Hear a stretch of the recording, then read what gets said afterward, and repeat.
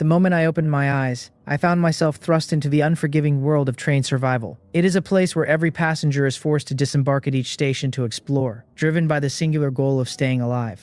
While the lucky few might stumble upon rare treasures, the unlucky ones often pay for their curiosity with their lives, proving that opportunity and danger truly walk hand in hand here. To survive, one must gather supplies and upgrade their carriage, eventually building a personalized train world of their own. However, I entered this game with an advantage no one else possesses, a one-of-a-kind ascension ability. Anything I hold in my hands can be evolved to its utmost potential, turning the mundane into the extraordinary. A crude dagger can be refined into an enchanted sharp blade and eventually become the eternal cutter. Even a simple white forest fruit tree can be elevated into a blessed tree, and finally, into Venus's golden fruit tree. Even a common beehive is not exempt, as I can transform it into a giant wasp hive or even a nano-future hive. While the rest of the world is still desperately fighting over a single piece of bread, I continue to grow stronger through this power, leaving everyone else trailing in the dust. I looked around my surroundings and wondered if even the train itself could be subject to this evolution. It seems my intuition was correct, because even before the first station arrived, I had already secured a massive lead. A notification pulsed in my mind, informing me that the ascension was successful and that I had broken a record, which in turn unlocked the Destiny Divergence module. As the conductor, I was told that I may now choose my next station.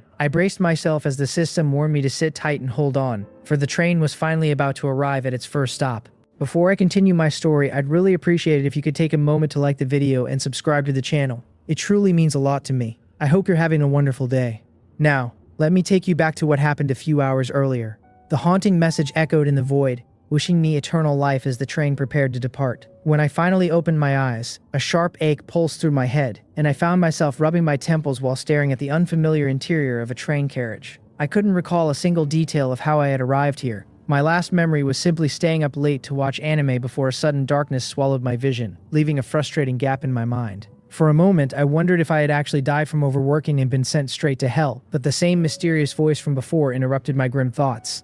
The voice announced that all survivors had awakened and began distributing the basic train regulations. I listened closely as the rules were laid out. I was never to abandon my train, and I learned that every 24 hours after departure, we would arrive at a new station. These docks would last for 3 hours, giving us the choice to disembark or stay on board. The goal was to collect resources to upgrade the train and unlock new modules, but the voice was clear about one thing. I was not to leave the train before reaching a station. The final command was simple and chilling: survive. As the announcement concluded with a strict warning to abide by these rules, I was informed that the first station would arrive in just 1 hour. The length of the message prompted me to reflexively pinch my cheek, and the sharp sting confirmed that this was no dream. As my headache began to fade, I struggled up from the cold floor to survey my surroundings. It was exactly as it appeared, a solitary carriage hurtling through an endless wilderness that streamed past the windows. The only notable feature was an oval-shaped device at the front, topped with a luminous screen that boldly displayed the words Train Control System. Without hesitation, I approached and touched it, prompting the system to offer me options for conductor info, train details, a trading platform, and a chat room. Curious, I opened the chat room and saw that it was at its full capacity of 10,000 people. The messages flooded past in a frantic blur. One person was screaming about their wealth and demanding to be let out. Another was searching desperately for their medication. And a woman named Xiaowen was calling out for her husband. Some wondered if they had been isekai'd, while one cynical soul even cheered about not having to deal with their boss the next day. However, my eyes caught a message from someone who claimed we were all just bad actors in a reality show. He declared that he was getting off immediately to prove it wasn't real, ignoring the warnings from others. Within a minute, his name vanished, and the occupant count dropped to 9,999. I felt a chill as I wondered if he had truly died, but I shook my head and decided to stop dwelling on it. I closed the chat and swiped over to my train details. It was a level 1 train with no extra carriages, moving at a meager 20 kilometers per hour. It possessed a basic workbench for recycling and a level 1 frame, wheels, and base. The requirements for an upgrade were steep: 100 kilograms of wood, 150 kilograms of metal, and 50 mechanical parts. The speed caught my attention. If arrival times were fixed at 24-hour intervals, I questioned why speed would matter at all. Furthermore, if 10,000 people were arriving at once, the scale of the station would have to be enormous. I looked out at the wilderness again, struck by a sudden unsettling thought. Perhaps the speed mattered because if I moved too slowly, something might eventually catch up to me. Continuing my inspection, I opened my personal info screen. My name and ID were listed alongside my sanity and stamina stats, both sitting at a full 100. The sanity meter warned of various stages of mental decline, from fatigue to total madness, while stamina was tied to my physical ability to function.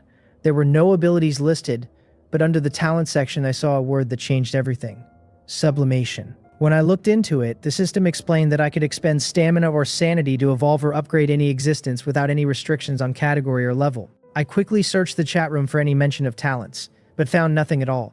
If such powers were common, someone would have surely bragged about them by now, which led me to believe that talent holders were exceptionally rare. I pondered why I had been granted this cheat ability, and it dawned on me that I had always been slightly different back home. I remembered how broken computers would suddenly run high-end games after I touched them, or how regular cars seemed to reach impossible speeds. My friends used to joke that I was pleasing machine spirits, but I had always dismissed it as a series of coincidences. Now, this description confirmed that it had been real all along. I wondered how far I could push this power to sublimate anything. I walked over to the workbench where a water bottle, a loaf of bread, and a small knife had been placed as starter gear. I looked at the level 1 shoddy dagger and internally commanded it to sublimate. An invisible force instantly enveloped the crude blade, and I felt my stamina drop from 100 to 90. In an instant, it transformed into a level 2 enchanted sharp dagger. The excitement surged through me as the blade gleamed coldly in my hand. The talent actually worked, and the stamina cost was perfectly manageable. I swung the dagger, listening to it whistle sharply through the air, amazed that such a high-quality weapon had come from such shoddy materials. A new, more ambitious idea took hold of me as I looked around the carriage. The description had said I could sublimate any existence, and that had to include the train itself.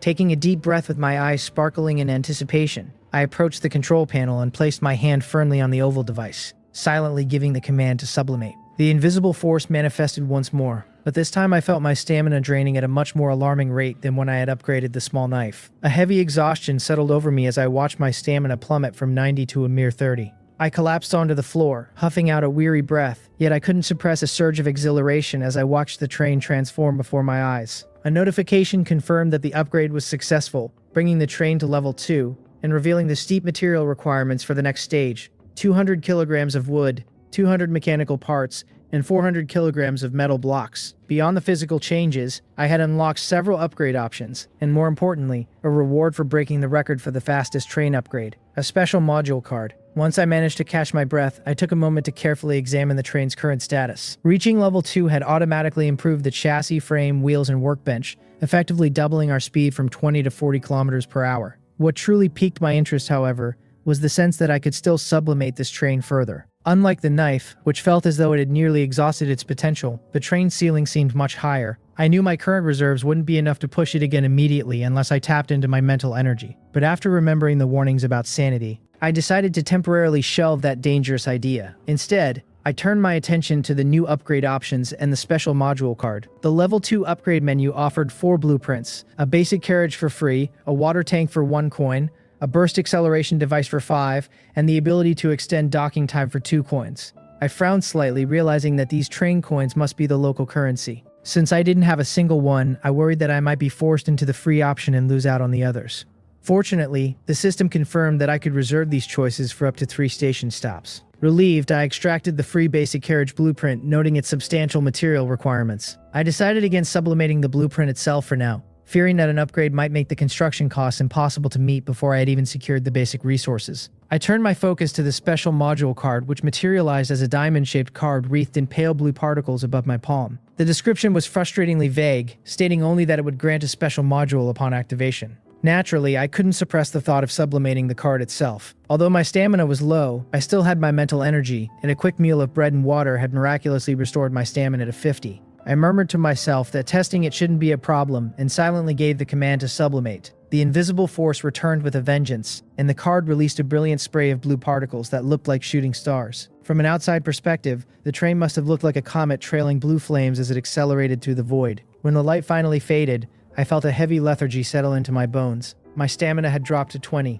and my mental energy sat at 60, triggering a mental fatigue status. Despite the high cost of 70 total points, the result was worth it. The special module card had evolved into an exclusive module card. I lay on the floor examining the card, wondering what mental fatigue actually entailed, since I didn't feel particularly different. Perhaps my physical exhaustion was simply masking the mental strain. I offered a quick scattered prayer to every deity I could think of, from the ancients to the God Emperor, before finally activating the card. Azure light enveloped me as the system congratulated me on obtaining a unique conductor module called the Crossroads of Fate. Its effect was simple yet profound. My path would always present a second choice, and different choices would lead to different destinies. Before I could dive deeper into the details, the train's PA system crackled to life, announcing our imminent arrival at the first station. I was shocked to realize an entire hour had already passed without me noticing. With only 1 minute left, a second interface appeared, courtesy of my new module. I was presented with two choices: Platform 1, the swampland, or Platform 2, the armory. Recognizing this as the power of my exclusive module, I didn't hesitate. I chose the armory, reasoning that while others might be looking for food, nothing would provide more security in this world than weapons. As soon as I made my selection, the space ahead of the train distorted violently, resembling the open maw of a great beast. The train whistle shrieked as we plunged through the warped reality, and the surroundings transformed completely. We had arrived. The docking countdown began at 3 hours, and to my immense relief, the system reported that no hazards were detected at the station. The train gradually slowed to a crawl, the rhythmic clatter of the tracks fading into a heavy silence as I arrived at my first stop. Standing before the sealed door, I took a deep breath to steady my nerves, tightening my grip on my sublimated dagger before pressing the release button. Outside, the world was draped in an oppressive pitch-black void. Yet strangely, a massive building the size of a matchbox stood clearly in my line of sight.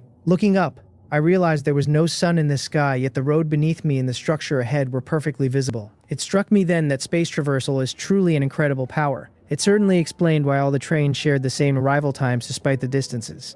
I stepped off the train, reaching the entrance in fewer than 10 steps. The massive doors were shut tight, but I managed to pry a gap open with my dagger. As the heavy leaf swung wide, a wave of rotten stench hit me square in the face. I walked inside to find rows of neatly arranged wooden crates, the clear source of the decaying odor. Using my blade, I pried the rusted iron locks off the nearest crate. Inside, 2 bolt-action rifles lay half-buried in wood shavings. The system identified them as low-level marksman rifles, each equipped with 20 low-grade bullets. 2 guns and 40 rounds in just 1 crate. This was good stuff. I spent the next hour opening several crates in a row and hauling the loot back to the train. After several trips, the adrenaline-fueled strength I'd been running on began to hit its limit. My stamina had dropped to 15 points. The repeated use of sublimation had already pushed my physical boundaries, though my excitement had somehow allowed my spirit to recover to 70. With 3 hours of docking time and no energy replenishment, I realized I wouldn't have much strength left to move supplies if I didn't pace myself. After resting, I shifted from heavy lifting to exploration. In a side room, I spotted several sealed iron boxes on a shelf that reminded me of military supply videos I'd seen back home. The markings on the surface were blurred, but I felt a surge of nervous anticipation as I swallowed hard and pried one open. Inside were neatly arranged blocks of compressed biscuits, looking like bars of gold, and emitting a faint milky aroma mixed with a fermented tang. Regardless of expiration dates, I stuffed one into my mouth immediately. It was exactly what I needed, though I quickly realized I'd need water. These things quench hunger but leave you parched. I found 4 barrels of these rations, 80 biscuits in total, enough to sustain a man for half a month. Nearby, I found sealed barrels of water, but the smell was distinctly undrinkable. Still, I moved everything onto the train. Resources were resources. The armory was a cramped, semi-enclosed space filled with collapsed shelves and rotting debris. In 2 hours, I salvaged 42 intact rifles. The rest were rusted beyond use, fit only for the processing station. I also loaded up on iron and wood. Even if I didn't use them for my own upgrades, they would be valuable for trading. With 30 minutes left on the countdown, I decided on one last trip. My carriage was getting crowded, and I knew a second carriage was my top priority. I had the wood in parts, but I was still short on metal. I headed for the innermost area, bypassing the mess to check the final rooms. These looked like foreigner living quarters. The first few were empty, but as I entered the last one, I heard a sickening crunch. I looked down to see I'd stepped on a small leg bone from a skeleton. I muttered a quick apology to the brother on the floor. I wasn't particularly afraid. Even as a kid, horror movies amused me, and I'd never been fazed by the sight of the deceased. As I withdrew my foot, I noticed a dust-covered paper document bag beneath the remains. It was strange. Iron and wood had rotted to nothing in this place, yet this paper bag was perfectly intact. Intrigued, I snatched it up and jogged back to the train to use the system's appraisal function, just in case of traps. To my surprise and delight, the screen identified it as a level 1 treasure chest. I laughed, thanking the old bone brother and promising him a proper burial later. But as I moved to open it, I paused. If I could sublimate the train, surely I could sublimate this too. My stats sat at 30 stamina and 80 spirit. I reasoned that such a small bag wouldn't drain me too much, and I could always eat another biscuit to recover. Once I'd convinced myself, the decision was effectively made. I whispered the command to sublimate. My stats began to drain instantly. A warning flashed that my spirit had fallen below 50, plunging me into a state of self-doubt. I collapsed onto the floor like a fish out of water, staring blankly at the swaying ceiling lamp. After a moment, I sat up, my stamina at 20 and spirit at 50. Honestly, it didn't feel like a big deal. Aside from the heavy physical fatigue, the self-doubt state didn't seem to hinder me. The cost to reach level 2 was 40 points, higher than I expected, but the folder was now a level 2 treasure chest. It seemed it couldn't be pushed further, perhaps lacking the potential or being capped by a rule I didn't yet understand. I rubbed my hands together and opened the folder. The rewards flashed before me. 4 train coins, a Colt M191 pistol, and a level 2 blueprint for an external garbage collector. Reflecting on the 4 coins I had just acquired, I realized that this was the primary way to obtain the local currency. I opened my train details and saw that the options appearing after the level 2 upgrade were still available at the top of the interface. Without much hesitation, I spent 3 of those train coins to purchase the basic water tank blueprint and an additional hour of docking time, leaving me with only a single coin to my name. If I can manage to find another treasure chest at the next station, I might just gather enough to meet the requirements for that acceleration device. I noticed the departure countdown had shifted to an hour and 15 minutes, so I turned my attention toward the physical rewards from the chest. The Colt M1911 felt substantial in my hand.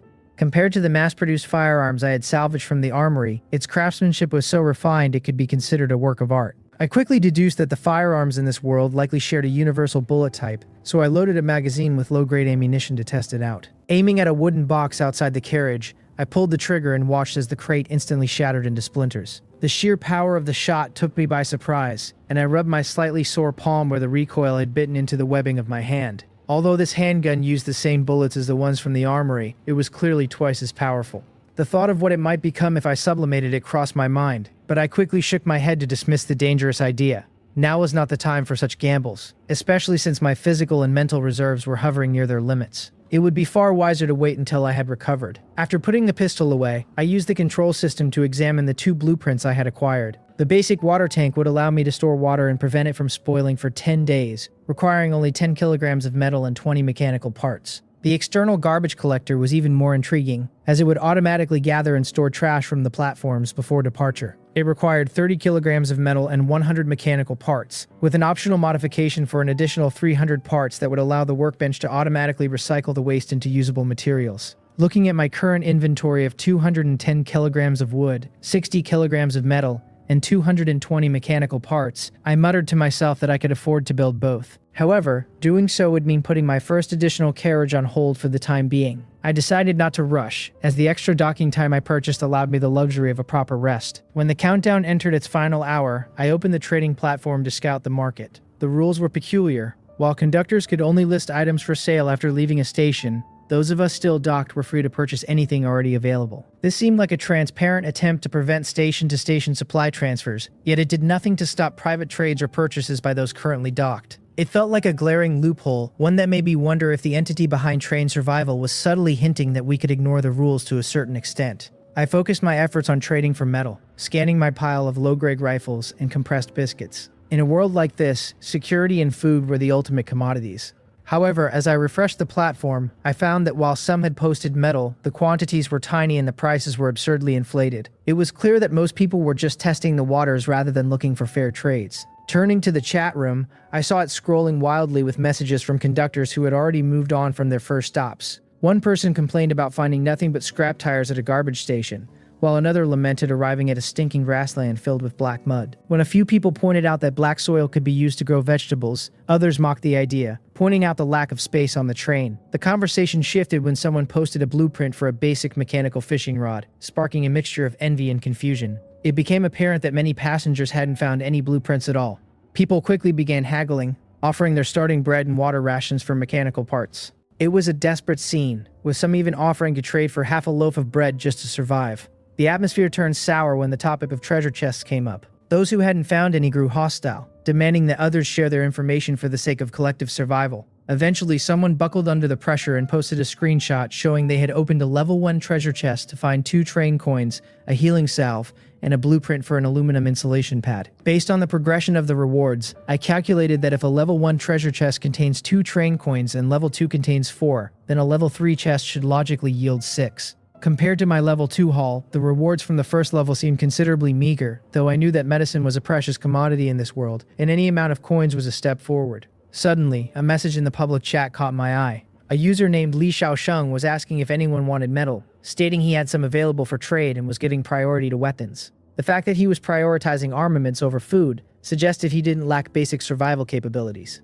I preferred dealing with capable individuals rather than those who couldn't even fill their own stomachs yet, so I decided to reach out to him. A line of text soon appeared in our private chat as Li Xiaosheng asked if I was looking to trade for metal. I countered by asking how much he had, to which he cautiously asked how much I needed. It was clear he was being guarded, but his response confirmed he possessed a substantial amount. When I asked if he could produce 150 kilograms of metal, the chat went silent. I could imagine him staring at the message in disbelief. That was enough for a full level 1 train upgrade, and he likely wondered how I had already gathered the necessary wood and mechanical parts, or what gave me the confidence to make such a massive purchase. After a moment of hesitation, he replied that he could provide it, but questioned what I had to trade, noting that the starter dagger would only fetch him 10 kilograms. I simply asked how he felt about a rifle. Using the system's photo function, I sent him a picture of one of the average low-grade rifles I had salvaged. I offered him 1 gun and 20 bullets in exchange for his 150 kilograms of metal. His shock was immediate. He accused me of robbery, claiming that even a gun wasn't worth such a steep price.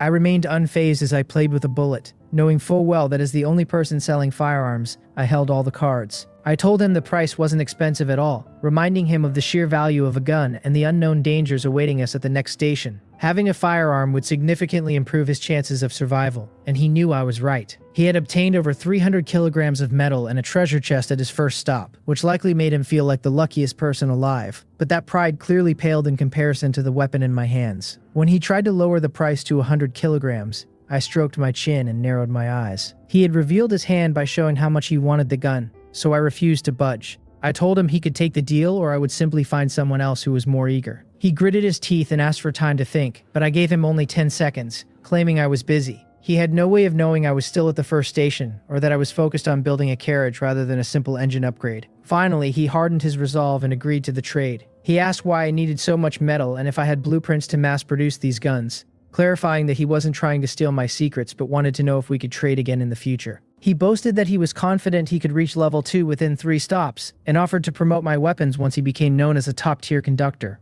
I found his confidence amusing. If he considered reaching level 2 in 3 stops to be strong, I wondered what he would think of me reaching it before even entering the first station. I decided to humor his delusions of grandeur and simply told him to proceed with the trade. I was curious to see how the system handled transactions. Following the prompts, I placed the rifle and bullets on an empty spot, and a virtual glow instantly swapped them for neatly stacked metal ingots. It was an incredibly convenient and interesting process, moderated by the system's impartial arbitration.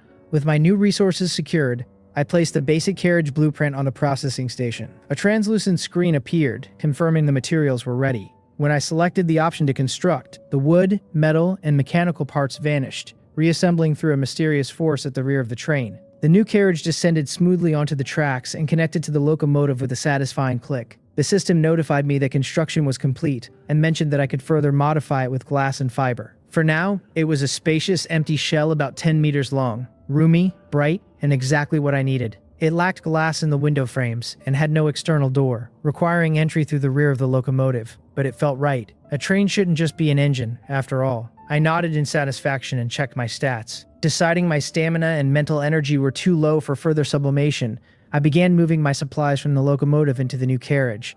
I still had 40 minutes left on the countdown, plenty of time to return to the armory and gather whatever remained. My current stats sat at a weary 21 for stamina and 59 for mental energy, leaving me in an official status of exhausted. Inside the train, I lay motionless on the floor like a salted fish that had lost all hope of moving again. During these final moments, I had drained my last reserves of strength, making 2 final round trips to the armory. But I hadn't forgotten my earlier promise. Despite the physical strain of hauling materials, I managed to use a shovel to dig a grave for those skeletal remains, and even erected an unmarked tombstone as a final gesture of respect. That marked the conclusion of my harvest at this station. As the departure countdown finally reached 0, the previously stationary train began to groan and slowly lurch forward. Ahead of the locomotive, those familiar spatial distortions reappeared, and the train steadily accelerated through the boundary, returning once more to the endless expanse of the desolate wasteland. Simultaneously, the train's broadcast system crackled to life. It announced that all conductors had left the platform and offered a hollow congratulations to the 9,892 individuals who had successfully departed from the first novice station.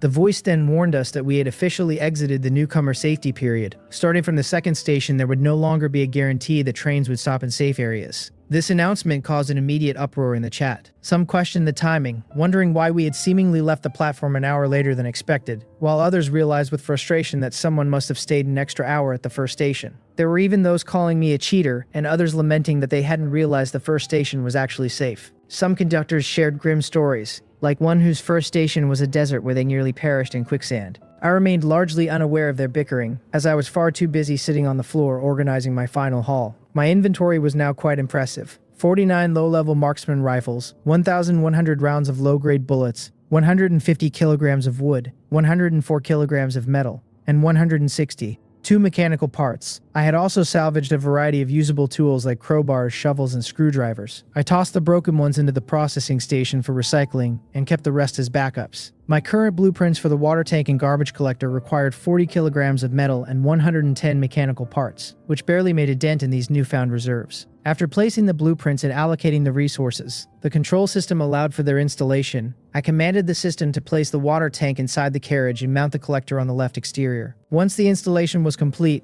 I walked back to find a fixed metal water tank with wheels occupying a section of my new carriage. It could hold 1,000 kilograms of water and featured non-removable layers to keep clean and contaminated water separate. I poured in the 50 kilograms of polluted water I'd brought from the armory, feeling a slight pang of disappointment that I didn't yet have a purification system. Though I wasn't particularly anxious about it, I decided it was time to test the market, so I posted my first message in the public chat room. I stated that I was buying water, glass, fiber, blueprints, and various resources, offering firearms and food in exchange. As I expected, the mention of guns caused an immediate frenzy. While some shamelessly begged for weapons or asked if I was a big shot upgrading my train, others offered themselves as lackeys or tried to guilt-trip me into equitable distribution, for the sake of humanity. I noticed several non-Chinese names among the flooded private messages, which surprised me momentarily before I realized this world likely pulled people from all over, perhaps even different versions of Earth. I probably blocked anyone attempting moral blackmail or looking for handouts and began filtering for real potential. A woman named Shangguan Yingshui offered 20 kilograms of lake water, though she specified she wouldn't provide a container. I replied to her with a touch of detachment,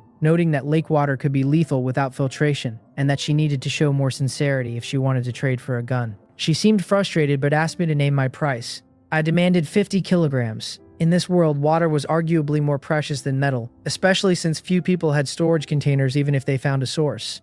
My true minimum was 30 kilograms of undrinkable water for one gun, but I knew I had the leverage here. Ultimately, I was only one person. No matter how many guns I held, converting them into bulk resources was the only practical path forward. She eventually agreed to the 50 kilograms, though she reminded me quite sharply that I would have to handle the storage myself. I couldn't help but wonder if I had quoted too low when the other party agreed so instantly. But I wasn't one for second-guessing my decisions. I confirmed the deal and prepared to proceed. But Shangguan Yingshui quickly added that she needed more bullets and food. It made me curious. Where was this woman getting so much water? Having large quantities wasn't necessarily shocking. She had mentioned it was lake water, so her first stop likely bordered a lake. But what truly puzzled me was how she was storing it. Until the 3-hour docking period at the first station ended, both the trading platform and the chat room were supposedly restricted. Had she found containers, or built them from blueprints like I had? I didn't ask. In this world, everyone had their secrets. I set my prices clearly. 5 low-grade bullets per kilogram of water, no container required on her end. For food, I offered military compressed biscuits at a rate of 1 biscuit for 5 kilograms of water. She agreed immediately, requesting 100 bullets and 3 biscuits. Combined with the previous rifle and its ammunition, that brought the total to 85 kilograms of lake water. When she asked if I had enough containers or if I needed to buy some from her, I told her it wasn't necessary and initiated the trade. The trading point materialized directly above my water tank. As the firearms and bullets vanished, 85 kilograms of water manifested out of thin air, cascading into the reservoir. Between this and my previous trades, I now possessed 135 kilograms of water. I stared at the clear liquid, resisting the urge to take a drink. It looked clean enough, but I knew that drinking unfiltered, unboiled lake water was a death sentence. We finished the transaction with a standard professional sign-off, and she silently sent a friend request, which I accepted without hesitation. Compared to the pretentious Li Xiaosheng, I preferred her quiet, no-nonsense style. I spent the next several hours successively selling off numerous rifles and ammunition. In return, I acquired the fiber and glass needed to reinforce my new carriage. Once I applied the upgrades, glass panes appeared in the frames, transforming the drafty compartment into a proper room. It was a bountiful harvest. By the time I finished, I had 21 rifles left. I hadn't stuck to fixed prices, choosing instead to sell whenever an offer seemed reasonable. These low-level items would only depreciate as people unlocked better blueprints, so hoarding them would have been unwise. Finally done for the day, I enjoyed a proper dinner of traded bread and mineral water before curling up in a warm corner of the front cabin. I was too exhausted to worry about survival. My only thought was sleep. As the train rumbled through the wasteland, I watched the high-hanging moon until my eyes finally drifted shut. I woke up shivering from the night's chill, rubbing the sleep from my eyes and stretching my stiff neck. The wasteland outside was as desolate as ever, shrouded in a cold, lonely light from the giant moon. I checked the timestamp, 3:37 a.m. The chat room was still scrolling, proving that few others were able to sleep as soundly as I had. Since I couldn't get back to sleep anyway, I brushed off the dust and stood up. My stamina and mental energy had mostly restored, which meant it was time for more sublimation. I decided to start with the Colt M1911. It was already a work of art, and I was eager to see what it would become, especially since the next stop was guaranteed to be dangerous. I commanded the system to sublimate, feeling the stamina drain away. The pitch-black frame developed faint, elegant patterns and grew slightly larger, now requiring a firm grip to wield. It had become a level 3 blacklight enchanted pistol, capable of consuming my stamina to convert standard bullets into armor-piercing rounds. The cost was 40 stamina points, which felt acceptable. I set up some metal scraps as a makeshift target and pulled the trigger while channeling my energy. A deafening blast and a searing muzzle flash followed as an armor-piercing round tore through the air, punching a perfect hole through the target. I was floored. Aside from the heavy recoil, it hardly felt like a pistol anymore. At a cost of 2 stamina per special round, it was a sustainable edge. The system hinted it could be sublimated further, but I decided against it. The recoil was already at the limit of what I could manage. I still had enough energy for more, so I moved into the new carriage and touched the wall, calling for a sublimation. To my surprise, it only cost 25 stamina and no mental energy. The space transformed into a level 2 cozy train carriage, imbued with enchanted warmth that maintained a constant 22 degrees Celsius interior regardless of the weather outside. No more waking up freezing for me. Satisfied, I retrieved a traded blanket and spread it on the floor. The stamina loss was the perfect cure for insomnia, and I knew I needed to conserve my energy for the second stop tomorrow. That night, while others stayed awake shivering in the biting wind, I slept in total comfort. I woke up at 10:27 a.m. and stretched my stiff limbs. I estimated that since we entered the first station at 1 p.m. yesterday, we would likely arrive at the next one around the same time today, though I wondered if my 1-hour delay would push my arrival back. When I stepped out of the warm carriage and returned to the locomotive, the temperature drop was jarring. My control panel was flooded with messages. As the unsafe second station approached, the value of my firearms was skyrocketing. One message from a user named Lu Zhu caught my eye. He asked if blueprints could be used for trading. Until now, no one had been willing to part with a blueprint, as they were essentially infinite production machines. I asked what he had, and he sent over a screenshot of a level 1 train seat blueprint. It was just a chair, hardly a top-tier item, but it was a permanent asset. I decided to trade, offering a gun and 10 bullets. I reasoned that while guns were precious, their value was temporary, whereas a blueprint provided endless utility. Lu Zhu was incredibly grateful, bordering on desperate. He claimed that without the gun, he would definitely die at the next station. His certainty made me wonder if he had a talent related to foresight or danger sensing. I didn't press him. I simply completed the trade and went to the processing station to manufacture my new black chair. Sitting in it felt like a return to civilization. I spent the final hour before arrival closing out a few more arms deals, selling 15 rifles and 300 bullets. I kept the rest for my own protection. With my stats nearly full at 98 stamina and 100 spirit, I took one of my own rifles and sublimated it. It cost 13 points and turned into a level 2 exquisite marksman rifle. It wasn't as powerful as my enchanted pistol, but it was a significant upgrade. As the countdown dwindled, the chat room grew quiet and oppressive. 30 minutes before arrival, my Crossroads of Fate module triggered, offering me a choice between a level 2 hunting platform, called the Goblin Camp, or a level 3 collection platform, called the White Forest. I noticed the module was providing more detail now, including station levels and types. I wondered if the armory had been level 1, and if my train upgrade had unlocked these higher tier options. I chose the White Forest, assuming a collection platform would be less hazardous than a Goblin Camp. The spatial fluctuations engulfed the train, and 5 minutes later, we were surrounded by a grayish-white light.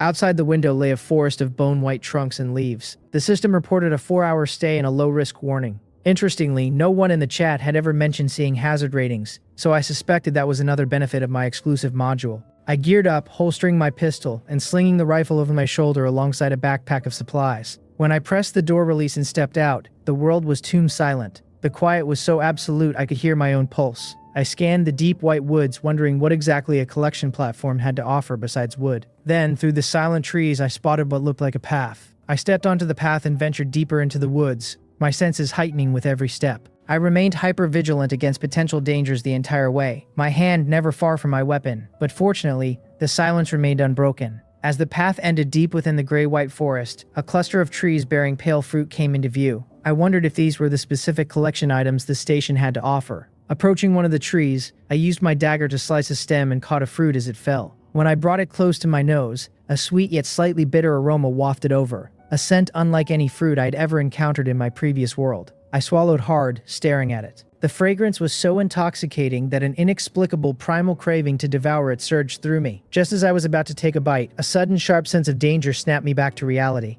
I hurled the fruit away instantly, my heart hammering against my ribs. I stood there panting, wondering what on earth had just happened. A quick glance at my stats showed my stamina at 93, but my spirit had plummeted to 72. Cold sweat drenched my skin. My spirit had been full just moments ago, yet it had dropped drastically in the few seconds I held that fruit. I wasn't lacking food or water, so my desperation to eat a potentially poisonous object was unnatural. The rate of spirit depletion was terrifying, faster even than during a sublimation. These fruits were a trap. I took several steps back, frowning at the pale harvest. It was a nuisance that the train's appraisal function only worked on board, but I suspected the low risk of this station was tied directly to these hallucinogens. Perhaps it was only the scent that caused the lapse in judgment. After some hesitation, I decided I couldn't leave empty-handed. I needed to get them back to the train for a proper analysis. I used my dagger to rip a piece of cloth from my clothing, tying it over my nose and mouth as a makeshift mask. The old saying proved true. Men die for wealth as birds die for food. Even knowing these fruits were lethal, I couldn't bring myself to abandon them. I became a diligent farmer in that eerie, silent forest,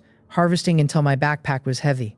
As I wiped the sweat from my brow, I felt thankful for my dagger. Without it, this task would have been far more difficult. Once back on the train, I immediately ran an appraisal. The system identified them as level 3 white forest fruits. In their unprocessed state, they released a hallucinogenic aroma that drained spirit, and eating them would permanently decrease one's maximum spirit. However, if processed by soaking them in cold water for 5 minutes, they would rapidly restore spirit and slightly increase hallucination resistance. I patted my chest in relief, feeling as though I'd narrowly escaped a disaster. This was a necessary wake-up call. I had thought myself cautious, but clearly I needed to be better. I eagerly dumped the harvest into the water tank. After 5 minutes, they transformed from gray-white to a brilliant pure white. I took a bite, and an explosion of incredibly sweet juice filled my mouth. It was delicious, better than any fruit I'd ever tasted. Compared to this, the biscuits and bread I'd been eating felt like cardboard. Joy sparked in my eyes as I realized the value of this find. I emptied my backpack of other supplies, grabbed my 2 guns and my dagger, and set out again. Each round trip took about 20 minutes, and filling the bag took another 10. With only 4 hours total, I had no time to waste. As I exited, I noticed the trash recycling device I'd installed was actually operating. A small cube-shaped robot, barely calf-high, was shuttling between the forest and the train, bringing back leaves and stones. It seemed pretty useless to me, but since it was already built, I let it be. I spent the next few hours as a whirlwind of activity, my dagger flashing as I stripped tree after tree. By the time the countdown reached its final 30 minutes, I had gathered over 100 pounds of fruit. It was a shame to leave, as I didn't know if I'd ever find something this delicious again, but I refused to let greed make me miss the departure. I leaned back in my seat, munching on a fruit, while I organized my stores. I had my harvest, 79 biscuits, and 21 bottles of purified water. For now, survival wasn't a concern. I opened the chat room to see how the others were faring, and the numbers immediately stopped me cold. 8,721 out of 10,000. Over 1,000 people were gone, and we were only at the second station. The messages were a chorus of misery. People dying from drinking unboiled lake water, others with punctured lungs from wild bull attacks, and many more begging for medicine or food. Modern medical luxuries were gone. Out here, a simple wound could be a death sentence. While I had used my crossroads of fate to find a safe collection zone, others were being chased by boars or trapped in toxic mud. As my own countdown neared its end, I remembered the little recycling robot. I figured if it had found 10 kilograms of wood, it would be a miracle. I walked back to the station with zero expectations, only to freeze in my tracks. Among the literal trash was a pale gray wooden box, a level 3 treasure chest. I couldn't believe my eyes.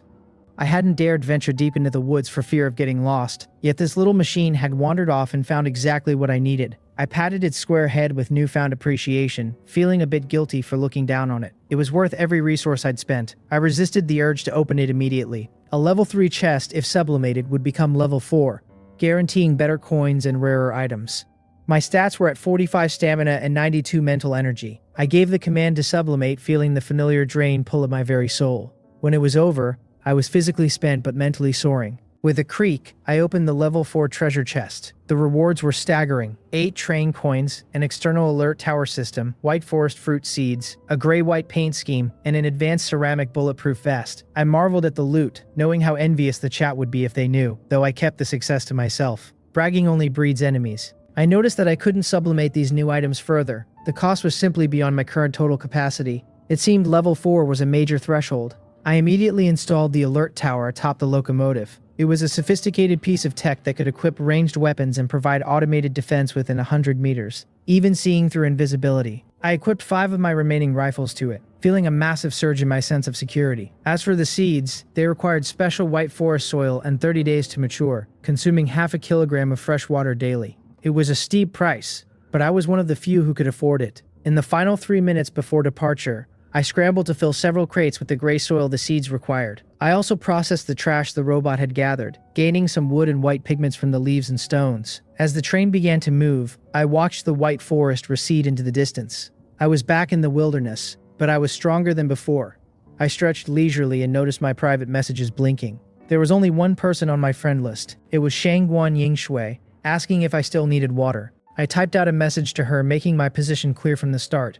I asked what she needed but warned her up front that I didn't have any firearms left to trade. I waited for a long time without a reply, eventually assuming she decided against the deal. Just as I was about to close the private chat, a message finally blinked onto the screen. She apologized for the delay, explaining that she had just been taking a bath. A bath? I glanced over at my own water storage tank, momentarily stunned. Just how much water did this woman have to be wasting it so lavishly? Even with my current success, I hadn't even considered being that extravagant. I told her it was no problem and asked what she wanted to trade, reminding her of my lack of guns. On the other side of the connection, inside Shangguan Yingshui's train, a black-haired girl with waist-length hair stood up from a large wooden tub that dominated most of her carriage. As she tied up her hair, her light blue eyes remained calm and unreadable. She sent over a list: 32 kilograms of wood, 50 kilograms of metal, and 40 mechanical parts. She added that she was fairly certain I had those items. I raised an eyebrow at the screen. I didn't answer directly, instead questioning why she was so sure I had them. And even if I did, why I wouldn't just use them for my own train upgrades. She replied that she simply hated trouble. She'd gathered some materials herself, but dealing with too many people took more time than she liked. She'd calculated that I was likely the only one capable of providing bulk materials right now. After all, I'd sold over 20 rifles, and aside from food and water, I had to be receiving materials in exchange. She was right, though she didn't know the half of it. I'd actually sold over 40. I had the resources she wanted, but trading them for mere water didn't interest me anymore. My reserves were sufficient for the moment, and I'd even seen people in the chat room discussing how to boil lake water to make it safe. It wasn't a method I wanted to rely on unless I was desperate, but it made raw water less valuable. Shangguan Yingshui remained silent for a while as she dried herself, then sent a screenshot that immediately changed my mind. It was a level 1 water purification device, capable of filtering wastewater at a rate of 1 kilogram per hour. I rubbed my eyes, staring at the image. Something like this actually existed? It explained her lavish bathing. She could simply filter and recycle the water. Given her willingness to trade it, I suspected she might even have the blueprint. When I asked her if she did, she didn't confirm or deny it, simply stating that the device should be enough to cover the resources she needed. I suppressed my surprise. Whatever secrets she held, I was lucky enough to be getting the tech. I agreed to the trade, and once the transaction was complete, I found the device could be perfectly installed between my wastewater and clean water tanks. Once activated, the purified water would flow automatically into storage, saving me an immense amount of trouble. Naturally, I called upon sublimation. Since it was a small level 1 item, the energy drain was minimal. It transformed into a level 2 premium water purification device, tripling the output to 3 kilograms per hour and adding the ability to purify non-freshwater sources, like seawater.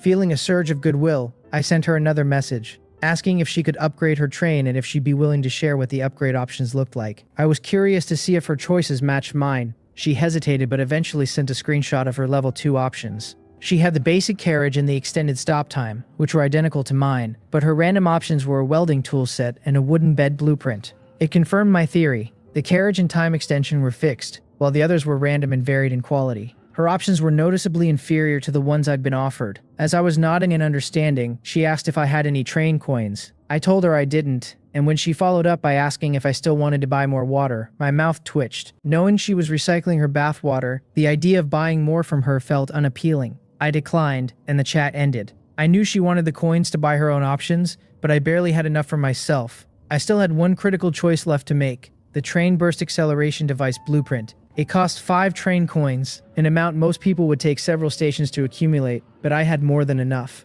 I finalized the purchase, leaving me with 4 coins. The device required 50 kilograms of metal and 200 mechanical parts to build, and it would allow me to produce acceleration bullets that could triple the train's speed for 10 minutes. It was expensive, but undoubtedly worth the cost. The trading platform was becoming more diverse after the second station, but food and water remained the most desperate needs for the majority. Those barrels of compressed biscuits I'd looked down on were suddenly looking like a gold mine. I shook my head, glancing at the resources I'd finally managed to scrape together. It had taken 7 biscuits and a fair amount of effort to pry those mechanical parts from others. Now I understood why Shangguan Yingxue hated trading. Haggling with people and constantly adjusting prices over mere scraps of food was an exhausting waste of time. I fed the materials into the processing station, and the blueprint for the acceleration device began to emit a deep sapphire glow. Before my eyes, metal and machinery fused, coalescing into a complex mechanical heart. The system noted that the train burst acceleration device could only be installed on the main body, near the control system. Once integrated, it would produce acceleration bullets, limited to 3 uses per day. My heart sank slightly when I saw the cost. 1 kilogram of metal, 20 mechanical parts, and 1 train coin per bullet. Even the ammunition required currency. I wondered what a little sublimation would do to it. With my stamina at 55 and spirit at 70 after a few white forest fruits, I figured I had enough for 1 attempt. I poured 30 stamina and 40 spirit into the device, watching it transform into the red triple-speed train acceleration device. The maximum capacity increased to 5 bullets per day, though the potential for further sublimation was now exhausted. Following the system's prompt, I placed it near the control panel. A silvery light swallowed the device, and a sleek black loading port materialized on the console. It was a pricey investment. I spent 2 of my remaining coins to produce 2 silvery shells, each as thick as a baby's arm. I winced at the expense as I tucked my last 2 coins away. I was tempted to test the speed, but I wasn't feeling quite that extravagant yet. It was time to rest. As I drifted off, I couldn't help but wonder if the low spirit side effects were just empty threats. I hadn't felt a thing. When I finally woke, both my stamina and spirit were back to a full 100. I stretched in the warmth of the climate-controlled carriage, washing my face while humming a quiet tune. Walking to the back, I checked on the seed I'd buried in the ashen soil. It was unchanged, so I decided to see if sublimation could jumpstart its growth. It cost me 30 stamina points, but the result was a blessed white forest fruit seed. The growth cycle plummeted from 30 days to just 9 to sprout, 3 to mature. Better yet, it would produce 1 blessed fruit daily once ripe. I buried it back in the dirt and gave it some water, feeling quite satisfied. On my way back to the front, I stopped by the garbage recycling robot. I promised to upgrade the little guy, after all. I crouched down and knocked on its oversized matchbox head, calling for a sublimation. Strangely, the stamina I funneled into it simply vanished with no effect. Frowning at the first failure I'd encountered, I tried again, this time using spirit. At the cost of 40 spirit points, a familiar radiance enveloped the machine. It emerged as the GT-1 automatic treasure hunting robot. Its purpose was clear. It would automatically leave the train at stations to locate treasure chests, mapping out the ones it couldn't carry back. It would cost 1 train coin per use, and would forcibly return before the train departed. Camera-like eyes emerged from the box, rotating a full 360 degrees before locking onto my face to confirm my ID. It asked for a name, and I couldn't help but think of an old-world movie character. I named it Wally. It immediately entered sleep mode, waiting for a coin to wake up at the next station. Between the acceleration bullets and the robot, it felt like I was heading for financial ruin. I realized that most people at this stage probably didn't understand the true value of train coins yet. They were still just trying to find enough bread to see tomorrow. I quickly checked the chat room and saw I was right. People were opening chests and wondering if the coins were just some future station currency. Seizing the opportunity, I listed a trade. 1 compressed biscuit, and 1 water bottle for a single train coin. If someone took the bait, great. If not, no loss. By 12:30 p.m., the familiar Crossroads of Fate prompt appeared. I had to choose between the Level 2 Goblin Village, a hunting station, or Doomsday Town, a Level 2 mission station. To me, a mission station sounded like a new opportunity, far better than the mindless trouble of slaying goblins. I made my choice and felt the train lurch into an acceleration. The world ahead dissolved into white noise, and when the countdown hit 0, the transformation was total. I looked out at Doomsday Town. The docking countdown began its 4-hour crawl, but the system's final warning sat heavy in the air. This station wasn't just low risk anymore. It was labeled as dangerous. The train hissed to a halt, and I peered through the glass to survey my new surroundings. This station was a stark contrast to the oppressive darkness of the previous 2. Instead, a harsh sun hung high in the sky, casting a brilliant but unforgiving light over the landscape. The view was haunting. Deep red stains marred the asphalt of the streets, and rows of rusted abandoned cars choked the thoroughfares. Doomsday Town. The name was fitting.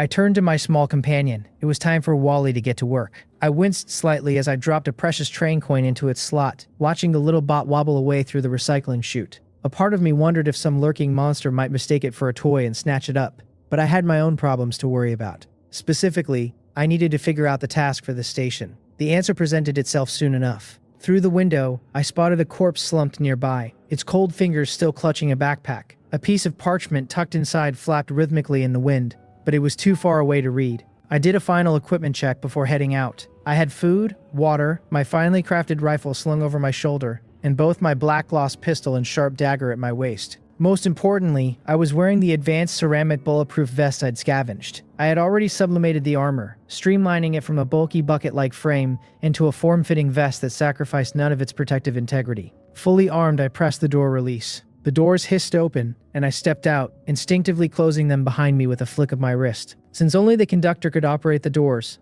I didn't have to worry about unwanted guests sneaking into my home while I was away. Immediately, a wave of scorching heat rolled over me, carrying a nauseating stench, a foul mix of rotten salted fish and long-decayed bread.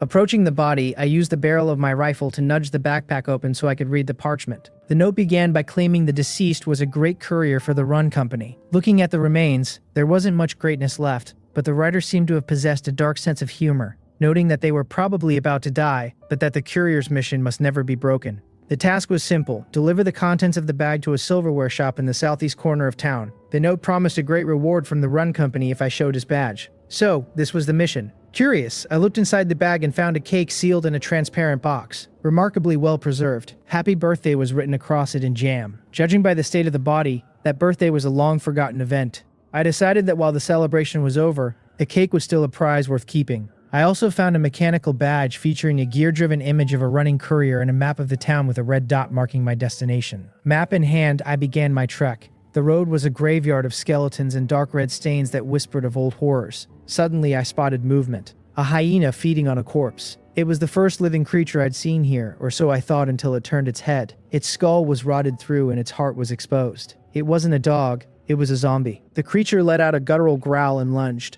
I told myself to stay calm, suppressed the rising panic in my chest, and raised my pistol. I pulled the trigger repeatedly. I wasn't exactly a marksman, but at that range, one bullet found its mark and the impact was powerful enough to blow the creature apart. I knew I had to move fast. The gunfire would act like a dinner bell for every monster in the vicinity. Taking a calculated detour, I managed to reach the silverware shop without further incident. To my surprise, the area was eerily quiet. I stood before the tightly closed metal shutter, wondering if there was anyone left to receive the delivery. Just as I considered prying it open, the shutter slid up just a crack. I immediately leveled my rifle at the gap. A hoarse voice from the darkness begged me not to shoot, claiming to be human. I stayed back, identified myself as a Run Company courier taking over the delivery, and showed the badge. In this wasteland, a professional title seemed to command more respect than a wandering stranger. A scruffy, bearded man in his 40s peered out, chuckling that only couriers, lunatics, and monsters were brave enough to be outside these days. He invited me in, but I kept my rifle aimed at his head. I wasn't taking any chances. I handed over the cake and demanded the reward. The man stared at the cake with a pained expression, muttering that it was a pity I hadn't come earlier. He retreated into the shop and returned with a box. Inside were 3 train coins. This confirmed my suspicion. These coins were likely the universal currency across all station worlds. But as I reached for the coins, the man's demeanor shifted instantly. He lunged forward and grabbed the barrel of my rifle with unmistakable murderous intent. I didn't hesitate. I pulled the trigger. A blast echoed, a severed hand flew, and the rolling shutter burst open. The man behind the door was no longer human. He had swollen into a grotesque monster, his face twisted in a mask of grief and rage. He screamed about his daughter just wanting a cake and cursed the useless couriers for taking too long. I took a deep breath, centered myself, and kept firing. 3 rounds hit home, but the creature's hardened hide shrugged off the upgraded rifle's power. He slammed a fist into my chest, sending me flying. I gritted my teeth and forced myself up, my stomach churning. If not for my enhanced vest, that single hit would have ended me. The monster shrieked and charged again. I fired another shot, and he laughed, claiming my bullets didn't scare him. I smirked and told him to look down. He paused, seeing his body riddled with holes he hadn't even felt. I didn't give him a second chance. I drew my blacklight enchanted pistol, which thrummed with an eerie glow. Converting my stamina into armor-piercing rounds, I stepped close and pressed the muzzle to his forehead. One final bang, and it was over. The silence returned. I realized why no other monsters were nearby. This was the big guy's territory. After catching my breath, I retrieved the cake and the 3 train coins, feeling a flicker of regret for the waste of it all. I opened the shutter fully to find a clean silverware shop filled with silver crossbow bolts and spearheads. On a shelf, I found a diary. The entries told a heartbreaking story. A father finding coins in a broken locomotive and trying to buy a birthday cake to cure his sick daughter. By March 11th, she had died without ever tasting something sweet. By March 15th, the man had lost his mind. I walked to the backyard, found the small tombstone he had erected, and placed the cake before it. It felt like the only way to truly finish the mission. But the diary left me with a chilling thought. A broken locomotive outside town? Was it a conductor who had come before us? The idea that we weren't the first survivors in this game weighed heavily on me. I scavenged what I could, a crossbow and several silver items. They were heavy, but they felt important. On my return trip, the town felt more alive with monsters, and I realized how much I needed that extra hour my upgrade provided. I saw zombie animals of all kinds, but curiously, no humanoid ones. Back at the train, I checked the time. I still had 35 minutes. I checked my haul. Mithril bolts, a mithril cross, and a mithril sword, all level 2. I recycled the scraps into 10 kilograms of raw mithril, a fortune in my old world. I decided to sublimate the cross, turning it into a level 3 sanctified mithril cross that emitted holy light. As for the other weapons, I knew my limits. I was no swordsman, and my aim with a crossbow was even worse than with a pistol. I hung the cross at the front of the train and checked the trading platform. Someone had finally accepted my offer for train coins. I sat back, munching on a fruit and admiring my new coins before opening the chat room. The numbers were grim. 7,825 out of 10,000. Another 1,000 people were gone. Most were still struggling for the barest essentials, while I was sitting on a pile of mithril and enchanted weapons. The chat room was a chaotic mess of fear and confusion as people recounted their experiences at the 3rd station. Someone spoke of a cave crawling with spiders that they hadn't dared to enter, while another boasted of using a gun purchased from an expert to fend off wild dogs and secure a meal. My ears perked up at the mention of expert Ye. It seemed my reputation was growing, though some were quick to dismiss me. One voice insisted I was short-sighted and that his big brother Li Shaosheng was the true authority, claiming Li was on the verge of a level 2 upgrade. I remembered Li Shaosheng. He had confidently predicted he'd reach level 2 within 3 stations, and yet here we were at the 3rd, and he was only just announcing his success. He posted a screenshot of his upgrade options, inviting others to join his alliance if they had train coins, promising food and water to early recruits. I ignored his posturing and focused on the data. His options included a carriage blueprint, an automatic fishing rod, a survival rations recipe, and the 1-hour stop extension. As I suspected, the 1st and 4th options were identical to mine. The pattern was clear. While the rations were useless to me, the fishing rod was an interesting prospect for future water-based stations, though I felt no need to rush into buying it. With the Crossroads of Fate module, I'd have a 30-minute head start on information anyway. It was time to consider another train sublimation. I had been holding off to recover my stamina and accumulate more train coins. Between the silverware shop's bounty and my previous holdings, I had 4 coins. If Wally found a chest here, I'd be in an even stronger position. Just as I prepared to begin, the rhythmic clanking of treads outside caught my attention. I looked out to see Wally wobbling back through the recycling chute, clutching a candy box stained with dark red marks. The little robot was covered in deep bite marks, clearly the work of something far more vicious than a normal animal. I followed its trail with my eyes and saw dozens of zombie dogs circling the train, followed by lumbering, mutated humanoids similar to the shop owner I'd killed. I gave Wally's metal head a helpless rap, noting that it had led the monsters straight to my door. Still, it had brought back a level 2 treasure chest, so I couldn't be too angry. I picked up the box, completely unconcerned by the growing horde outside. This was only a level 2 station, and my train was equipped with a level 4 defensive sentry tower. As the monsters crossed the 100-meter perimeter, the red orb atop the tower locked on. Crimson circles painted the ground beneath their feet, and long rifle barrels extended from the shadows. The air filled with the steady crack of gunfire, each shot finding a lethal weak point. In less than 10 seconds, the clearing was littered with corpses.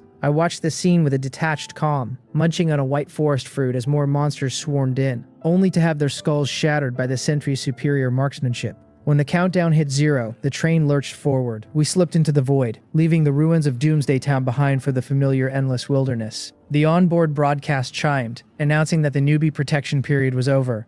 Survival mode was now active, and the voice warned us to be cautious at night. Any train moving slower than 30 kilometers per h would enter a dangerous status. The chat room erupted in a fresh wave of panic, but I was focused on my own notifications. I had achieved an A-grade elimination rating for the station and completed a hidden mission, Town Liberator. My reward was a car exchange ticket. I patted Wally's head, realizing I would have missed this entirely without the little bot's mistake. I decided to sublimate the ticket first, transforming it into a special car exchange prize ticket for a level 2 special car. Upon activation, a basic storage car descended from the sky and locked onto my train. It was exactly what I needed, 48 units that could store unlimited quantities of items, finally clearing the clutter from my living quarters. But I wasn't done. I moved to the end of the new car and initiated another sublimation to push it to level 3. The cost was heavy, 25 stamina and 25 mental energy, plunging me back into exhaustion. However, the result was a storage unit car that not only prevented items from decaying, but offered 3 special units accessible from anywhere. It was essentially a portable inventory. I tested it by placing fruits into a unit and successfully manifesting one in my hand back in the locomotive.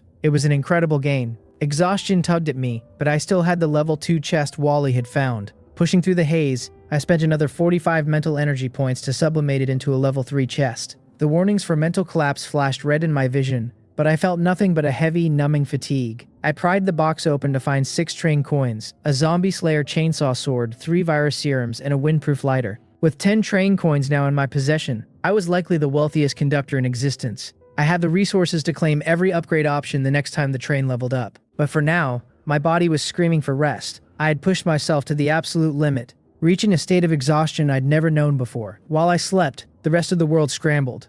Conductors were desperately trading for metal and parts to upgrade their wheels just to hit the 30 km/h safety threshold, even if it meant sabotaging their long-term progress. Meanwhile, Li Xiaosheng sat in his carriage with a darkened expression. He had a resource radar ability that let him pinpoint materials, yet somehow, someone was still faster than him. The sharp, rhythmic cracks of gunfire suddenly tore through the silence of the wilderness. So noisy, I forced my leaden eyelids open and instinctively glanced out the window, only to feel my heart skip a beat. Dozens of glowing crimson eyes were cutting through the pitch-black night, relentlessly chasing the train. The sheer terror of the sight snapped me wide awake in an instant. I scrambled to the front of the locomotive, finding that my automated alert system had already hummed to life, its red sensors swiveling. I suddenly recalled the grim announcement that followed the third station. This had to be the nighttime danger they warned us about. The system identified the pursuers as level 1 Blood Moon wolves, noting their chasing speed at 25 km/h. Upon seeing that, I felt the tension in my chest loosen slightly. As long as the train maintained a speed above 30 km/h, I wasn't technically in danger of being overtaken. And since my level 2 train cruised at 40 km/h, these beasts had no real hope of catching me. I splashed some freezing water on my face, letting the biting wind from the vents clear the last of the fog from my brain. It was 1:44 a.m., and any lingering sleepiness was gone. I opened the chat room to check on the others, but as I saw the numbers, my pupils contracted in shock. 4,130 out of 10,000. I vaguely remembered the count being around 7 or 8,000 earlier that day. That meant over 4,000 people had been slaughtered in the wilderness while I slept, and the number was still ticking down. A chill that had nothing to do with the weather ran down my spine. The nighttime was far deadlier than the stations. Anyone who hadn't managed to upgrade their speed was essentially served up as prey. Only those who survived this night of terror could truly call themselves survivors, and it was clear that the days of hiding inside the train were over. To live, we had to explore, harvest, and upgrade, or die. A notification blinked in my private chat. It was Shangguan Yingshui, asking if I was still alive. I told her I'd just woken up and asked if she wanted to trade. She was looking for bullets, but I had to turn her down. Between the third station massacre and the alert tower's active defense, I'd burned through over 70 rounds. I only had about 300 left, and I couldn't risk selling my own security. She asked if I had a bullet blueprint, and when I told her I didn't, she offered a characteristically decisive goodbye. Our exchange was refreshingly simple. I sat back and checked my personal stats, noticing something impossible. My spirit had recovered to 110. I rubbed my eyes and even pinched myself to make sure I wasn't dreaming, but the sting was real. My spirit cap had actually increased. I couldn't recall doing anything special before bed other than total exhaustion, but I pushed the confusion aside for now. An increased cap was a gift, and I wasn't going to question it. It was time. Having cleared 3 stations, the train was ready for its next sublimation. I touched the control panel and felt the floodgates open as my stamina and spirit began to drain rapidly. While the first upgrade was cheap, this one was a massive draw. My stamina dropped to 52 and my spirit to 50, but the notification confirmed the success. The train was now level 3. I glanced at the requirements for level 4 and felt a headache coming on. 300 kilograms of wood, 300 mechanical parts, 450 kilograms of metal, and exotic items like gold mithril, and something called a firestone. I turned my attention to the immediate rewards. My speed had jumped to 60 kilometers per h, and the chassis, wheels, and frame were now level 3. But the real prizes were the upgrade options and the record-breaking module card I'd just earned. I opened the options: a conductor module card for early departure, a level 3 bullet blueprint, and a level 3 power generator blueprint. It was perfect timing. I desperately needed bullets and the generator would be vital later. Even with my 10 coins, I couldn't afford everything, so I had to be strategic. I spent 8 coins on the early departure privilege, the bullet blueprint, and the extra docking time. The bullet blueprint required metal and gunpowder, but since gunpowder was scarce on the trading platform, I decided to wait on manufacturing. Instead, I focused on the early departure module. I immediately sublimated it, turning it into the VIP early departure privilege, which allowed me to leave any station whenever the docking clock hit the final 3 hours. Finally, I looked at the new conductor module card. It was blood red with an abstract eye pattern, looking far more ominous than the previous cards. However, I was running on fumes. The constant cycle of survival and sublimation had left me in a state of perpetual fatigue. I decided to hold on to the card and let sleep take me once more. While I slept, the chat was a graveyard of desperate pleas. People were realizing that 30 kilometers per h was barely enough, and that the monsters were only getting faster. By 6:30 a.m., a new broadcast chilled everyone to the bone. The second night of survival would begin in 3 days, and anyone below 40 kilometers per h would be in danger. This meant a level 2 upgrade was now mandatory for survival. Li Xiaosheng watched the panic with a smug grin. With his resource radar talent, he felt untouchable, and he used the chaos to grow his alliance, promising to help others upgrade. He wondered if I was the one who beat him to the first upgrade and sent me a friend request, arrogantly assuming I'd jump at the chance to join him. I woke up at 8:34 a.m., feeling the ache of a night spent on the floor. I ate a white forest fruit, tended to my sapling, and checked the time. The 40 kilometers per h requirement didn't bother me, but the weather did. The sky was choked with oppressive dark clouds that seemed to weigh down on the world. I took the red conductor module card in my hand. My stamina was at 82 and my mental energy at 110. It was time. I activated my talent and whispered the command to sublimate. The card transformed into an advanced conductor module, Judgment of Gunfire. As the energy settled, a strange new clarity flooded my mind. I drew my pistol and the usual weight and clumsiness were gone. I felt like a master marksman who had spent decades on the range. The module allowed me to consume mental energy to judge a target, dealing damage based on their sins. I knew then that every shot I fired from now on would hit exactly where I wanted it to. Directly receiving the skills of a sharpshooter changed everything. With this newfound mastery, I felt that if I encountered those zombie monsters again, there would be no need for the frantic hiding and dodging of the past. After digesting my rewards, I idly munched on some fruit while opening the private chat interface. Given my growing reputation among the survivors, I expected someone might proactively seek me out for trades. It would be a shame to miss out on potential blueprints or train coins. I spotted a familiar name, Li Xiaosheng, the 3-station guy. He was inviting me to join an alliance, but the idea felt incredibly unreliable to me. After a moment of hesitation, I accepted his friend request anyway. Though we weren't cut from the same cloth, I figured he likely had some train coins, and trading with him was fine as long as I didn't get too involved. On the other side, Li Xiaosheng was busy competing for fishing rod sales when he noticed I had accepted. He seemed to think I had finally decided to reach out to him out of necessity. I cut straight to the point, asking if he was finished making those fishing rods. He dodged the question at first, asking if I'd completed my demand for the price. He offered to give me one for free, provided I joined his alliance. The terms were a contribution of 5 kilos of wood or 1 train coin in exchange for daily rations and a rod. He went on a long-winded tangent about how my supplies would eventually run out and how we should arm his members to become the strongest faction. I calmly finished my fruit while reading his pitch before typing back a simple ultimatum. Was he selling the rods or not? Li Xiaosheng wasn't the only source. Someone else had found a mechanical fishing rod blueprint at the first station, and when Li stopped responding, I didn't waste time waiting. I found the other seller, a man named Zhao Lin, and the transaction was refreshingly quick. For 20 mechanical parts and a single biscuit, I acquired a mechanical fishing rod that was fully automated, miles better than a wooden one. I immediately initiated a sublimation, transforming it into a basic alluring mechanical fishing rod that required no bait and was far more effective at attracting fish. As I set it aside, I noticed Zhao Lin had sent me a friend request, which I accepted. At 12:30 p.m., a thunderous roar split the gloomy sky. From the comfort of my climate-controlled carriage, I watched oppressive black clouds choke the atmosphere. A single raindrop was quickly followed by a torrential downpour. The announcement system crackled to life, declaring a thunderstorm day and warning us that the next station would likely share these conditions. It was strange to think the wasteland's weather could affect the stations. which felt like entirely different worlds. I checked my crossroads of fate for the 4th station. My options were the level 3 Thunderstrike Goblin Tribe, a hunting station, or the level 3 Mistvale Manor, a mission station. The levels were rising, and the recurring presence of goblins made me feel like I had some bizarre connection to them. However, I had no intention of entering a hunting station that reeked of danger. I chose the manor, even though the last mission station, Doomsday Town, had been fraught with peril. The train accelerated and space dissolved as darkness and thunder swallowed the locomotive. When we arrived, the docking countdown began at 5 hours, accompanied by a heavy warning: hazardous. Through the window, I saw we were on a broken mountain highway in a relentless storm. Lightning illuminated a police car billowing smoke nearby, surrounded by uniformed corpses. I hoped I wasn't facing zombies again, but I prepared for the worst. I activated Wally, inserting one of my last 2 train coins, and watched the little machine wobble out into the rain.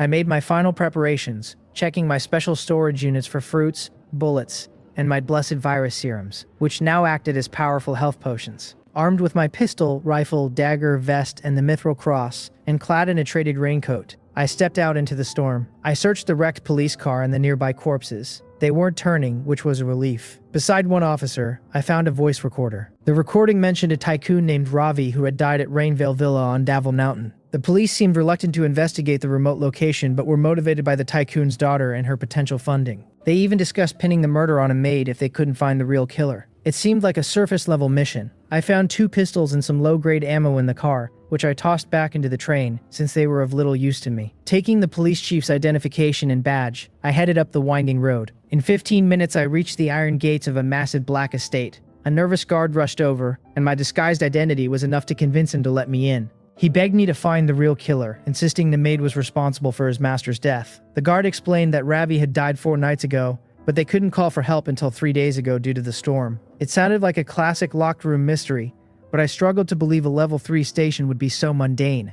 As we approached the castle, a shrill scream echoed from above. A female corpse plummeted through the air and crashed into the lawn.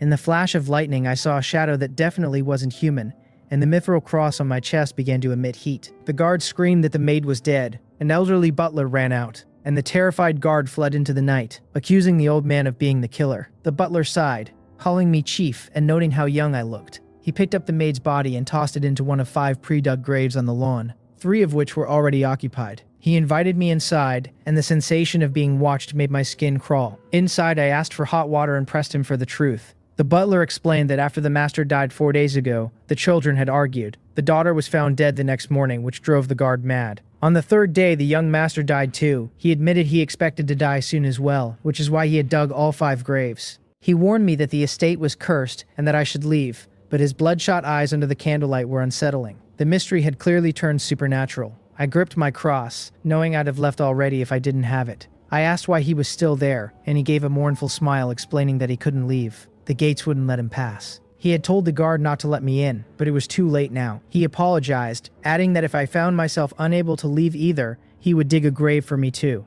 What do you mean by this curse you mentioned? The old butler stood momentarily stunned, his gaze fixed on my face. Despite my youth, he clearly saw no trace of the fear he expected. He asked me, almost in disbelief, if I wasn't afraid. I simply stood up, my eyes tracking the solid wood stairs that spiraled into the upper reaches of the castle. I told him that I had forgotten to mention a small detail. Besides being a police chief, I also work part-time as a priest. Since things had reached this point, I explained that I wouldn't be leaving easily. To prove my point, I pulled the mithril sanctuary cross from my chest pocket. A gentle holy light immediately surged forth, dispelling the surrounding gloom and casting me in a glow that made me look like the spokesperson of a deity. The old man's mouth dropped open.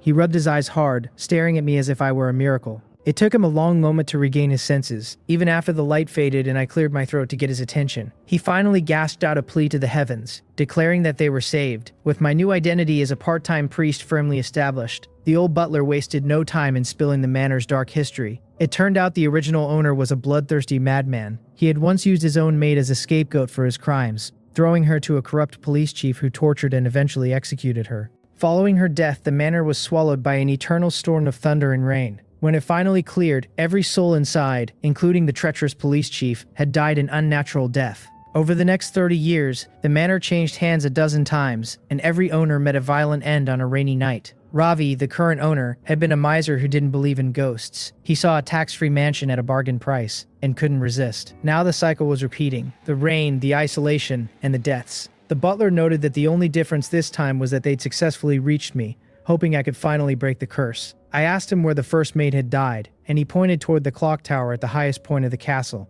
I already knew my path. This curse was likely a restless spirit bound to the stone and soil, and as long as my cross could overpower it, the mission was as good as solved. I didn't dwell on the possibility of failure. That kind of thinking was pointless.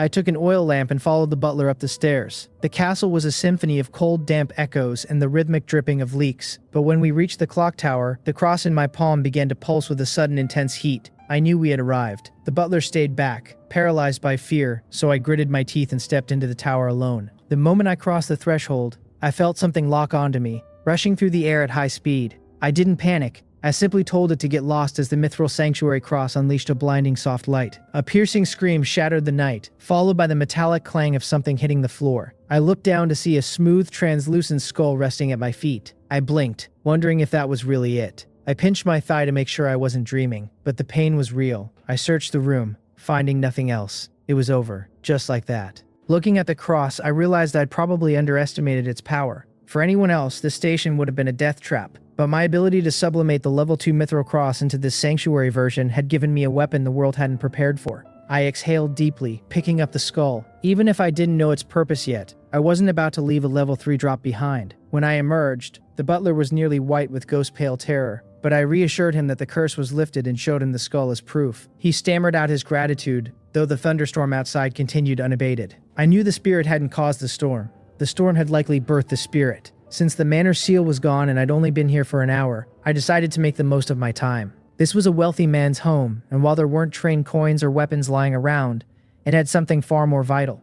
Real food. I was tired of biscuits and fruit. I wanted a real meal. The butler led me to a safe and presented a pure red gemstone, a priceless treasure Ravi had found in his youth. He insisted I take it as a reward, adding that since the master was gone, I was free to take anything else I liked. That was music to my ears. I weighed the cool, smooth gem in my hand and told him I'd be heading down the mountain soon. But first, I needed to restock my supplies. I raided the kitchen, finding a fridge full of fresh meat, eggs, and vegetables. I began making round trips to the train every 20 minutes, hauling back as much as I could carry. The butler, busy tying up the crazed security guard, looked startled when I reappeared for the third time. He asked if there was a problem with the curse, and I casually told him that the almighty god was just hungry. On my final trip, the butler called out to me at the iron gate. He and the guard bowed deeply, and he handed me a ribbon-tied wooden box. He explained that he didn't care if I emptied the house, but he would have regretted letting me leave without this. Inside were 3 train coins. He mentioned they were currency for the Run Company, a name that sent a jolt through me, so the organization from Doomsday Town wasn't just a one-off. I couldn't solve that mystery yet, so I returned to the train for the last time.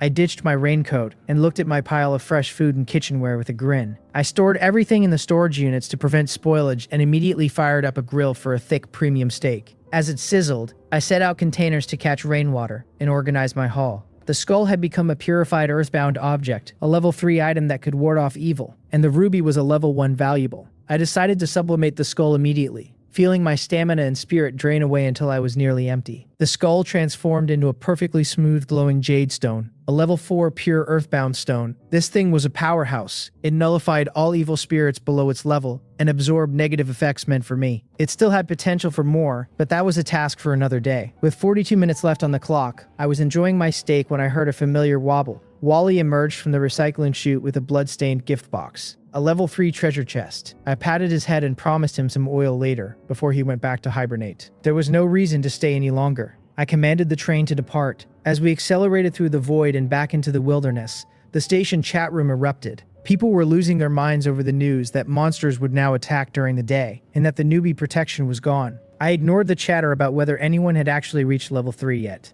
Let them eat their words later. The death toll for Station 4 was lower, with only about 1,000 deaths, but the desperation in the chat was palpable. I focused on the level 3 chest, using my remaining energy to sublimate it into level 4. I speared a piece of steak and wiped my hands, waiting for the lid to open. My last level 4 chest had given me the watchtower. I could only hope this one was just as good. The familiar notification chimed as the level 4 treasure chest yielded its contents. Along with 8 train coins, I found an observer blueprint, a safety bracelet, and a wind-up monkey doll bomb blueprint. All level 4 alongside a mysterious item called a profane card fragment. Seeing 2 level 4 blueprints in a single haul was a stroke of luck that far surpassed my previous openings. I eagerly examined the new acquisitions. The observer blueprint required a mix of metal, wood, mechanical parts, and electronic components. Once installed, it would act as a comprehensive security system, monitoring every inch of the train and sounding an alarm the moment a foreign presence was detected. It was an excellent facility, though I'd need to scour the trading platform for those electronic components.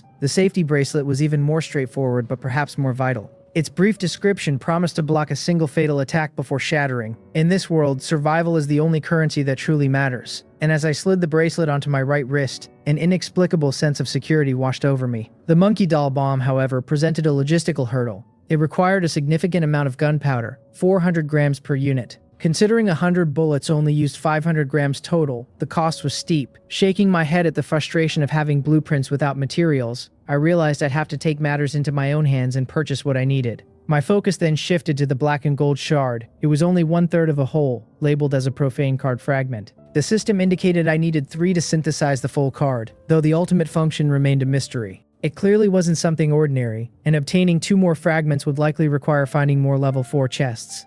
A daunting task even with my luck. Turning to the trading platform, I found the market as chaotic as ever. Small quantities and inconsistent, predatory pricing were the norm, and I had no intention of being taken for a fool just because I was wealthy. Truly capable survivors were no longer just giving away essentials like gunpowder. If I wanted results, I had to speak to the masses directly. I spent a train coin to pin a message in the public chat, offering a choice of a compressed biscuit and water or a fresh tomato for every 200 grams of gunpowder. I posted a similar request for electronic components, offering a bottle of water and a biscuit for every 10. While most people likely had water after the thunderstorm platform, my offer included the comfort of sweetness and the luxury of fresh produce. I had hauled 3 crates of tomatoes from the 4th station's manor. Like ancient sailors, we were essentially on a long voyage where scurvy was a very real threat. The chat exploded immediately. Some were awestruck by the pinned message, others were scandalized that I'd spend a whole train coin just for visibility, and many were salivating over the mention of tomatoes.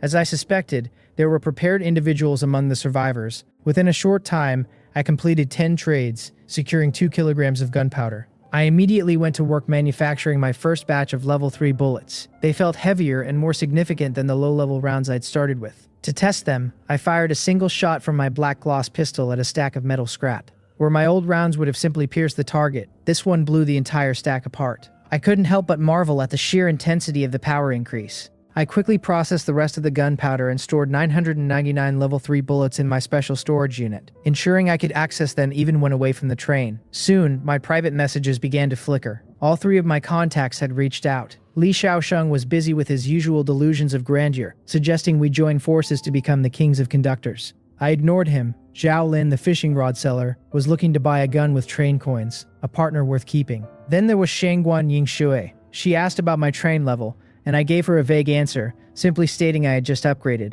She didn't press for details, but her interest soon shifted to my newly acquired gunpowder. She wanted to buy bullets. Knowing she was one of the few who could actually afford a decent price, I offered her 40 bullets for 1 train coin, a middle ground price that she reluctantly accepted after some haggling.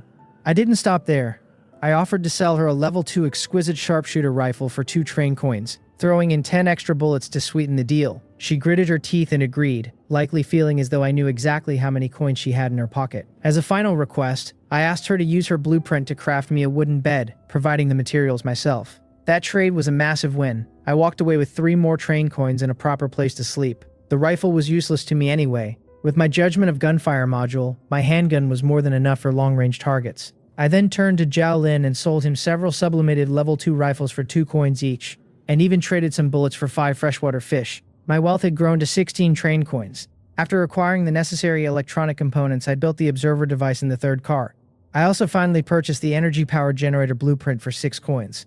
The materials were manageable, and once built, the generator ran on diesel. However, I wasn't about to hunt for oil, so I patted the machine and initiated a sublimation. It transformed into an enchanted omnivorous power generator, capable of burning wood, metal, or coal to produce electricity. I tossed in a piece of wood, watched the battery level rise, and finally installed some electric bulbs. For the first time since arriving in this world, I lay in a real bed under the glow of electric light. The thunderstorm had passed, leaving the wilderness night lonely but quiet. I counted the darkness until I drifted off. The next morning, dazzling sunlight woke me. I stretched, enjoyed a white forest fruit for breakfast, and headed to the front cabin. The moment I stepped inside, a wall of stifling heat hit me like a physical blow. The morning broadcast confirmed my fears. We had entered a hot wind day. The weather was shifting again, and though it didn't mention a platform change, the temperature was already becoming dangerous. I retreated to the temperature-controlled car to wash my face, dreading the heat. It was a nuisance that the control system was only accessible in the sweltering front cabin, but I had no choice. I logged back into the chat room, finding it already bustling with the voices of survivors who had been forced awake long before I was. In this heat, it seemed I was the only one who had managed to sleep in. The air inside the carriage was stifling, almost like a physical weight pressing down on my chest. I wiped the stinging sweat from my forehead and gulped down an entire bottle of mineral water, trying to ignore the frantic messages scrolling across the chat interface. People were losing their minds, screaming about the 40-degree heat and the way the train had transformed into a literal metal oven. They talked about their mental and physical attributes dropping continuously, driven to the brink of insanity by the sun's relentless beating. I checked my own interface and noted that while my physical stats were indeed dipping to 98, my mental state remained a steady 110. It made me wonder if my constant consumption of white forest fruits had granted me a resilience others lacked. A sudden, sharp report of a gunshot cut through my thoughts. I looked toward the source and realized the warning device had already engaged. Outside, a pack of emaciated hyenas was desperately chasing the train, their rib cages visible under mangy fur. At my current level 3 speed, they posed no real threat, but it troubled me that there had been no system broadcast for this encounter. It wasn't a timed event like the night survival. It was a random, spontaneous pursuit. This, I realized, was likely the new normal of the wilderness. A flicker on my private chat caught my eye. It was Zhao Lin, the maker of the automatic fishing rods. She asked if I had encountered monsters too, and I confirmed I had, watching the hyenas finally fall behind in the distance. She sounded shaken, mentioning that a swarm of birds had nearly shattered her windows and that she'd barely survived by pushing her train to 35 kilometers per h. She was desperate for upgrade materials but had run out of train coins, asking if I would accept fish as payment. I looked at the message and felt a twinge of cold pragmatism. I wasn't short on food, and I had no interest in running a charity. I rejected her offer immediately, but she didn't give up. She pleaded with me, revealing that she possessed a talent called luck conservation, a cycle of alternating good and bad fortune. She had struck it rich at a fish pond station, but she was terrified that her next stop would be a disaster, leaving her unable to upgrade before the next night's survival. Her talent was certainly unique, though I much preferred the reliable power of my sublimation. Still, I saw the potential for a long-term investment. I asked what she needed and she listed 38 kilograms of wood, 22 kilograms of metal, and 14 mechanical parts. I told her I wanted the contents of her last treasure chest plus 10 fish, and specifically warned her not to try and offload that fishing rod blueprint on me. She agreed instantly, and in a flash of light the trade was complete.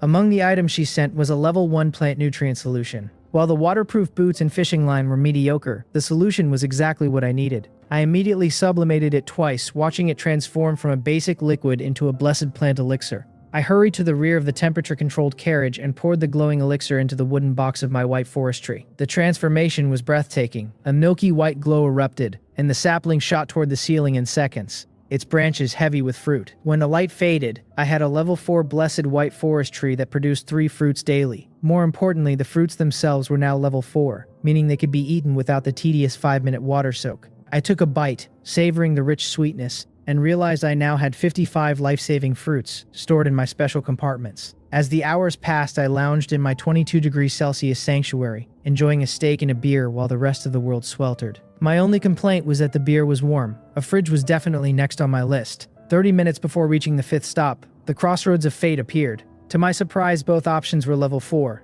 the Abyssal Bat Cave, a combat stop, or Mystic Belltown, a mission stop. The combat label gave me pause. At level 4, my equipment advantage might not be enough to carry me through a direct confrontation. I decided to stick with what I knew and chose the mission station. As the train accelerated into the void, the sun vanished, replaced by a quiet, snowy night. We pulled into what looked like an utterly ordinary train station. Following my routine, I activated Wally with a train coin and watched him wobble away. Just as I prepared to step off, the sound of approaching footsteps reached me. I drew my pistol, my judgment of gunfire module already calculating the trajectory based on the sound. Then, a girl's voice called out, clear and innocent. She called me Inspector and sounded relieved that I had finally arrived. I hesitated but opened the door, trusting that my defensive items would react if she were a threat. Standing on the platform was a petite girl of about 11 or 12, bundled in a white winter coat. She peered into the train with azure eyes and waved enthusiastically, claiming that a sister nun had promised a chief inspector would come to save them. I looked at her, searching for the catch. I asked her what her name was, and she answered with a bright childlike smile that her name was Tina. It seemed my 5th mission had begun before I even stepped off the platform. Would you like me to follow Tina and see what she expects an inspector to do for the town? Tina blinked at me, her eyes filled with a plea so tangible it felt like a weight in the air.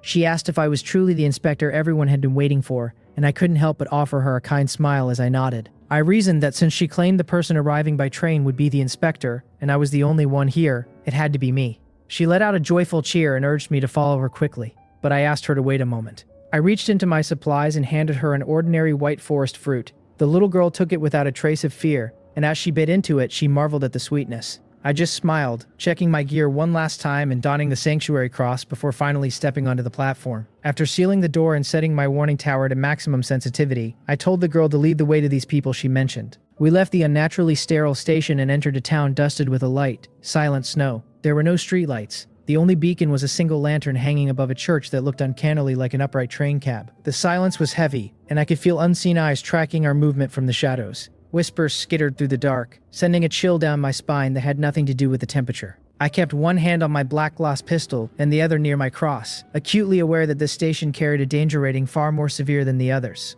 Tina, however, skipped along, the only splash of color in a grayscale world, seemingly untouched by the oppressive atmosphere. When we reached the church, Tina beckoned me inside, announcing that everyone had been waiting forever. I hesitated at the base of the jade-white steps before telling her to go in first. As she pushed the doors open, a flood of light revealed hundreds of townspeople seated in pews, their heads bowed in deep prayer. At the front stood a golden-haired nun dressed in black clutching a dark book. Tina announced my arrival, and the church fell into a sudden vacuum-like silence. Then, as if they were puppets controlled by the same string, every head lifted in unison, and hundreds of eyes locked onto me. I didn't flinch, already having the safety off on my pistol. I knew that the slightest move would result in a bullet for the nun. She smiled warmly, telling the people not to frighten me and sending Tina to prepare something. As the prayers resumed, the nun approached me with a box retrieved from the pulpit. I leveled my gun at her head and told her to stay back, demanding to know what was really happening. This place was wrong on every level, and her apparent normality only made it more unsettling. She stopped, but knelt to place the box on the floor.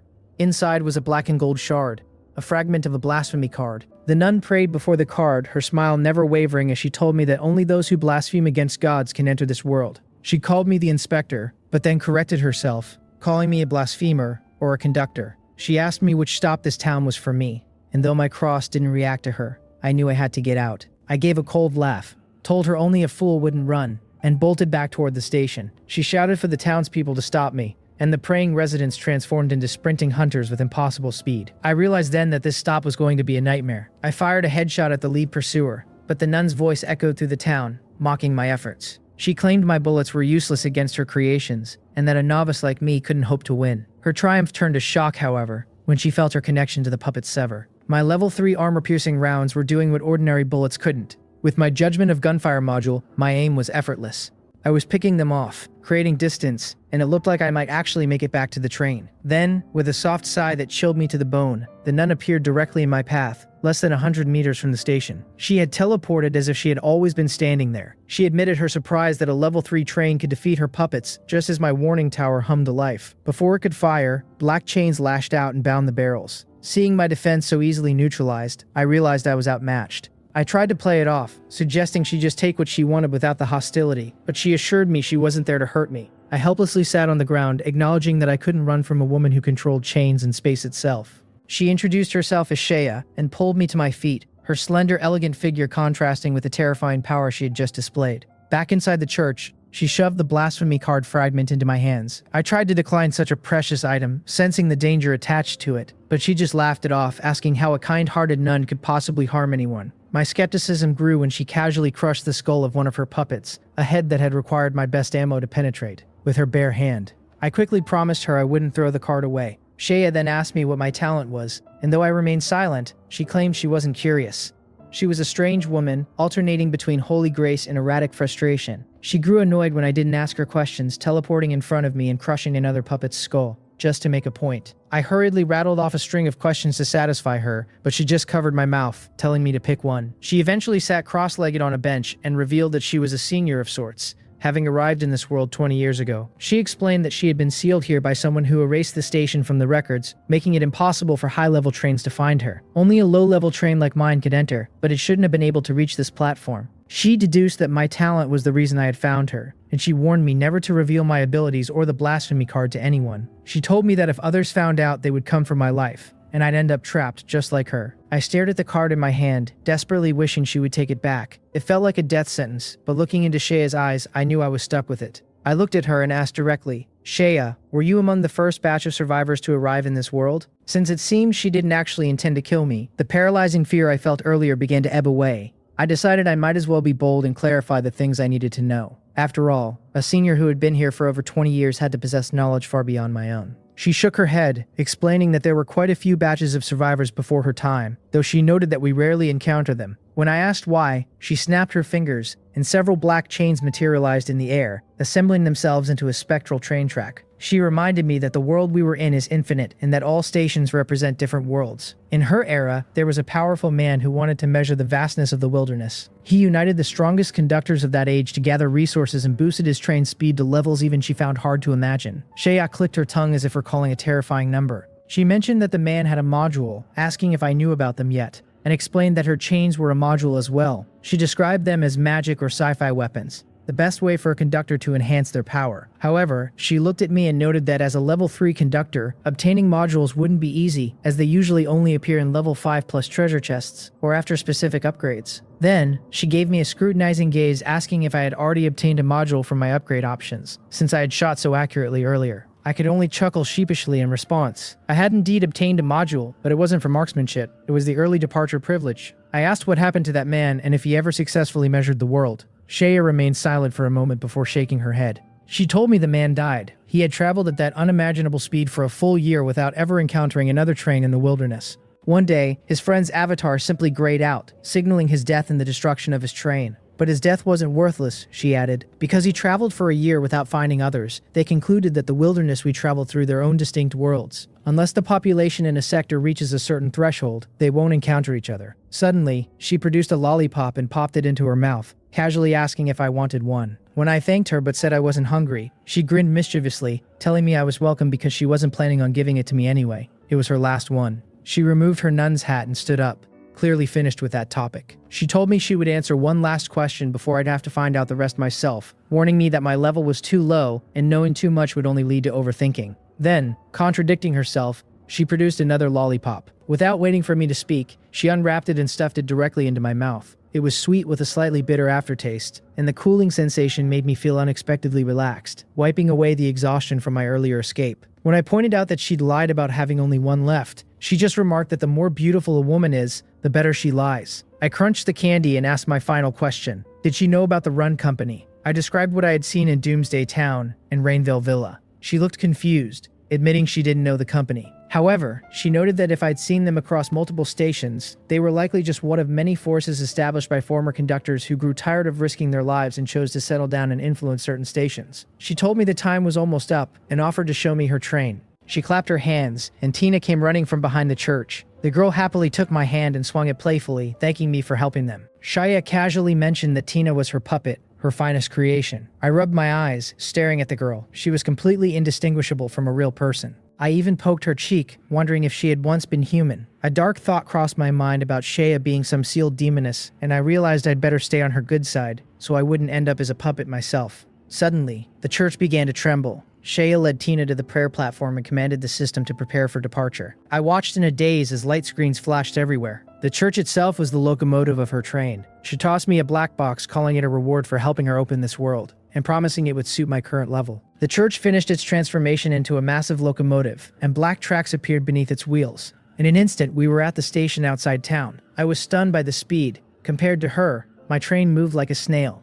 She revealed she was a level 57 conductor, a rank considered formidable even in her era. She explained that while conductor levels go high, everything else, platforms, items, treasure chests, maxes out at level 12. As she finished configuring the controls, she poked my cheek and gave me a final warning: never let the blasphemy card leave my possession. I sensed no malice in her voice, only a strange kind of teasing. I promised I wouldn't lose the one she gave me, and she urged me to synthesize my own soon for the tremendous benefits it would bring. She told me it was time for her to go. She could have taken my train with her, she said, but staying aboard forever would be dull. She invited me to enjoy the land until the docking countdown ended, and told me I could recycle the houses in town as I pleased. Her final request was for me to burn the place down after she left, as she never intended to return to the place that had imprisoned her for 15 years. Tina took my hand and told me it was time to disembark. She was so cute that I couldn't help but pat her head. Remembering her love for white forest fruit, I retrieved 10 blessed fruits for her. She was thrilled, and the aroma caught Shea's attention. I heard Shea muttering to herself about my blessing aura and how a level 3 train could have such rare carriages. She seemed genuinely fascinated by my talent as I carried my gift box outside. Standing on the platform, I saw the full majesty of her level 57 train, the Night Angel. It was a black and white masterpiece of 18 carriages, each exuding a luxury that made my own 2-car train look like a wreck. I felt a surge of genuine envy, though I tried to psych myself up by telling myself I'd surpass her one day. I found a friend request from her on my display. I really wanted to decline, but a forcibly transmitted message from her, complete with a mischievous emoji, made it clear that wasn't an option. I chose survival and accepted, but I sneakily edited her contact name to Golden Retriever. She caught me immediately, calling me a good boy and warning me that she could now track me anywhere. I quickly added a prefix, Evil Woman, Golden Retriever. The Night Angel's engines roared, shaking the town. Fireworks exploded in the sky as Shea bit into a new lollipop. She announced her departure, and the train vanished into the void, leaving Mystic Belltown in silence. I looked at the box she'd given me. It was a level 9 safety box, a 2x2 cube of absolute security that was impervious to damage or forced entry. I was stunned by the generosity. Even empty, the box was worth more than I could say. I quickly changed her contact name to Beautiful Kind-Hearted Lady and pressed my thumb to the center of the box to bind it and see what was inside. The binding notification flashed before my eyes, confirming the process was complete. I checked the safety box and found it categorizing my haul into neat slots. 1 flame stone, 10 kilograms of gold, another 10 of mithril, and finally, 3 vibrant lollipops.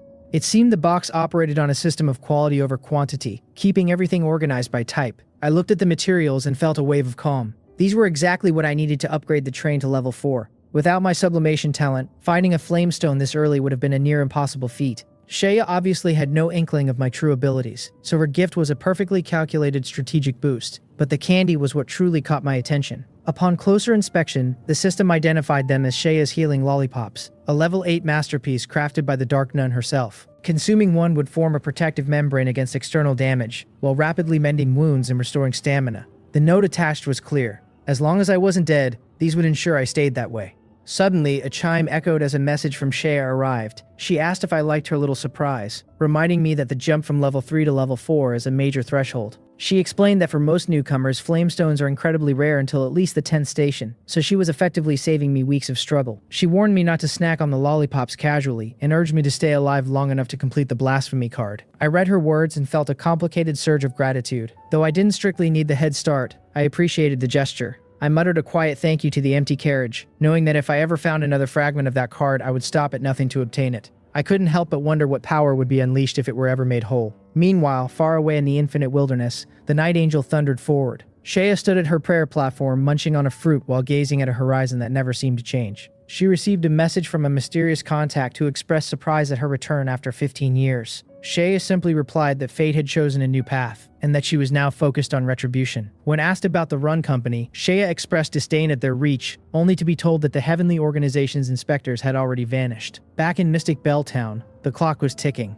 I spent the remaining 20 minutes dismantling the houses Shea had left behind, though the manual labor was grueling. I managed to salvage a decent amount of wood, metal, and mechanical parts, though only about 1/10 of the original materials were recoverable. Shaya had designed the safety box to store entire carriages, which was a massive relief, but time was against me. By the time the countdown hit the final 10 minutes, I had to abandon the rest. I checked my resources. 645 kilograms of wood, 770 kilograms of metal, over 500 mechanical parts, and the precious gold and mithril. It was enough for a conventional upgrade, but I had a different gamble in mind. As Wally wobbled back toward me with a mysterious metal cube, curiosity finally won out. The system appraised it as a level 4 treasure chest. I ran my fingers over the cold surface, wondering if Shea had left it for me, or if it was simply a part of the town's hidden loot. I considered waiting until I could sublimate it to level 5, but I felt a strange, nagging resistance. My stamina and mental energy were high, yet something felt fundamentally blocked. I realized then that beyond level 4, everything, from chests to structures, resisted my talent. I refused to accept a plateau. If the talent itself was the limit, then I would simply have to change the talent. I popped one of the healing lollipops into my mouth, feeling my stamina surge back to full in an instant, and placed my hand on the chest. Instead of focusing on the box, I turned my power inward. I would sublimate my own sublimation talent.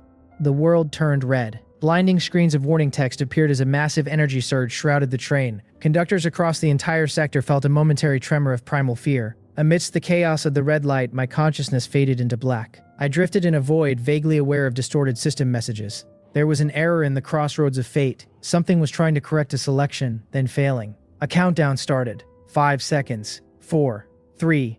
By the time the timeout hit, the system randomly selected a destination, Hope Valley, a level 4 slaughter station.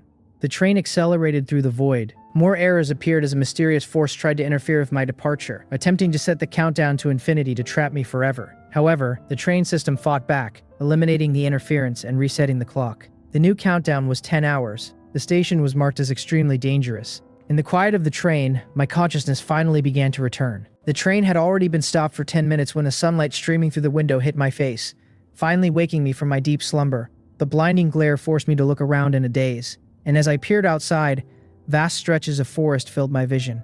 It was clear that this was no longer the wilderness, but a platform station. As I became fully conscious, the memories of what happened before I blacked out surged back like a tide. I looked down to find an ironclad chest lying quietly at my feet. It was a level 5 chest, meaning it worked. I had actually succeeded in that dangerous round of self-sublimation. I quickly pulled up my personal interface to check the talent section, and there it was. The description for sublimation had changed to include 4 crucial words. Ignores resistance. It was enough to let me know I had succeeded. A confident smile appeared on my face as I looked toward the Sentinel Tower device at the top of the train. The frustrating sensation of being unable to sublimate items beyond level 4 had vanished, and I realized that the shackles on my talent were finally broken. Despite my excitement, I began to cautiously inspect my surroundings. I vaguely recalled hearing strange sounds while I was unconscious, and I realized this randomly selected platform was a slaughter platform, the very last place I wanted to enter. I had no clue what the actual difference between slaughter and hunting was, considering I had never even stepped foot on a hunting platform. But the mystery was quickly overshadowed by the train system's records. As I read through the logs, my good mood faded, replaced by a heavy weight in my chest. There had been interference. Someone had tampered with my docking platform and duration, and although the train system had erased the meddling, the remaining countdown was staggering. I rubbed my eyes to ensure I hadn't misread the display, but it was real. 10 hours. I was trapped in a warning level extremely dangerous platform for 10 hours, despite my train's usual stop time being only 5. There was no doubt that an unknown existence had tried to trap me here forever, and while the train system had proven itself fair and trustworthy by clearing that interference, I was still in a bind. My only saving grace was the VIP early departure privilege module, yet even with that, I was looking at 7 more hours in this hell. I took a deep breath to calm myself. Since I was stuck here, the best course of action was to open the level 5 chest, hoping the loot would be enough to overwhelm a level 4 platform. As the lid opened, the rewards manifested: 10 train coins, 2 modules, and 2 level 5 items. The modules were system bind and in-station launch. I used them immediately, noting that they weren't physical cards, and therefore couldn't be sublimated. The system bind module was particularly useful as it permanently moved the control base station's functions to me personally. No longer would I be inconvenienced by having to run back to the locomotive to identify items or check my info. The in-station launch module was equally vital, allowing me to move the train to specific target locations within a station at the cost of 1 train coin per hour. Next, I turned my attention to the Golden Strike card. It was a level 5 item that could increase the power of my next attack by 5 times, but I decided to push it further. I called upon my talent, feeling the drain on my stamina and spirit, though the cost of self-sublimation was notably less than before. It transformed into a level 6 golden critical card, capable of increasing an attack's power by 50 times. The thought of using such a jump in power on an enemy was enticing, so I slipped the card into my pocket, relieved that I wouldn't be helpless against truly formidable monsters. I then picked up the ever-accurate pocket watch. While a watch seemed like a simple reward for a level 5 item, the piece was beautiful, crafted from pure white materials with ornate golden patterns and gemstone hands. It would provide the most precise time in any space-time, making it a handy tool to keep. Suddenly, a loud bang shattered the quiet. I looked toward the sound and saw crimson blood pooling in a clearing among the trees. The corpse of a dog-like monster clutching a dagger in its mouth bobbed to the surface of the blood. The Sentinel Tower's reveal ability had caught it, but the death of a single creature was just the beginning. The tower flared red as locking rings appeared on the ground. Monsters began charging out of the forest toward the train in a relentless wave. The gunfire became a constant roar as the Sentinel Tower went to full power, precisely targeting and killing every creature that entered the 100-meter forbidden zone. I breathed a little easier seeing the defense hold, but my heart grew heavier with every shot. If I hadn't possessed the Sentinel Tower and its reveal ability, I likely would have been torn apart by monsters sneaking into the train already.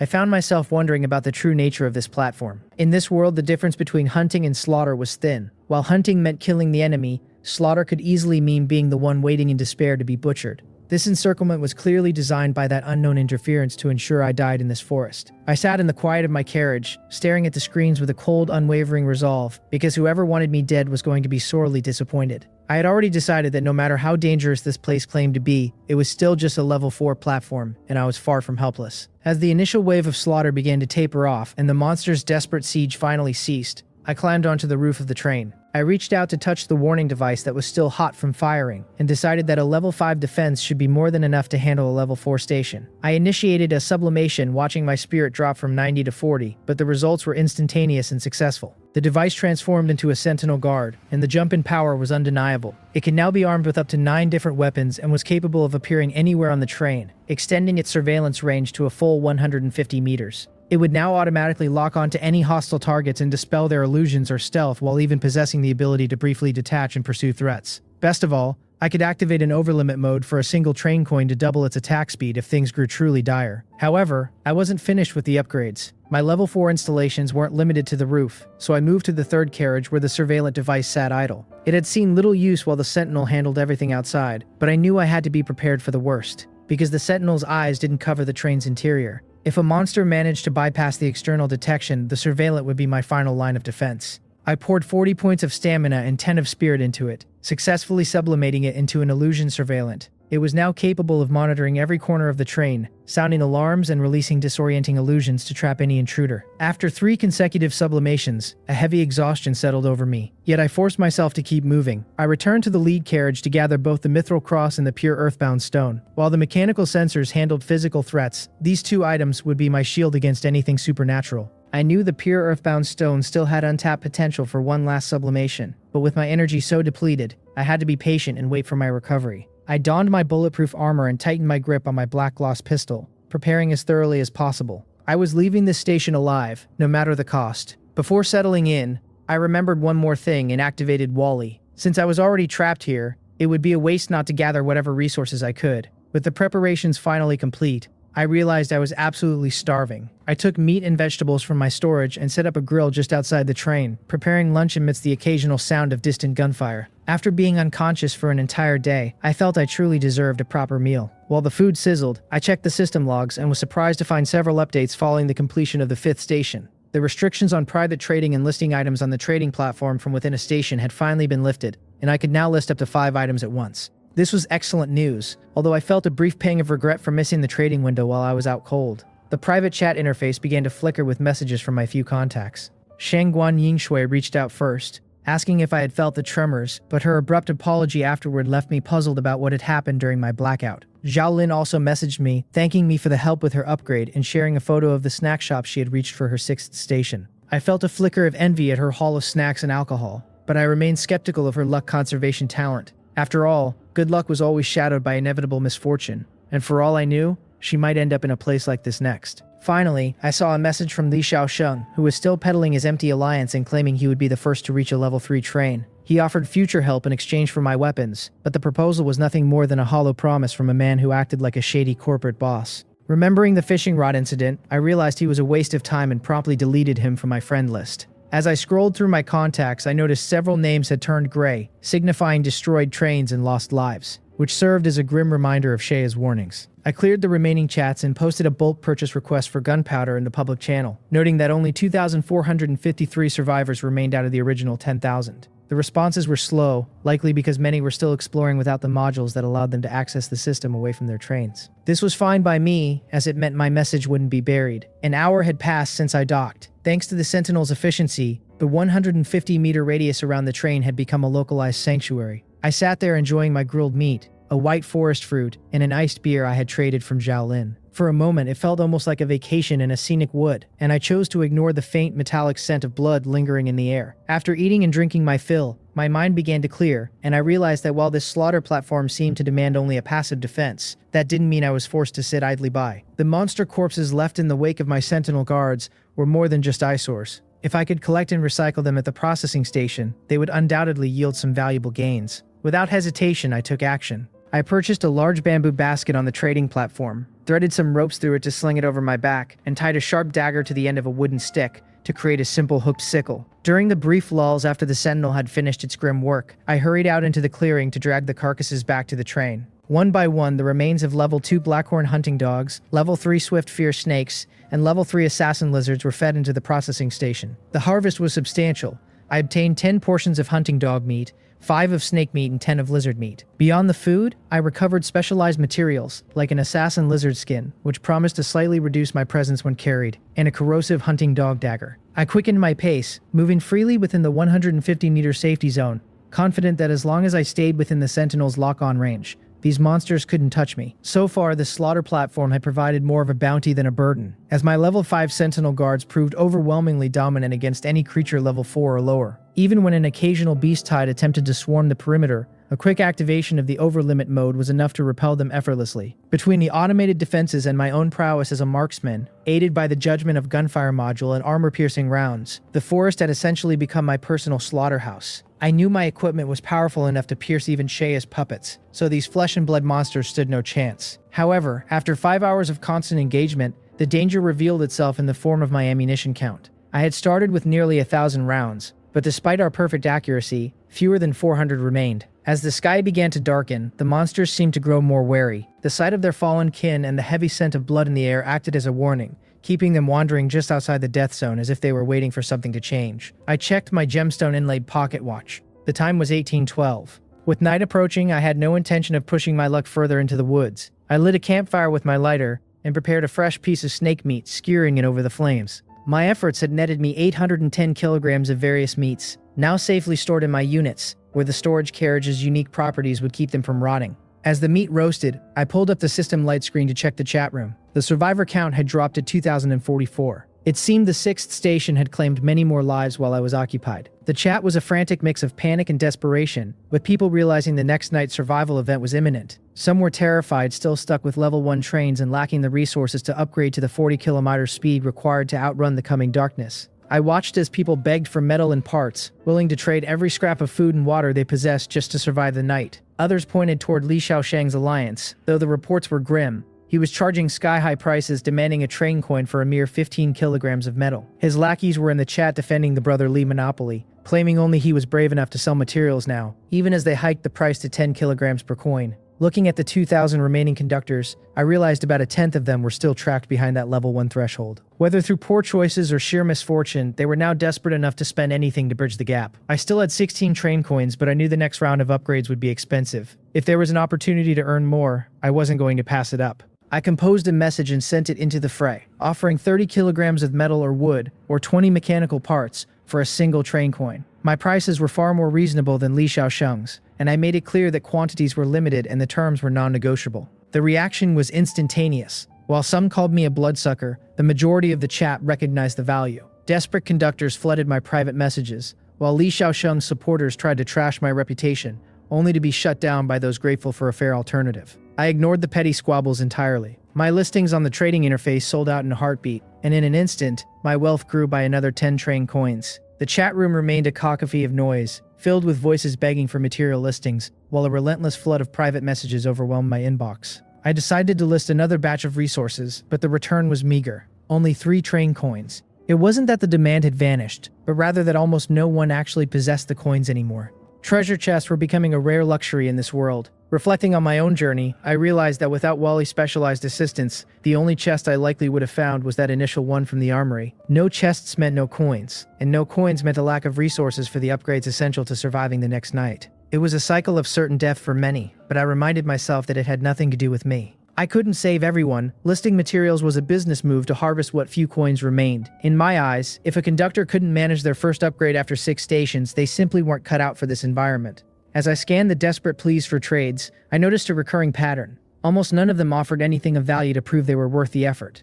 Then, a message from someone named Pang Wenxuan caught my eye. He claimed to have only 1 blueprint left and was desperate for 30 kilograms of metal to save his train. A blueprint was always worth a look, though I found it strange that even a low-tier one hadn't fetched him resources from someone else. I asked what it was, and he responded with frantic gratitude, sending over the details for a level 1 wooden bow. I had to take back my earlier curiosity. It was no wonder he couldn't sell it. In an age of guns and crossbows, how many people actually knew how to handle a bow? It required skill and strength, unlike the simple aim and pull mechanics of a firearm. And this didn't even include arrows. Still, a blueprint was a blueprint. While it was useless to the masses, it held potential for me. I agreed to the trade. Pang Wen-Xuan wept with joy at my acceptance, calling me a good person and promising repayment. I merely scratched my head at the good person label. These days, such a remark felt more like an insult than a compliment. I didn't dwell on his promise of repayment, as I suspected this would be our final interaction. If he was only just reaching level 2 now, the escalating difficulty would likely swallow him whole. Once the transaction was complete, I turned to my true goal, sublimation. A trash tier level 1 blueprint could become something far more formidable in my hands. I poured a small amount of spirit into it, watching the level 1 bow evolve into a level 2 black hardwood bow. I checked the requirements, 10 kilograms of wood and a bit of fiber, and crafted it immediately. Then I pushed it further. With another 10 points of spirit, the weapon transformed into a level 3 floral enchanted wooden bow. It was a peculiar, beautiful thing, adorned with floral patterns and capable of consuming spirit to craft its own energy arrows with a minor auto-aim feature. I drew the string, watching a pale pink arrow materialize and fire, piercing through a distant monster with impressive power. It was comparable to my armor-piercing rounds, but I still preferred my guns. Regardless, this enchanted bow would fetch a handsome price if I chose to sell it. I wiped all the unfamiliar private messages from my screen. Unconcerned with the pleas of strangers, I knew that charging a train coin for 30 kilograms of scrap already proved I was no saint. However, I left my friend's messages untouched, noticing one from Shangguan Yingshui. She was looking for bullets and offered gunpowder in exchange. She was always a pleasant, well-supplied partner, so the timing was perfect. I offered her 10 level 3 bullets for every 500 grams of gunpowder, mentioning that I'd cover the cost of the crafting metal myself. She agreed instantly, asking for 100 rounds. I was genuinely surprised she had managed to stockpile so much gunpowder. It meant she was providing enough raw material for me to craft 1,000 bullets. Trading with her was truly a delight. With the deal closed, I set to work at the processing station. Any concerns I had about my ammunition levels for the station vanished as I loaded fresh rounds into my sentry guns, ensuring maximum security. As I watched the snake meat sizzle over the grill, oil dripping and salt sparkling, I tapped out a message to her. I asked about the tremor she had mentioned earlier, explaining that I had been unconscious yesterday after getting badly hurt at a station. She seemed taken aback, apologizing for thinking I had been ignoring her. She described the tremor, which hit around 5:50 p.m. the previous day, as something terrifying, like a primal fury. I noted the time. It was exactly when I had left Mystic Belltown. I thanked her for the information and asked if she'd found anything good at her last station. She sent over a screenshot of a level 2 froststone, an item capable of freezing liquids in a container. She offered it to me for 60 bullets or 2 train coins, and I found myself considering the luxury of a cold drink in this heat. This was truly a prize of immense value. Without a dedicated water tank, high temperatures in this wasteland would cause any stored water to spoil and rot with alarming speed. But if I could maintain the temperature at the freezing point, that decay could be delayed indefinitely. Beyond mere survival, the luxury of this item during a heat wave was undeniable. After all, who could possibly resist an ice-cold beer while the world outside was scorching? I realized I had almost overlooked a key asset, so I returned to the train compartment and began rummaging through my stored blueprints until I found my target. I had obtained this from the upgrade options after my very first train enhancement. Although I had only constructed it once, its necessity in this world was absolute. I immediately thought of Shangguan Yingshui, that woman who seemed to have an inexplicable, almost elemental connection with water. She would likely love this.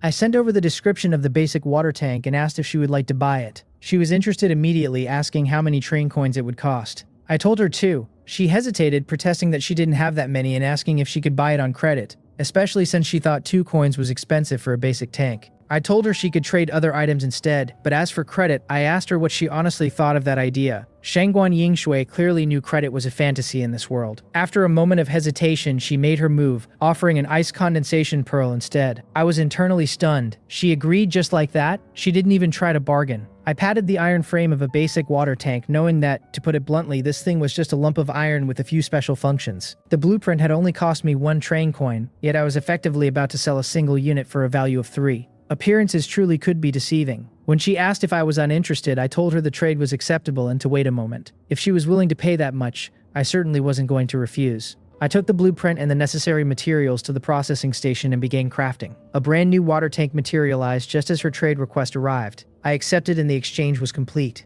I picked up the ice condensation pearl and weighed it in my hand. This wasn't bad at all. I planned to buy some beer and drinks from Xiaolin later, though I couldn't help but wonder if she would even survive until the next stop. But first, there was the matter of sublimation. I felt my spirit drop from 104 to 84 as the pearl transformed. Level 3 can condense water into ice and manipulate its shape. The description intrigued me. I wondered if this meant I could finally wield some real power. I cleared my throat, struck what I thought was a suitably impressive pose, and pointed the ice vein pearl at the water tank, commanded an ice sword to appear. The fresh water inside slowly hummed and condensed into a long sword of pure ice. I reached out to grab the hilt, but the moment my fingers brushed it, the blade shattered into 1,000 useless shards. It was utter garbage. I had expected to be casting magic, but this was a letdown. Still, I didn't feel it was a complete loss. I had practically gotten the pearl for free, so there was no real harm done. I checked the chat interface again and my gaze fell upon the floral enchanted wooden bow resting beside me. I hesitated for a second before sending a screenshot of the weapon to Shengguan Yingshui,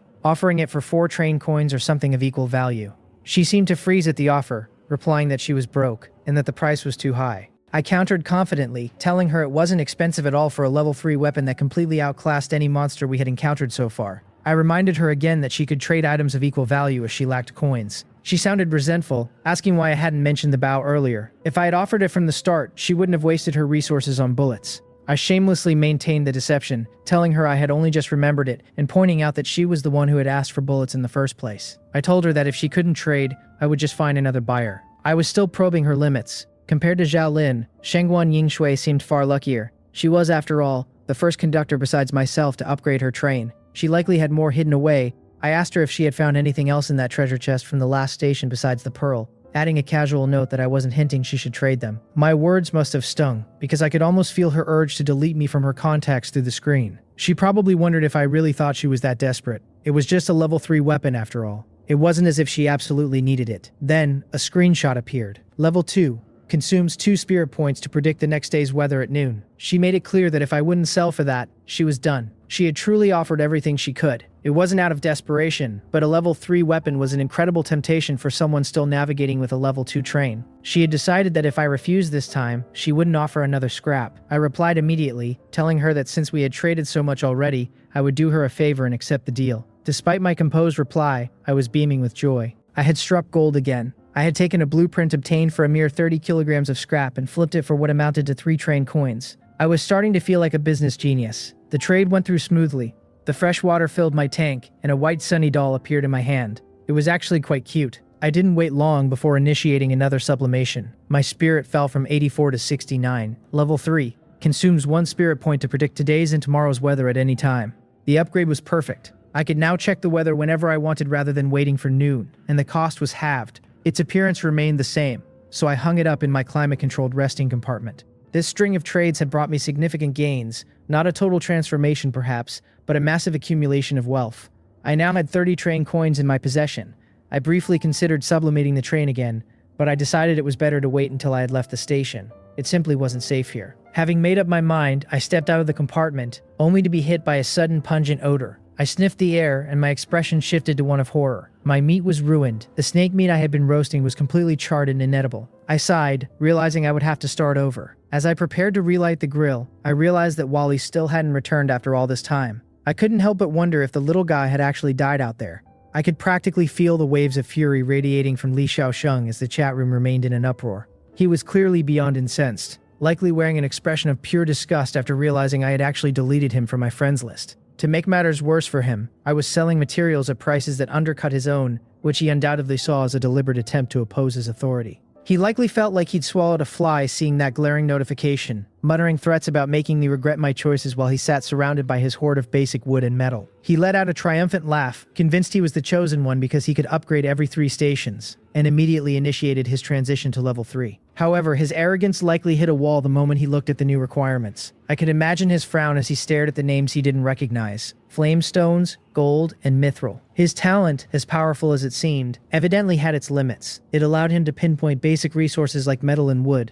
but it couldn't touch the exotic materials required for higher tiers. He was finding out the hard way that his path wouldn't be as smooth as he'd imagined. While he was fuming, I was finally getting the chance to eat. During the 6-hour stopover, I spent my time blowing ashes off a piece of snake meat, the rich aroma making my mouth water despite only having basic salt for seasoning. The monsters outside had been strangely passive during this entire period. Even when I proactively took shots at them with my rifle, they would only scatter and retreat back to their 150-meter perimeter. It felt as though they were practicing a patient siege, simply waiting for me to make a mistake. As I chewed on the meat and rubbed my chin in contemplation, a rustling sound came from the nearby brush. I didn't reach for my gun because the sentinel guard remained silent, recognizing the source. Wally approached from the distance, wobbling on his tracks, and I greeted him by noting that I'd almost thought he'd gotten himself killed out there. The little robot couldn't speak, but he presented me with a tree stump that the system appraised as a level 4 treasure chest. My mood shifted instantly as I patted his metal head and praised his consistent performance. I didn't open the chest right away, instead discarding my meal and boarding the train while jokingly advising him not to lead any monsters back next time. Almost on cue, an earth-shaking howl erupted from the woods. A white wolf the size of a grown man appeared, and the moment it crossed into the sentry's perimeter, a storm of bullets began to hammer its body. The sentinel guard had clearly determined that this wasn't an ordinary target. The creature, identified as a level 4 lightning wolf, yelped in pain as electricity crackled across its fur. Its speed exploded as it activated a lightning armor skill, closing the distance to within 50 meters of the train in a heartbeat. I didn't hesitate to trigger the overdrive mode, dissolving a train coin into golden light to double the sentry's firing rate. The 5 rifles transformed into a makeshift minigun, shredding the wolf in a relentless hail of lead. Within 3 seconds, the threat was neutralized. The sentry didn't stop there, however, as the other monsters that had been waiting outside began to follow the wolf's lead. It seemed they had been waiting for this alpha to breach the line. 30 seconds of overdrive turned hundreds of charging creatures into unidentifiable minced meat. I looked at the carnage and felt a twinge of regret over the ruined fur, though I hoped recycling might salvage something. I dragged the bloodied wolf carcass back to the train for processing, and acquired a lightning wolf fur, 10 bones, and a fang. It was a substantial harvest, even if the meat had been turned into a useless pulp by the firepower. I realized then that the white wolf had been a true gatekeeper. It had endured 100 meters of constant fire before I was forced to use overdrive, and I knew that any ordinary level 3 conductor would have been torn apart by such a beast. I was simply a bit stronger than the rest. I looked through the window at the sky, silently telling whoever had tried to kill me at this station that I was sorry to disappoint them. When the countdown finally reached the 3-hour mark, my early departure privilege turned colorful on the display, allowing me to relax. I didn't leave immediately though. Since the wolf was dead and the other monsters were too terrified to approach the perimeter, I saw an opportunity to gather more resources. A forested valley was a gold mine for timber, and I wasn't going to waste the remaining time. I shouldered my axe and brought out the safety case Shea had given me. Its loose definition of a single item meant I could store entire trees in its grid. I spent the next 2 hours chopping and transporting, successfully hauling back 500 kilograms of wood. With 30 minutes left, the VIP early departure prompt appeared as a massive button on my screen.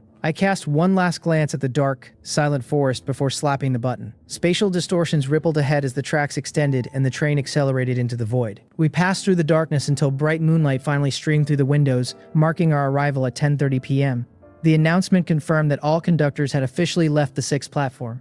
The loud broadcast echoed through the carriages, forcing the remaining 2,000 conductors to pause their frantic activities and turn toward the source of the announcement in collective surprise. The voice was cold and final as it declared that any conductor with a train below level 2 would perish during the upcoming night survival, and that the survivors would proceed to a trading platform at Station 7. There, we would be allowed to purchase a single item matching our train's current level, provided we had the train coins to afford it. Most importantly, the broadcast warned that Sector E3 was about to drop below the 2,000-person threshold, meaning a sector merger would occur after the next station. A friendly reminder followed, noting that night survival would begin at midnight sharp and last for 2 hours and 30 minutes, along with a special warning: any damage sustained by the train would decrease its speed, necessitating prompt repairs. This lengthy announcement hammered at the hearts of the conductors, and I watched as the chat room overflowed with desperate pleas for resources. Yet, at this critical juncture, no one was extending a helping hand. While the others were terrified that even a level 2 upgrade might not keep them safe if they took damage, these concerns meant nothing to me. As I returned to the endless wasteland, a glowing screen materialized before my eyes, offering congratulations for leaving the level 4 slaughter platform despite the interference I had faced. The train system actually offered an apology for the sabotage I experienced, and as compensation, I received a free processing module. I swiped the screen to accept it, grumbling to myself that it would have been nice to have this earlier. If I had been able to summon the processing station anywhere during the last station, I wouldn't have exhausted myself hauling lumber and monster corpses back and forth.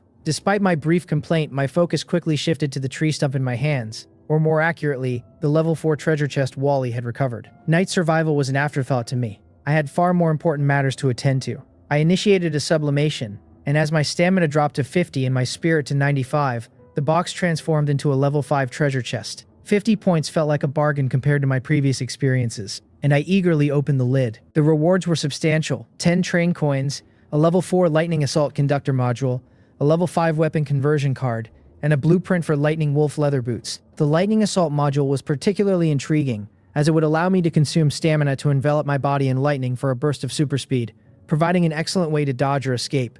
The boot blueprint also held great potential, especially since the memory of that white wolf's ferocity was still fresh in my mind. However, my attention was truly captured by the weapon conversion card. It had the power to transform any weapon into a level 5 version of itself using the original as a template. I drew my black gloss pistol, a weapon that had been my constant companion across multiple stations, and remained effective even in high-level areas. I decided to push the limits once more, sublimating the card itself. The process was grueling, consuming 70 points of my energy and leaving me washed in exhaustion, but the result was the enchanted Heaven's Reaper weapon conversion card. Without hesitation, I pressed the card against my pistol. A brilliant intertwining of black and white radiance erupted, as if angels and demons were manifesting simultaneously within my carriage. The pistol floated mid-air, vibrating with a hum that made the entire train shudder until the light dissipated to reveal a glossy black firearm engraved with celestial and demonic wings. It was now a level 6 masterpiece with the Heaven's Reaper enchantment, capable of absorbing life force from kills to heal me and restore my energy. It could fire black armor-piercing rounds for spirit, or white explosive rounds for stamina, and even combine the two for a devastating dual-colored shot. I decided to name it Black Ebony, honoring a fond memory from a game I once played. To test its power, I opened the window and scanned the frozen landscape until I spotted a mummy monster in the distance. I expended a point of stamina and fired a white bullet. Upon impact, the creature didn't just fall, it detonated in an explosion that far surpassed the destructive power of a grenade. I chose not to sublime the rest of the items for now, wary of what materials the enhanced boost might require, but I used the leftover wolf pelt to craft some incredibly comfortable bedding. With my missions accomplished, I lay back on my bed and hummed a cheerful tune. Midnight had already passed and I could hear the monsters chasing the train outside, but while the rest of the world was desperately fighting to see tomorrow, for me it was just another ordinary evening.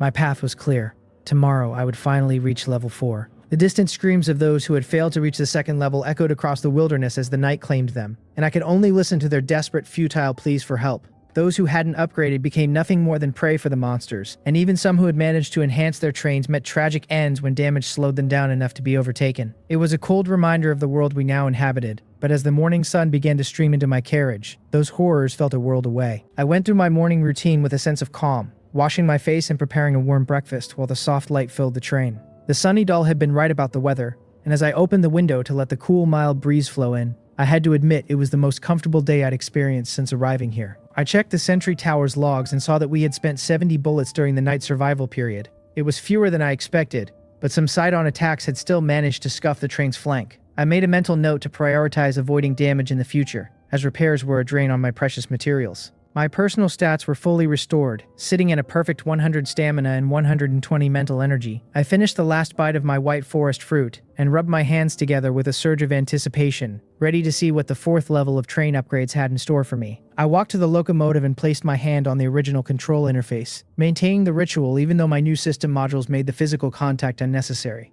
The command for sublimation drained 30 points of stamina and 70 points of mental energy, but the result was worth the cost. I was now the conductor of a level 4 train, a milestone that earned me the title of Upgrade Master and a conductor enhancement card for breaking yet another record. My talent had significantly mitigated the drain of the process.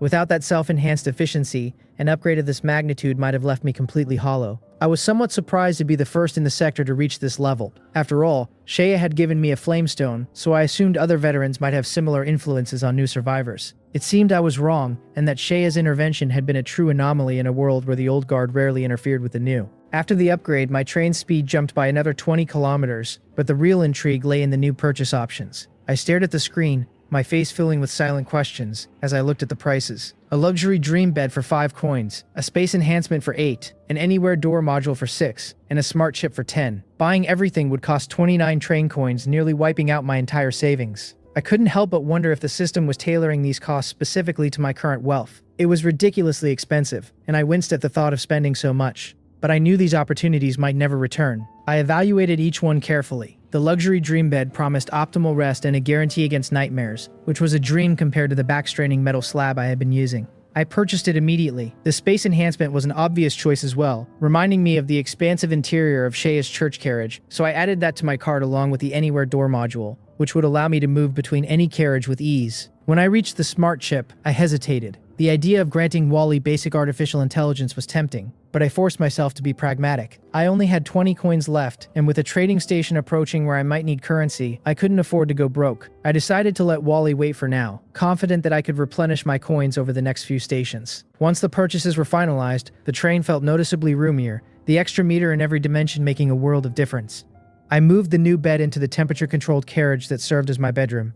Without the space upgrade, it would have been a tight fit, I collapsed onto the mattress, feeling the soft, resilient material dissolve the lingering tension in my muscles. I checked my interface one last time and saw my recovery rates ticking upward, confirming that prioritizing my own rest over Wally's brain was definitely the right call. After resting for a while, I sat up from the bed, feeling the newfound comfort of the luxury dream bed already working its magic. My recent upgrade rewards were not limited to just physical comforts, as a new notification caught my eye. It was a title, Upgrade Master, awarded to me for being the first conductor in the sector to reach level 4. The description noted it as a recognition of my outstanding performance, and more practically, it promised to make it easier to gain the trust of any natives I might encounter. Trust is a rare currency in this world, so I equipped it immediately, though I knew I'd have to wait until the next station to see if it actually smoothed over any introductions. Finally, I turned my attention to the reward for breaking the level 4 record, a conductor enhancement card. It promised to boost my mental and physical stamina by 10 points, which was perfect for someone like me who constantly burns through energy for sublimations. However, unlike some modules that existed only as digital data,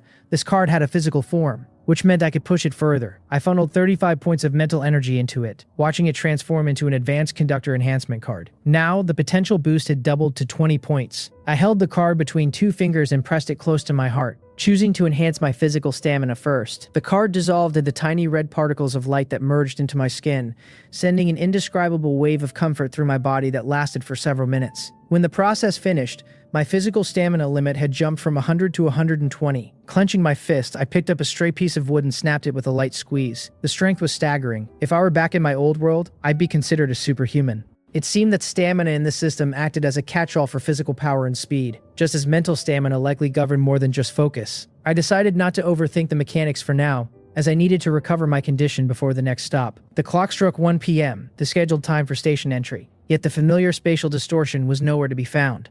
I leaned against the window and flicked my fingers, opening the public chat to see that the survivor count had dwindled to 1,735. Over 200 people had vanished in a single night. The chat was a buzz of confusion and anxiety about the lack of a station, but soon enough, the cold, mechanical female voice of the broadcast broke the silence. She announced that Station 7 would be a public trading station where all conductors would stop. But there was a catch. We had to travel 300 kilometers to reach it, and there were only 20 parking tracks available. It was a first-come, first-served race, and to make matters worse, we were warned to expect monster attacks designed to slow our progress. The chat room exploded instantly. Many complained that level 2 trains, capped at 40 kilometers high, stood no chance against Li Xiaosheng, who had bragged about reaching level 3 in its 60 kilometers top speed. I watched Li Xiaosheng bask in the praise of his alliance members, promising to report back once he arrived first. A smirk curved my lips as I did the math. A level 2 train would take 7.5 hours, while Li's level 3 would take 5. My level 4 train could make it in 3 hours and 45 minutes at its base speed of 80 kilometers, but I had no intention of being that slow. I still had my red triple-speed train acceleration device and a stockpile of bullets I'd never had a reason to use. I retrieved a silver-white acceleration bullet, thick as a baby's arm, and used the anywhere door to step directly into the locomotive. I loaded the shell, felt the device rise, and initiated the boost. A powerful surge of momentum pushed me back into my seat as the wilderness began to blur. When the monsters mentioned in the broadcast appeared to block my path, they didn't even have time to react. At 240 kilometers per hour, the train simply smashed them into unidentifiable meat patties. In 10 minutes, I had already covered 40 kilometers. I loaded a second bullet and kept the pressure on. Thanks to that sustained burst of speed, it took me only 3 hours to see the massive silhouette of the station rising from the wasteland. Just as I approached, the crossroads of fate flickered to life, offering me a choice between the novice trading zone for levels 1-3 or the regular trading zone for levels 4-6. I didn't hesitate to choose the latter. The train began to slow as I passed through a semi-transparent dome, the tracks shifting to divert me toward a much larger, more imposing station. A welcoming message identified me by name and ID, confirming my arrival at the transit station. I looked at the system screen and blinked in surprise. The parking countdown was marked as infinite, and the danger level was non-existent. Infinite parking time in a place with no danger seemed too good to be true. After the train stops at the trading platform, I stand staring at the system light screen, the word infinite written in the docking column refusing to make sense to me. Infinite docking. Does this world really hand out a free choice to stop? Just like that. I do not believe it for a second. While I am still puzzling over the line, a slight knocking sound reaches my ears, and I look up to see a figure of indistinguishable gender standing before the train door, wearing a white smiling face mask and a black military cap, waving at me. The vigilant sentry has not been triggered, so this is a person, not a monster. The smiling man tilts his head. His height of nearly 2 meters makes him look like a small mountain. He claps his white-gloved hands together and bows. He greets me with a soft welcome, addressing me as a respectable train captain and announcing that the guide for transit station platform number 2 is sincerely at my service. I ask what a guide does. He straightens up and points one hand toward the building behind him. He says he is naturally here to lead me into the shopping hall so the station can earn train coins from my hands. Of course, he can also answer some of my doubts. I tell him he certainly is honest, and he thanks me for the compliment. I climb off the train and close the door, the sentry left behind to keep anyone from messing with the carriage. I ask what the price is for the answers, and he replies that there is no price. Answering my doubts is reasonable conduct for a guide, though it would be even better if I were willing to spend more train coins. On the way to the shops, I ask the question I am most concerned about. Why does this station exist in the wilderness, and what does the infinite docking time mean? Does it really mean I can stay here and never continue? The smiling man pauses, and even through the mask I feel a playful gaze landing on me. Then it vanishes in a flash. He tells me that traveling stations have always existed in this world. There is no why about it, and as for the docking time, yes, I can indeed stay here, abandon the train, and remain forever. He asks, with something like naked malice rolling off him, whether I wish to stay. I tell him never mind. He shakes his head and says, "What a pity." We arrive before the shopping hall and he bends down, pulls a card from his chest, and swipes it at the entrance. The doors slide open and the scene of the hall appears before me. He gestures me inside. As I step in, a light screen drops from midair, displaying my information in full view. Serial number E3-1102, name Ye Qian, train level 4. Current station count 7 station, train coin assets 20. I do not care, this kind of information is not precious. I ask what I should do. No response. I look suspiciously at the smiling man and find him standing blankly in place, his eyes behind the mask staring fixedly at me. I ask what's wrong, whether something is off about me. He snaps out of it and in an incredulous tone, sizes me up while saying that this is actually only my 7th station. Truly surprising. He has been at this platform for many years and has never seen anyone reach here so early. The second platform of a traveling station has never been the 7th station for any train captain. And how was I able to reach level 4 already? I tell him I do not see any reason to satisfy his curiosity. My expression stays calm, the leather boots on my feet flickering faint sparks of electricity, in case he forgets that this guest can bite back. He shakes his head and says no, it is not important, and apologizes for being rude. Then he raises a slender palm and, right in front of me, tears off one of his own arms. He calls it his self-punishment and offers to tear off the other if I am still unsatisfied. I tell him no need, I am not that bored. He thanks me, picks up the arm from the ground, and presses it back against the torn wound. Blood-colored sprouts of flesh bond the two together, even the blood on the ground returning to his body. Was this fellow really human? There are 3 paths in the shopping hall. He leads me to the one on the far right, marked above with the numeral VI. He explains that this is the display case for level 6 items, and that, according to the rules, I may purchase 1 item here. He waves his arm and 2 transparent display cases rise on either side of the path. I ask why only 2. He tells me that if I am unsatisfied, I may also choose the level 4 and level 5 areas next door, which have many more items, and failing that, there are low-level trading posts from level 1 to 3. I shrug it off and say let's take a look first. I walk straight between the 2 display cases and call up the light screen. The Great Compassion Heavy Machine Gun, level 6, can use mental power to replace bullets. 10 rounds condensed per point of mental power, deals more damage to evil mental powers demons, and applies an expiation effect to ghosts and anomalies. Price 18 train coins. The Trickster Sword, level 6, consumes 10 points of mental power maximum capacity, can cause a triple reduction effect on mental power identified as life, and doubles the effects of enemy sanity dissipation, self-doubt, and mental madness. Price 18 train coins. So expensive. The smiling man tells me it is worth the price, and he is not wrong about that. But what the hell is this Trickster Sword? Consume my own maximum mental power capacity just to exchange for a reduction in the opponent's. That is a pure case of hurting the enemy a little while crippling oneself. As you wish, I tell him, and the 18 train coins in my hand turn into specks of golden light and merge into the display cabinet. With a soft glow, the dark golden Great Compassion heavy machine gun rises into view. So big, so thick, so cool, and also, so heavy. I try to pick it up and the weight makes me understand exactly why it earns the name. If I hadn't previously increased my stamina by 20 points, which also boosted my strength, lifting it would have been a struggle. The smiling man shows no intention of helping. I have to haul this gun back myself, and luckily I prepared in advance for big-ticket buys, so I take a safety box out of my backpack and slip the heavy machine gun inside. The smiling man stays silent the whole while, his eyes beneath the mask darting around, until he sees me about to leave without rousing him. Only then does he speak, calling me a truly impressive train captain, and asking whether I might do him a favor, although it is not something I can handle right now. If I agree, he will give me another level 6 item for free. I stop in my tracks. What favor, I ask. He shatters the glass of the other display case and lifts the Trickster Sword out. It's very simple, he says. Let me die. The Trickster Sword is handed across to me, a sinister purple aura spreading from its body, faint whispers echoing in my ears. I tell him if he wants to die, he should commit suicide. Why look for me? And besides, I do not think I can kill someone who can repair severed limbs in seconds. He shakes his head. He cannot kill himself. No guide can kill themselves. Hee. Rest assured it does not matter whether I agree or not. As I said, I really cannot kill him right now. Then why, I ask. He says he is gambling. Gambling that I will come back here, and that I will have the ability to grant him release by then. He takes off his mask. A face full of twisted wrinkles and abstract features is exposed. He tells me that he was also a train captain once, but was forced to stay here for some reason, and this is the curse that keeps him here. Terrifying, isn't it? He puts the mask back on. The item has already been taken out, he says, and cannot be returned, so the sword is mine. Even if I forget about all this in the future, just treat it as if he said nothing. He drops the trickster sword at my feet. Should I accept it? Why not? I tell him I cannot guarantee I can do it, nor when I can do it, but if he is willing to try even under those conditions, I agree. He thanks me, that is enough, and bows in a salute, returning to his original posture. He announces that my purchases at the station have concluded, but adds that the station also has some specialty foods from human society that can be bought with train coins, and asks if I would like to try them. I begin to wave it off, saying I am not lacking, when he lists steamed buns, dumplings, hot pot, everything. Only one train coin, an exclusive benefit provided specifically to the first train captain to enter the station. Are you sure you don't need it? A few minutes later, I am sitting in a restaurant looking at the dazzling array of delicacies before me, recalling the messy, too salty or too bland grilled meat I have made over the past few days, swallowing unruly saliva, beginning to feast. 5 hours and 30 minutes after the public platform opens, a dilapidated train enters the transit station from afar.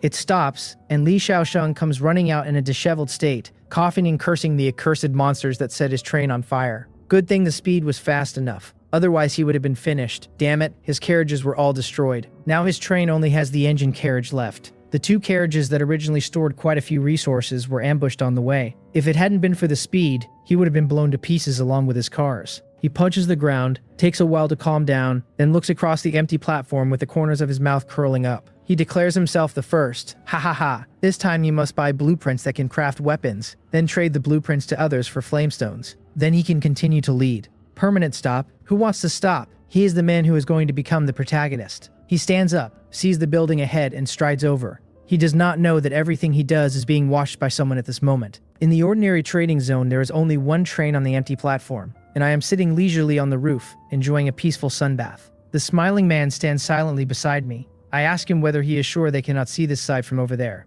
Of course, he says. The levels of the trading zones have extremely strict rules. Low-level zones absolutely cannot see anything in higher-level zones. So maybe someone is watching us from a higher trading zone right now, I muse. No, he replies. Transit stations only have two types, novice and ordinary trading zones. Oh, I crack peanuts, watching Li Xiaosheng's antics in the novice trading zone with great interest, and ask whether they have a guide too. That guy looks lost. The smiling man shakes his head, then nods. There used to be, but they died later, and he envies the dead. He tells me he is currently moonlighting as guide for both zones, and that he should have appeared in the novice zone, but compared to guiding a group of novices, I am more important to him. Furthermore, he says, the transaction in the novice zone is just a tutorial meant to let new train captains understand the world as much as possible within 10 stations, and the ordinary trading zone was not supposed to open a situation that has only happened once in decades. His look at me is strange. He does not understand how a person upgrades the train to level 4 before 10 stations, nor how I could barge into the ordinary zone. And he has not been mistaken. What he saw earlier was a level 9 safety box, which is even less likely to be something a novice should hold. It is precisely this unreasonableness that makes him hope I might kill him. I take that as something to be a little proud of.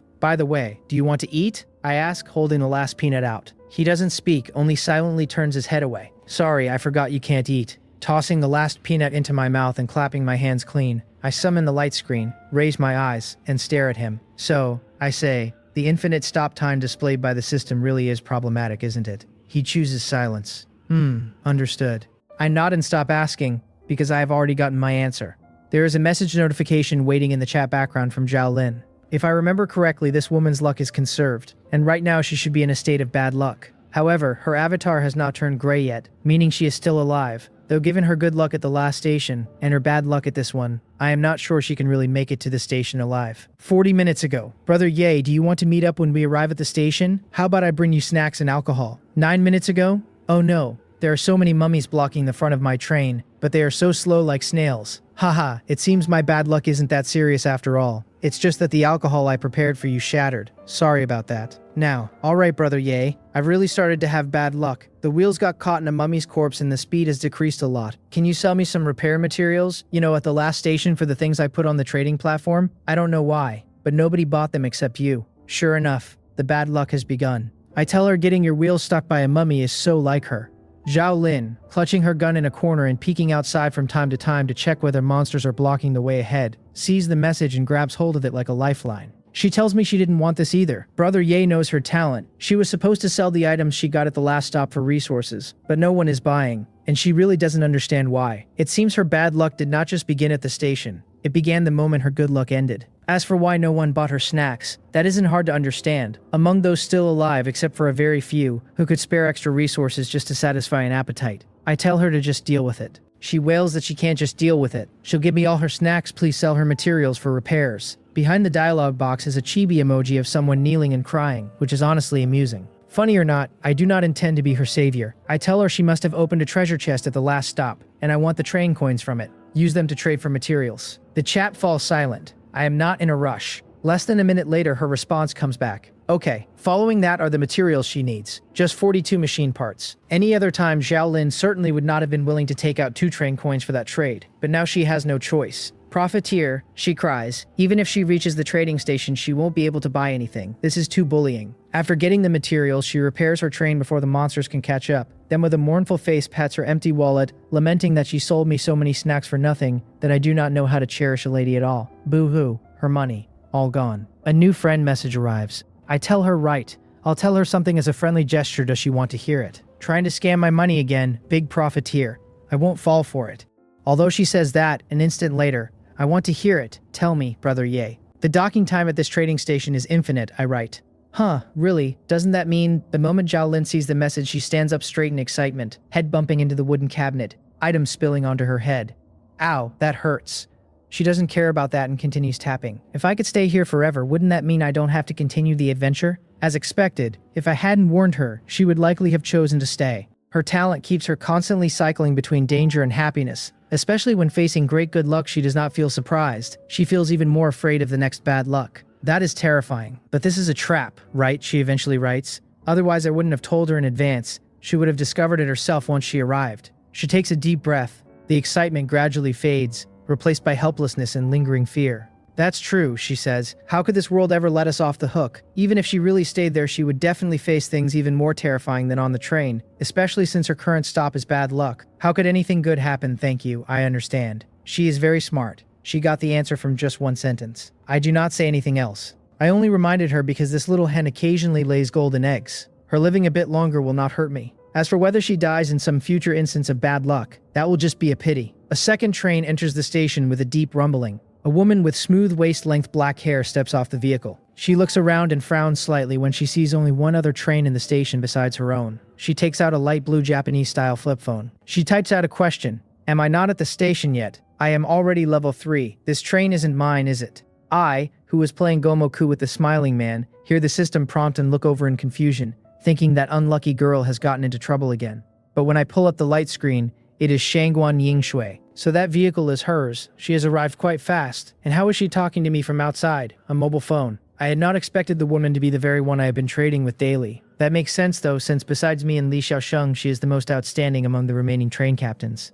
I am not there, I write back. A question mark comes back instantly. She wonders if she hasn't woken up yet. Rubs her eyes, then asks how. Li Xiaosheng said in the public chat that he was the fastest and hadn't seen anyone else, unless I am already level 4. Guess, I tell her. Boring. She closes the chat in annoyance, takes a deep breath, unable to suppress her confusion and shock. How on earth did he do it? Why is he leveling up so fast? She cannot understand it, so she has to accept it. She switches to the system station introduction. Docking time infinite, she reads. A boring trap, she concludes. She has absolutely no intention of staying. Following the sign, she finds the shopping hall.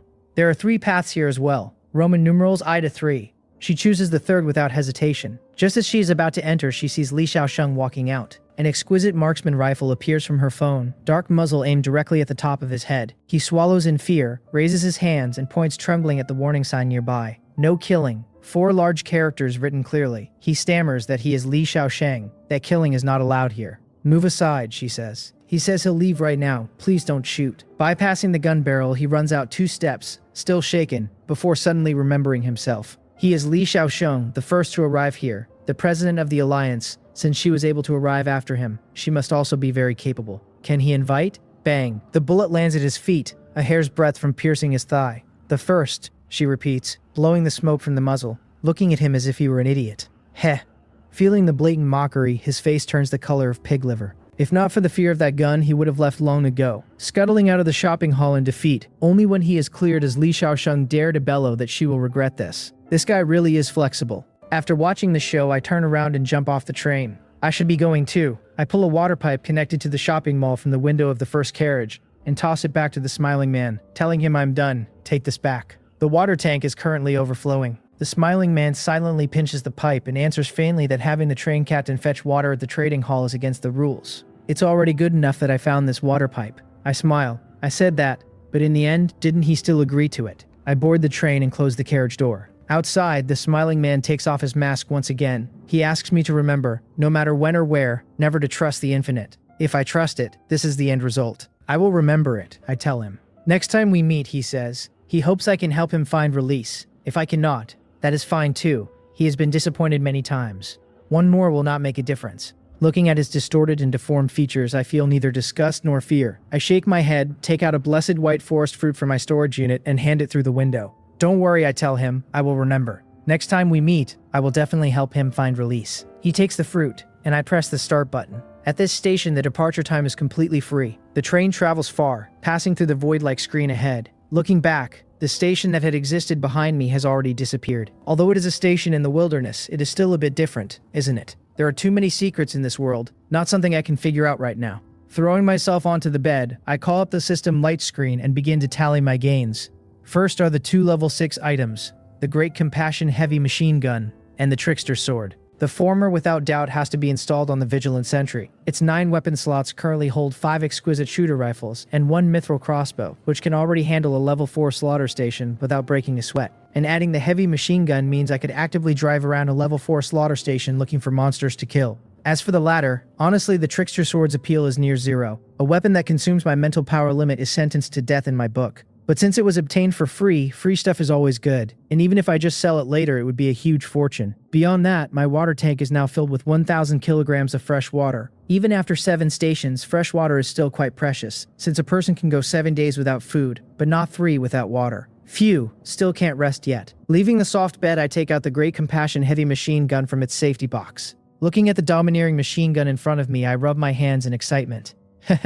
Will it become cooler and bigger after sublimation? So I begin. Stamina 120 to 90. Mental power 120 to 100. Only consumed 50 points. Strange, this is a level 6 item. Why is the sublimation cost so low? I open the identification function in confusion. Enchantment. Mental power magazine. Great Compassion Heavy Machine Gun. Level 6. Can consume mental power to additionally load a magazine with a capacity of 500 rounds. The level hasn't increased. Aside from the original description, it has an extra ability. And unfortunately, the heavy machine gun's potential is now completely exhausted. It cannot be improved further. Not bad either. An extra magazine of 500 rounds, plus the original 300. I am relatively satisfied with this sublimation. After configuring it for the Sentry, I consume 50 mental power to fill its mental power magazine and load 300 rounds of level 3 ammunition. This sword, forget it. I do not plan to use it, so there is no point in sublimation, and the Trickster Sword is tossed into the last slot of my storage unit. It is still early. Today is going to be very idle, so I might as well sublimate this thing too. Pure earth-binding stone. When at the level 4 slaughter station, I had thought about sublimating it to ensure the train wouldn't be invaded by evil mental powers. But later the Sentry was so fierce that it almost cleared out the station, and the matter was shelved. Stamina 90 to 40. Pure earth-binding stone to pure purification stone. Level 5. Placed anywhere on the train, it can keep the interior in a pure state, immune to filth, interference from evil mental powers, and invasion by evil. Potential exhausted. In my hand, the already smooth stone has actually become somewhat transparent, the cold and hard touch carrying a strange softness. The stone itself emitting a faint glow that should make a fine nightlight. I buy a wall-mounted ornament on the trading platform and place it in the center, directly facing my bed. Looks good. Phew, finally got it all done. Casually taking out a white forest fruit, I lie comfortably on the bed and open the light screen to check the public chat. By now, others should be arriving at the station soon. So Li Xiaosheng didn't tell them about the infinite stopping time. It should be known to everyone soon. How many people will fall into this trap? The chat. 1574 divided by 1000. Damn. Finally about to arrive at the station. I'm truly exhausted from this trip. Whoa, you're that fast. Did you upgrade your train's wheels? Hey, I got a blueprint in the first few stations that allows using manpower to increase speed. Otherwise, I wouldn't be so tired. Didn't Li Xiaosheng say he would send out the news once he was first? Why hasn't he sent it? Brother Li said he would send it to members of the Alliance. You aren't in the Alliance. Why should he send it to you, idiot? Heh. Why is there always someone willing to be someone else's dog in this world? So disgusting. If he doesn't send it, I will. A train captain who used manpower to increase speed enters the transit station, becoming the 4th person to arrive here. He pants heavily, walks out, and sees 2 trains parked nearby. Whoa, besides Li Xiaosheng, there's someone else who arrived so fast. There are still other big shots out there. After envying them for a moment, the system light screen appears before his eyes too. Forward station. What kind of name is that? Sounds terrible. Stop. Stop time. Infinite. Holy crap. A screenshot is quickly sent to the public chat. Holy crap, holy crap, holy crap. My eyes must be playing tricks on me. I read what was posted backwards. What a pity. +1. What are you guys focusing on? The stopping time is infinite. If we stay at the station, does that mean we never have to go to the next one again? The one above is +1. As expected, after learning about the infinite stopping time, some people start getting ideas. Shangguan Yingshui, walking out of the shopping hall, scoffs at the conversation, takes her gains, boards her train, and leaves. Unlike her, Li Xiaosheng does not leave, although he doesn't intend to stay either. The alliance he established has already agreed to meet here. Furthermore, he has a plan to harvest resources. Since the docking time is infinite, as long as his alliance blocks the 20 tracks, everyone else will have to wait outside. If they don't pay the toll, they can forget about entering. As time passes, more and more people arrive. Among them, thanks to the basic resources he provided, his members arrive faster than the rest and occupy the vast majority of the 20 tracks. Those who arrive later can only stop outside and be attacked by the constantly appearing monsters. They huddle together for warmth and curse him in the chat. Li Xiaosheng, what do you mean blocking the entrance? Hurry up and let me in. Is this station run by your family? Why should you demand resources? Damn it, 1 train coin for passage. Who do you think you are? What an idiot. Wait until I get in, I'll kill him. Heh, who told you to arrive late? If you had been able to enter first, you could have done the same thing. If you're incompetent, you're incompetent. Brother Li is doing the right thing. The members who benefited join in flame wars with the others. With more and more monsters appearing outside, some choose to compromise and pay the toll. Li Xiaosheng experiences the taste of power for the first time. As expected, he came to this world to be the protagonist. He cannot wait to show off, so he pulls up his light screen and enters that deeply memorable ID. Ye Qian, I am the only one he will never let in. Fetching water, watering the tree, I skillfully pluck a fruit and take a bite. This still tastes the best. I'm getting a bit tired of eating big fish and meat. If anyone else heard that, they would probably be furious. The light screen hovers beside me, displaying my private chat interface, when a message appears. Li Xiaosheng, why is he looking for me again? I ponder a moment, and since I have nothing to do right now, I decide to see what he has to say. Yi Qian, this is your last chance. Hand over that rifle blueprint and I will consider letting you enter the platform. Otherwise, you can just wait outside and die. Enter the station. I left the station ages ago. And with that tone, did I do something to offend this guy? Another message arrives. What? Too scared to speak? Haha. To tell you the truth, even if you hand over that blueprint, I will definitely make sure you die outside. Do you really think a low-level rifle blueprint is precious? I will pay you back double for the humiliation you caused me. No wonder I always thought he was weird. So he's just a psycho. Deleting him earlier was definitely the right move. I cannot be bothered to deal with this psycho, so I tap the light screen and reply with a single word. Oh.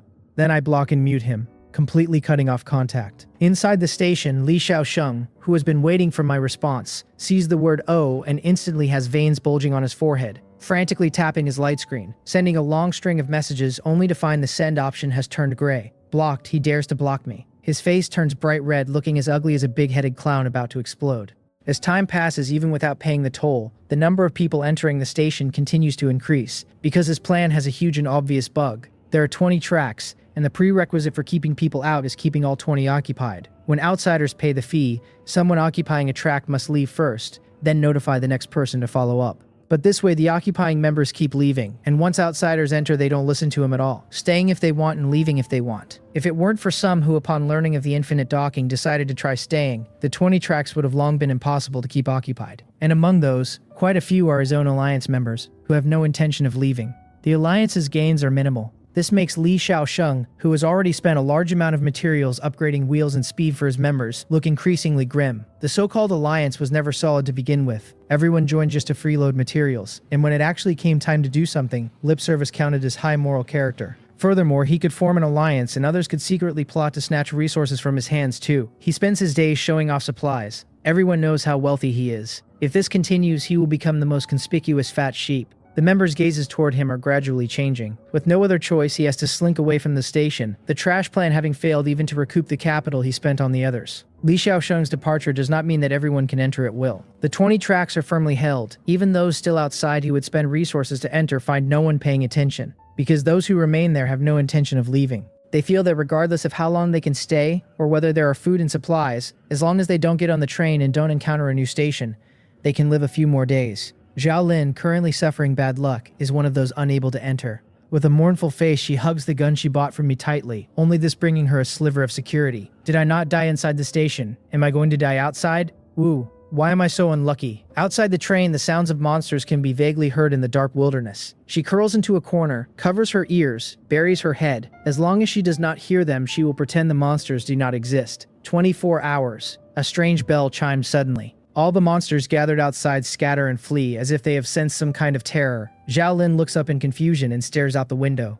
The huge station standing in front of her is being wrapped by a mass of black sludge. Under the moonlight, it seems as if it were alive. Inside the station, the smiling man, having removed his mask, slowly gnaws on the white forest fruit I gifted him. He stands high in the air, coldly watching the 20 people who have gathered and stayed below. Foolish, pathetic, weak people. They don't even have the qualification to be cursed. Stay? Infinite. In this world, there is no option to stop. Whirlpools of black sludge appear beneath the people's feet. They try to flee in terror, but within that sludge, even their trains are constantly being devoured. Help! Help me! Miserable screams echo under the night sky. The smiling man continues to nibble. So delicious. A burst of noisy notifications wakes me up. Hurry, hurry, hurry, hurry, look! My god, I almost got eaten. ? I open my eyes, see Zhao Lin's message and feel speechless. Do you have any idea what time it is? I'm sleeping. Sleeping. I can't sleep at all, okay? Brother Ye, look at this. That station is actually alive. A photo comes through. Seeing the station wrapped in black sludge, I also perk up. Yo, you were hiding a camera. That's not important. Look at the picture, it scared me to death. Luckily, I didn't go in. Don't tell me you never actually entered that station. I pick up the pocket watch beside me and check the time. You know, my luck is terrible right now, so it's normal that I couldn't get in. But I have to thank you for telling me the docking time was a trap. Otherwise, I definitely would have used the last of my things to trade for a qualification to enter before that. So where are you now, I ask. Zhao Lin blinks and looks around. The station that had stood in the wilderness has already vanished. The road ahead smooth and clear. The trains that had originally gathered have also disappeared. Who knew when? It is as if they had suddenly vanished from each other's worlds. The station is gone. The other trains are missing too. Only one track remains on the ground. The train restarted as if this stop had never appeared. Brother Ye, what is going on with this world? Bringing us here, what exactly do they want? Is it really just as Shea said? I think to myself. The world where every train captain is located is independent of each other.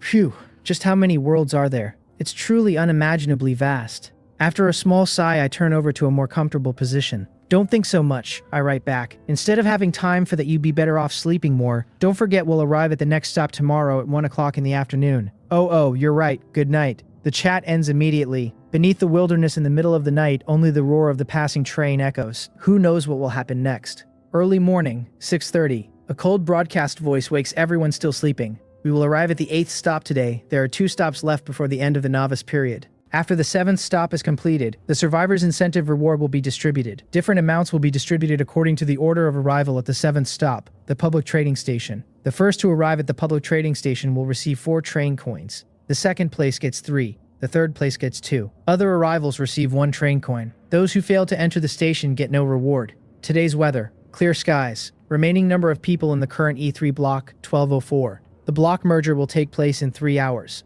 I don't know if it was an illusion, but I always feel this broadcast is more lively than before. Hearing that there are train coins to collect, my morning grumpiness from being woken up vanishes. I happily bring up the train system. The mail icon flickers with a faint light. 4 train coins fall into my palm, and I weigh them a few times. Counting these, I already possess 7, still 3 short of buying the chip. Walking over to the sleeping Wally, I lean over and pat its iron head. Keep it up, Wally. As long as we find another treasure chest at the next stop, it will be enough to install a brain for you. Unlike my good mood, on the other side, Li Xiaosheng's face looks terrible. Why? Why is it 3? I was clearly the first one. System, this is unreasonable. He angrily files a complaint with the train system. All he gets in return is a cold sentence. No errors in sorting, Train Captain Li Xiaosheng. E3 block 4409. Questioning the train system has been detected. One warning issued. If it happens again, you will be sent to the penalty platform.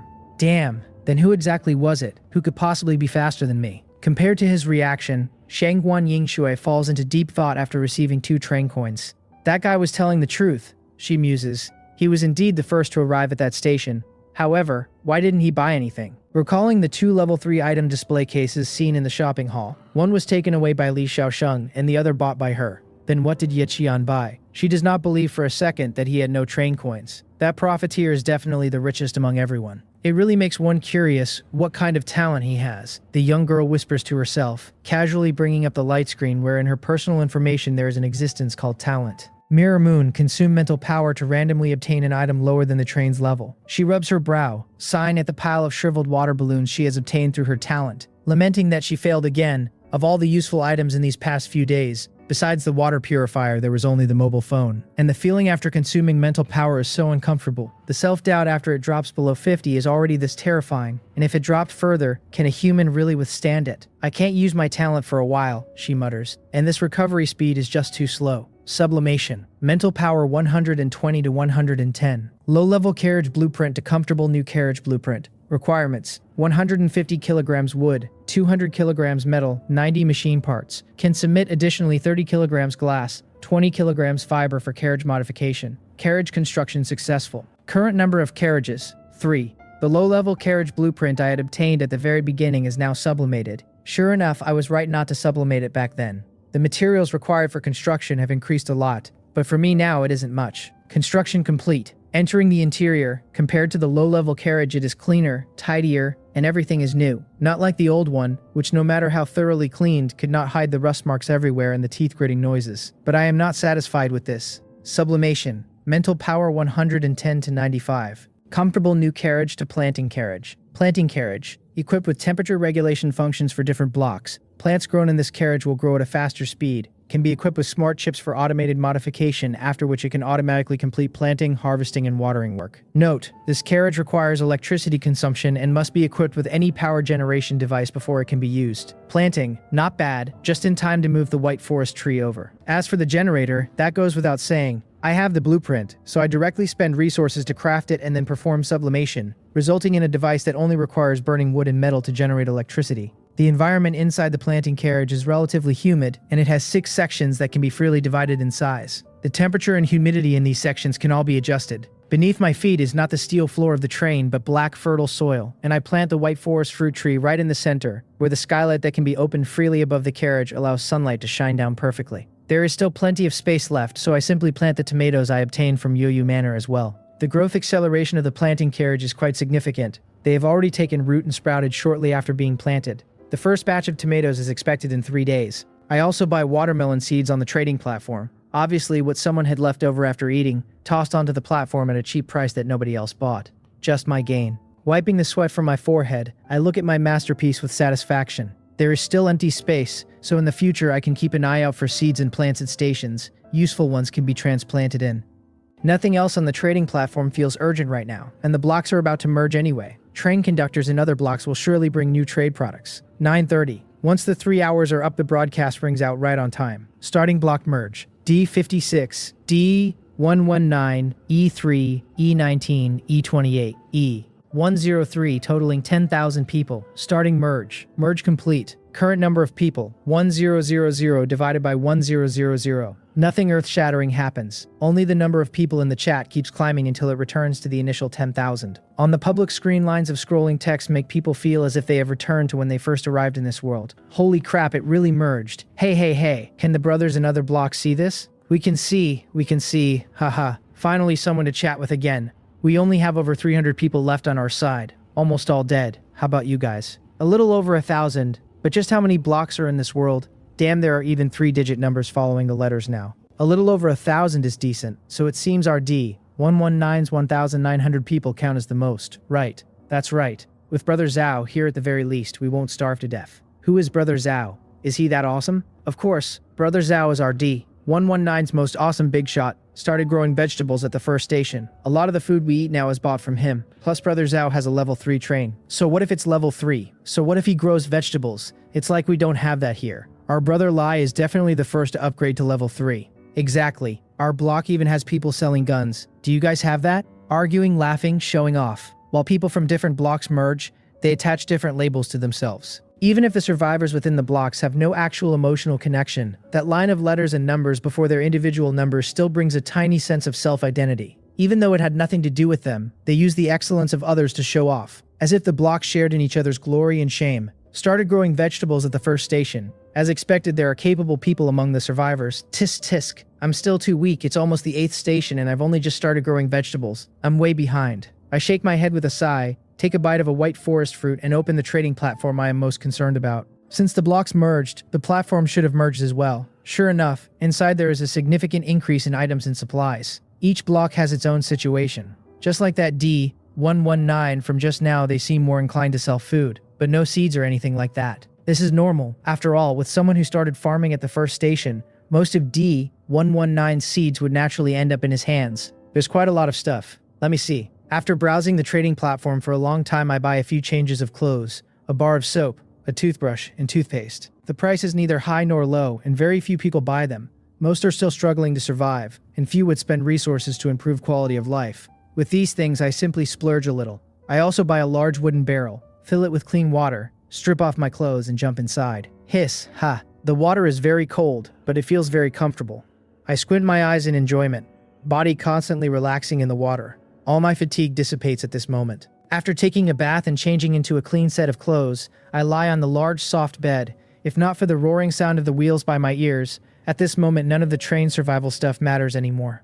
12:30. 30 minutes before arriving at the 8th station. Fate's crossroads triggered. Please make a choice for docking between the following 2 stations. Station 2. Plains of Nights, Level 4 Escape Station. Station 2. Plains of Nights, Level 4 Mission Platform. It is another new type of station. Escape. Judging by the literal meaning, it isn't a good place, and this station is even named Labyrinth. In contrast, the second option is a mission platform, which I have already experienced many times, and the gains here generally aren't bad. Select Station 2. Station selection complete. Please sit tight and hold on. The 8th station the train is arriving at ahead is Plains of Nights. The train moves forward, slowly accelerating as time passes. A distortion appears in front of the train. When the hour hand on the pocket watch points to 1, the entire train passes through the void. The world outside the window changes in an instant. Current station, Plains of Nights. Available docking countdown, 9 hours 59 minutes and 59 seconds. Good luck. This station, danger. What the hell is this docking time? I rub my eyes, thinking I have misread it, but the countdown displayed on the light screen tells me it is real. System, isn't my docking time only 5 hours? The train system's response soon comes over the broadcast. The train captain's docking time is fixed. Once increased, it will not be changed again. The docking time of train captain Ye Qian, number E31102, has been interfered with by. Furthermore, because train captain Ye Qian's docking time exceeds the limit for new train captains, the option to increase the train's docking time will not appear when upgrading the train before arriving at the 10th station. Is that really how it works? Isn't that just trying to screw me over? I am speechless. The inexplicably added stopover time has both pros and cons. The pro. At certain resource platforms, the longer the time, the more I can collect. Conversely, at certain extremely dangerous platforms, I will have to stay a full 7 hours before I can leave. The interference with the train system is a system issue. The broadcast adds, the system has provided additional compensation. We hope train conductor Ye Qian will continue to work hard. Forget it. I will just be more careful next time. Since things have reached this point, there is no other way. I shake my head, walk straight up to Wally, and insert a coin. Wally initializing. I tap his iron head, a smile appearing on my face. Good luck, Wally. If you find a treasure chest at the station, I'll install a brain for you. Watching Wally roll out, I press the door opening button. Just as I am about to step out, the sound of hoofbeats catches my attention. I see a knight clad in tattered armor, riding a gaunt, rib-protruding old horse, charging toward the train with a rusted spear in hand. Enemies. So fast. But if this is an enemy, this is just too shabby. After a moment of thought, I stop the sentry from firing. This is a mission platform. Based on past experience, the first person encountered is related to the mission. I let the knight approach. I walk out, draw my gun, and fire. A bullet lands precisely at the feet of the old horse. The horse is startled and immediately flips over, throwing him off. Ouch. The knight's helmet rolls aside, revealing a cardboard core inside. So weak. That is my first impression. His face is haggard, his skin dark, his sparse grayish beard covered in mud, his frail body looking as if a gust of wind could blow him away. Yet there are those eyes. Even from a distance, I can see the fanaticism and persistence in them. Sir, are you all right? I do not know what to call this old man, but judging by his look, he seems to be a real human being. He says he is fine. Wait, am I a human? Why did I come out of the belly of a giant dragon? Ah, he understands. Have I already killed that giant dragon? Heavens. I have conquered the dragon. I am a great dragon knight. Giant dragon? Dragon knight. What is all this nonsense? I feel completely baffled. Could he be a madman? Master, are you alright? From the same direction, a short, chubby man riding a gray donkey comes wobbling over. Haha, Sancho, it's nothing. He says I offended this great dragon knight. This is fate's arrangement, letting me meet a dragon knight before I battle the giants. Sancho, a familiar name. I feel like I have heard it somewhere before. Master Don Quixote, what giant dragon? The huge black creature in front. Didn't you hear it? The roar emitted by this giant dragon. Didn't you see it descend from high in the sky? Don Quixote. Upon hearing that name, I immediately remember who the person before me is. Don Quixote. A knight lost in ideals and illusions. The archetype of all losers in the world. This is actually the world of Don Quixote. Then the short fat man beside him must be the most important supporting character in the book, his servant Sancho. So the train's platforms can actually be worlds from stories like this. I never expected that the protagonist of a book I read as a child would appear before me in this way. I sigh inwardly. Don Quixote has already climbed up from the ground, patting the mud off his armor, trying to look more like an excellent knight. Master Don Quixote, that is not a giant dragon, Sancho insists. That is just a row of houses connected together with strange wheels attached. No, that is a giant dragon. You are still an amateur when it comes to adventures. It is a conversation almost identical to the one in the book. Only the subject the master and servant are debating has shifted from windmill giants to a train dragon. Could it be I am playing the villain in this mission platform? No, that isn't it. Turning around, I see 34 windmills standing in the rice field ahead. It was my sudden appearance that interrupted Don Quixote's first battle. Apologies, Lord Dragon Knight, he says. There are still long-armed giants ahead, waiting for me to crusade against. Once I have eliminated the giants, I will come back to converse with you. He raises his spear, mounts his old horse, bypasses the train, and heads toward the rice field once more. Master, those really aren't giants. Those are windmills. The long arms are their windmill blades. He completely ignores Sancho's shouting, charging forward while yelling. I stand on top of the train watching the scene unfold. Just as I think Don Quixote will crash and fall like in the story, the world before me suddenly undergoes a subtle change. Windmills? No. In the rice field, giants have appeared. I hurriedly rub my eyes, and when I look again, the giants have turned back into windmills. What the hell? I realize instantly that something is wrong, and quickly return to the train. The power of the pure purification stone calms the discomfort in my heart. But the scene I see inside the train confirms one thing. The things in the rice field are not windmills. The things in the rice field are long-armed giants. Don Quixote was right. Why is this happening? I call up my personal information, and under the mental power column, I see an unexpected line of text. Mental power, 120. Witnessing truth and falsehood. A state of mental power I have never seen before. What exactly is the mission of this mission platform? It seems I cannot underestimate mission platforms from now on. Is it over? In the rice field, Don Quixote has been casually knocked over by a giant. The moment he falls, the giant turns back into a windmill. God bless, Sancho exclaims. Didn't I tell you? Those are windmills. Unless someone has windmills in their brain, how could they not admit those are windmills? Quiet, Sancho. While the two bicker, Sancho helps Don Quixote stand up and remount, and they return along the path they came, preparing to continue toward their goal. As they pass the train, I, who have been acting as an onlooker, suddenly speak up. Don Quixote, do you intend to run away? The giants are still there. Don't you want to become a true knight? True, a true knight. A single sentence makes Don Quixote's eyes widen, while Sancho stands beside him with mouth agape. That's right, a true knight, I press on. Haven't you seen it, Don Quixote? Those giants are ravaging the commoners' wheat fields. As a knight, how can you choose to leave? I point toward the field, my gaze shifting between him and the wheat as I observe. Sure enough, after I speak those words, Don Quixote looks at the field once more, and at that very moment, the windmills, no those giants, begin to run rampant. Giants, giants. That's right, Sancho. Do you see?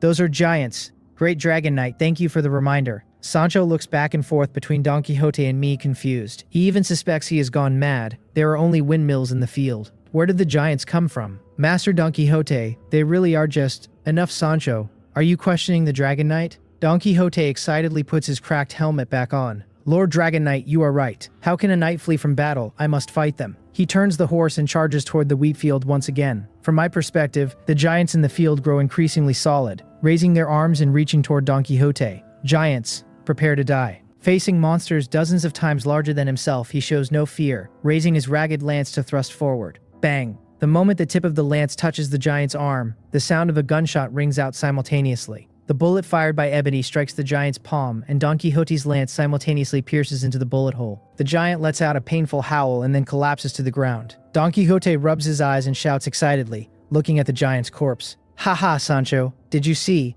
I did it. I killed a giant. Sancho does not speak, because he is staring in shock at me. In his eyes, the windmill has been pierced through by a flash of fire shot from something resembling a black flute held by this strange young man. A mage. Every bullet I fire lands exactly where Don Quixote's lance strikes. 34 windmills, 34 giants, 34 charges. He shows no fear. His face is filled with excitement. As one giant after another falls, the space in the field becomes increasingly distorted. Even Sancho rubs his eyes, for he too vaguely sees those windmills turn into long-armed giants. Giants. Are they really giants just like the windmills? That world is undergoing a change, and the one guiding this change is Don Quixote. As the number of giants dwindles, even without my help with gunfire, Don Quixote is able to pierce through the giants' bodies with his ragged lance. Why?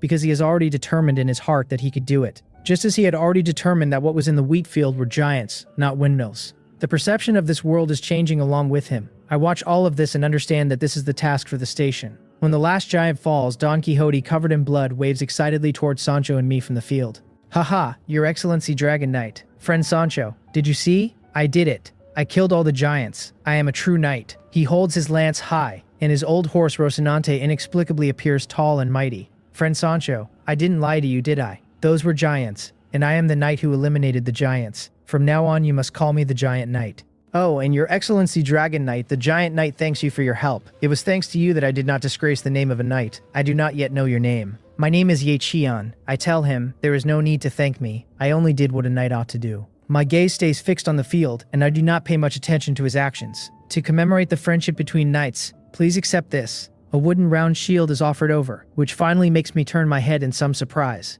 For me, then what will you use later? Don Quixote pats his chest, saying he will go and forge another shield, that for the sake of our friendship, friend Ye Qian, please accept it, and from this day forward he and I are an alliance of knights. If I ever encounter a problem I cannot solve, he will certainly come to help. I originally do not want to accept it, but after seeing the information about the shield, I changed my mind. Don Quixote's round shield. Use it. When you encounter danger, your ally Don Quixote will come to help you. Please let him believe that he is facing a powerful monster. As a knight, he will not retreat. Witnessing the friendship between the giant knight Don Quixote and the dragon knight Ye Qian, Don Quixote and Sancho leave. They are going to continue their journey. Watching their retreating figures, I think silently. Having experienced a real battle, will Don Quixote still become the loser from the story? Perhaps the flock of sheep will truly turn into an enemy army, and the Knight of the White Moon will truly be a knight. As long as he believes, Don Quixote will charge forward. What a terrifying ability. Believe and it becomes true. I suppose I've changed the plot, haven't I? If Don Quixote truly possesses those powers, perhaps he won't become that loser. Right. Tisks, I guess I've done a good deed. Right. I wonder if he has this kind of ability at other stations. He should. Right. Heh, if he really does, then this is a good thing it wasn't a waste of all my acting. I stroke this unranked wooden shield. If he could really do the same thing in other worlds, then as long as I drag things out and give Don Quixote the confidence that he can win, wouldn't that be invincible? Putting the wooden shield back on the train, I immediately rush toward the wheat field. Because the 34 giant corpses are gradually reverting to the appearance of windmills. The power of belief has a time limit. I had discovered this point after Don Quixote left the field, which is why I had kept my gaze fixed here. Come out, processing table. It would be a real pity to let these monsters that existed only in fantasy disappear like this. Might as well try and see if some things can be salvaged. It just so happens that after equipping the arbitrary processing module, salvaging large-sized things is much more convenient. Salvaging long-armed giant, fantasy, corpse successful. Obtained, giant skeleton X1, dream crystal X1, meat chunk X1. I can understand the skeleton and the meat chunk, but what is this dream crystal? Illusory crystal. After consumption, one can awaken within a dream. What does that mean? A lucid dream.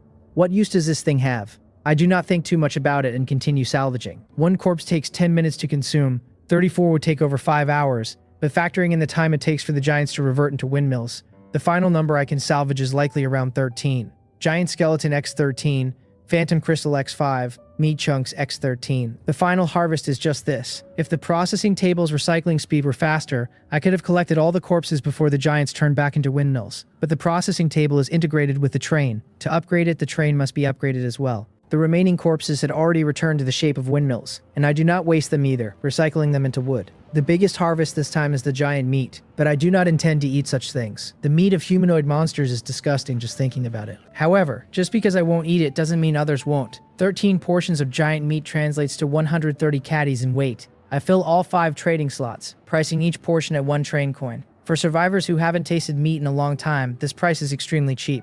Even though I explicitly label it as giant meat, it cannot stop the desire of some people to purchase. Someone is selling meat on the trading platform. You can buy 10 caddies for just 1 train coin. Damn it, I spent 1 coin for 1 caddy of chicken yesterday. It's so infuriating. Is this for real? Damn, there really is. I haven't eaten meat in a long time. Forget it, I have to buy 10 caddies to roast. Anyway, I managed to get 1 train coin at the last trading station. Heh, don't buy it. Didn't you see it says it's giant meat? Can you really bring yourselves to eat the meat of humanoid monsters? Exactly. Are you guys still human? I despise you. So what? Giants aren't humans. I'm so hungry for meat I'm going crazy. Forget giants, if I were starving enough I'd even eat people. Stop barking or I'll kill you all at the next public trading station. Is the mental power of the person above very low? Still have 33 points. So what? Did I eat your rice? Identification complete. The person above is going crazy. It doesn't take long for the meat on the platform to be snatched up. After all, these 10,000 people are all survivors who passed the 7th station. Not only are all their trains level 2 or above, they also have more or less train coins in hand. Moreover, the price I offered is the absolute lowest in the market, so they don't care whether it is giant meat or not, they buy first. I replenish the listings and they sell out once again. In just this short while I gain 10 train coins.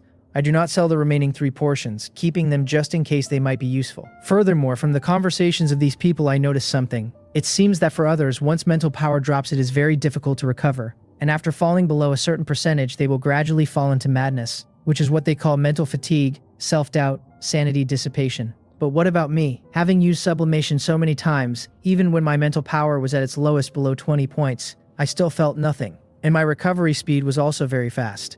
It is not hard to see from the conversations that mental power consumption is extremely hard to recover from for ordinary people. But my recovery speed is even faster than my stamina. Could it be that I have some special ability I don't even know about, and the train system cannot even detect it? I scratch my head, unable to figure it out, and stop overthinking. When the cart reaches the mountain, there will be a way. When the boat reaches the bridge, it will naturally go straight. Thinking so much is useless and only adds trouble. After resting for a while, I continue working. Don't forget where Don Quixote fought the giants. This is a wheat field full of ripe wheat everywhere. I transplant a portion of the intact wheat into the planting carriage and load as much of the rest as I can. Departure countdown 3 hours, 41 minutes and 8 seconds. With 41 minutes left until departure, while I am harvesting wheat I find Wally, who hasn't returned yet, under the ruins of a windmill.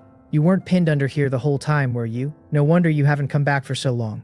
Wally shakes its mechanical arm, tracks rolling as it keeps moving in one direction. The treasure chest is there. I follow. At the very center of the wheat field, next to the wreckage of a windmill, I remember this was the spot where the last giant disappeared and the endpoint of Don Quixote's first charge. Under here, moving away the rubble, a dark golden fragment appears before my eyes. This thing, why does it look so familiar? Wait a minute, I cannot believe what I am seeing is real, because buried under this ruin is actually 1/3 of a blasphemy card. No way, it's complete just like that. Am I dreaming? I had originally thought it would take a long time to find the last third. After all, Shea had been sealed for 15 years just for that one piece. No matter how I thought about it, this thing should be an extremely precious and rare item. I never expected to find the final third at the 8th station. Picking up the fragment, I ponder slightly. Should I synthesize it? What would happen after synthesis? Would I encounter danger? The hesitation lasts only an instant. Then I push those thoughts to the back of my mind. Nothing to hesitate about if you have it, and don't synthesize it. Are you even human? I take out the other 2/3 from the safety box. Once the 3 card fragments are combined, they fit together seamlessly, as if they had never been separated.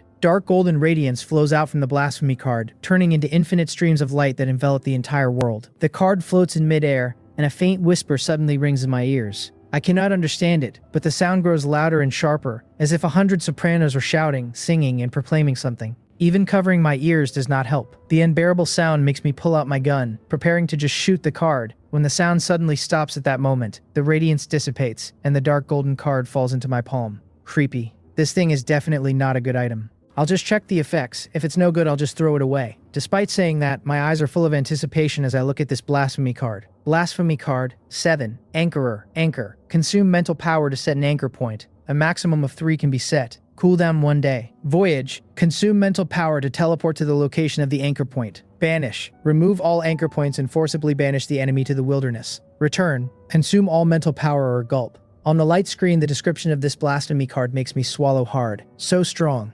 Indisputably strong. If the description is correct, then as long as I place an anchor at any station, even if I go to other stations, I can teleport back through the anchor. Not only that, it also has the ability to banish enemies, and although that consumes all anchor points and ends the teleportation, if I encounter unavoidable danger, there is no doubt this would be a trump card. And the final one, consume all mental power. What will happen? Although nothing went wrong when my mental power dropped, it had never reached zero before now, and I have no intention of recklessly experimenting until I am certain. The other abilities of the blasphemy card, however, are fair game. An anchor point can be set once per day, and the first one without question goes inside the train, right in front of the operating system in the front car. Setting an anchor consumes 50 points of mental power, which is fine, not too much. After setting it, I run outside, take out the blasphemy card, and silently chant Voyage in my heart. Another 30 points of mental power vanishes, and the dark golden hooded figure on the card, dragging an anchor, begins to move. My body sinks. It is as if I am dropped into a sea of pure abyss, bursts of whispers lingering in my ears, but the sensation lasts only an instant. When I open my eyes, I am already inside the front of the train, the small figure on the card gradually turning gray. A cooldown of 1 hour. That is acceptable, not too long. A ding sounds and the system light screen appears beside me. A private chat with a blonde avatar popping up. Shea, why is she looking for me at this time? Could it be she already knows about the synthesis? With doubts, I open the dialogue. She asks if I have already found the third fragment of the blasphemy card and synthesized it. She really knows. I am a bit speechless. I had originally planned to tell no one, but I underestimated her. Clearly something must have been left on the fragment she gave me. With that thought, I have no intention of hiding it. Just synthesized, I tell her. Sister Shaya, how did you know? She replies with a confused emoji, then says of course she has her own methods. Don't underestimate your senior, just keep learning. Although she says that, at this moment, Shaya's heart is filled with mixed feelings. She had contacted me only because someone told her a new blasphemy card had appeared, but no one knew where it appeared and there was no way to know who had obtained it. She just suddenly thought of me and asked casually. She never expected. It really is him. Sigh. The blasphemy card will only be possessed by the owner it expects, so that is what it means. It took her years to find 1/3 of those fragments, and because of that fragment she was sealed for 15 years. But in the end, a bitter smile crosses her face.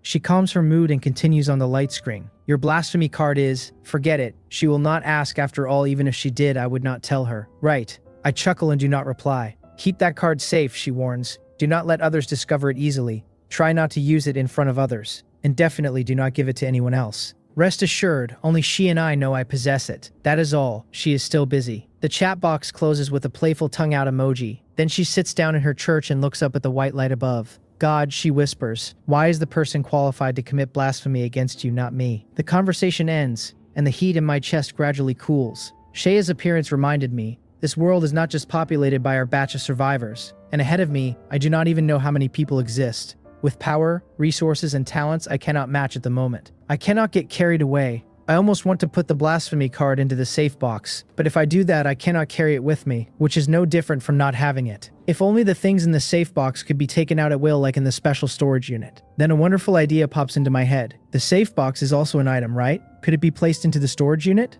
As soon as the thought arises, I cannot wait to carry the box to the storage carriage to try. Place. Holy crap, it actually works. The safe box is placed into the special storage unit, and after testing I can also take things out of the box at will. In other words, I have gained 4 extra slots of special storage I can access in the outside world. Haha, I really am a genius. Today's harvest was bountiful. I throw the carriage stored in the safe box outside, leaving only 1. In the remaining 3 slots, beside the blasphemy card, I store the blessed virus serum obtained and sublimated in Doomsday Town, and reserve the last slot for the pure purification stone. Now I can pull out 7 items at will outside. Blessed white forest fruit, level 3 bullets, virus serum, 1 carriage, the purification stone, and the blasphemy card and safe box themselves. Undoubtedly, if I encounter danger out there, these items would help me a lot. 3 hours 0 minutes and 0 seconds. 3 hours left until departure. My VIP departure privilege turns from gray to green. Time is up. Time to go. Pressing the option, the familiar spatial passage appears in front of the train. The tracks move, the roar echoes between heaven and earth. The train accelerates through the passage, and the emerald plains turn back into endless wilderness. 20 hours 0 minutes and 0 seconds.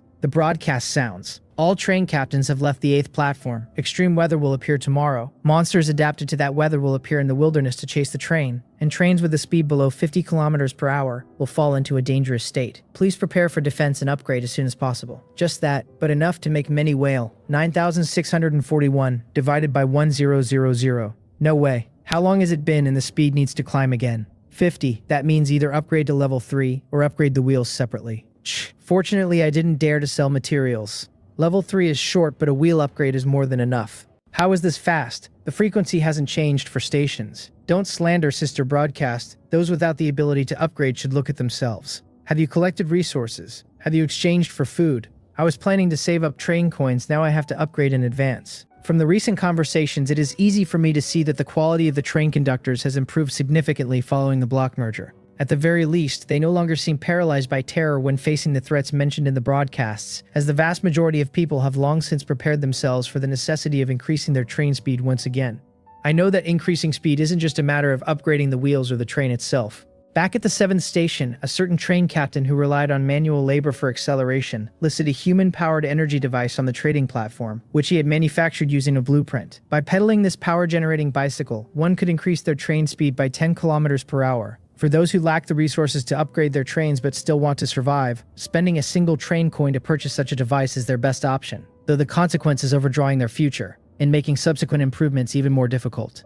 I certainly do not worry about such things myself. After hearing the broadcast, I consumed a bit of my mental power to check tomorrow's weather through the sunny doll. When I saw the result, I wondered if a blizzard meant that the 9th station would also be dominated by winter elements. A message notification chimed, and I looked up to see that Shangguan Yingshe was asking me for the weather forecast. Since she was the one who had traded the sunny doll to me in the first place, it was only natural for her to seek me out for this information. I told her the price was 1 train coin, and although she likely cursed me as a profiteer in her heart, she still traded the coin over. I completed the deal by telling her that tomorrow would bring a blizzard, and reminded her to keep warm, to which she gave a simple acknowledgement. Once our conversation ended, my thoughts turned to another friend. I recalled that Zhao Lin's last station was supposed to be a lucky one. Given that her life is a strange mix of bad luck and sudden fortune, I wondered what valuable items she might have obtained for me. I sent her a message asking how the last station went, and she responded quickly informing me that she had already managed to upgrade to a level 3 train. I offered my congratulations, feeling a bit surprised because she had only recently reached level 2.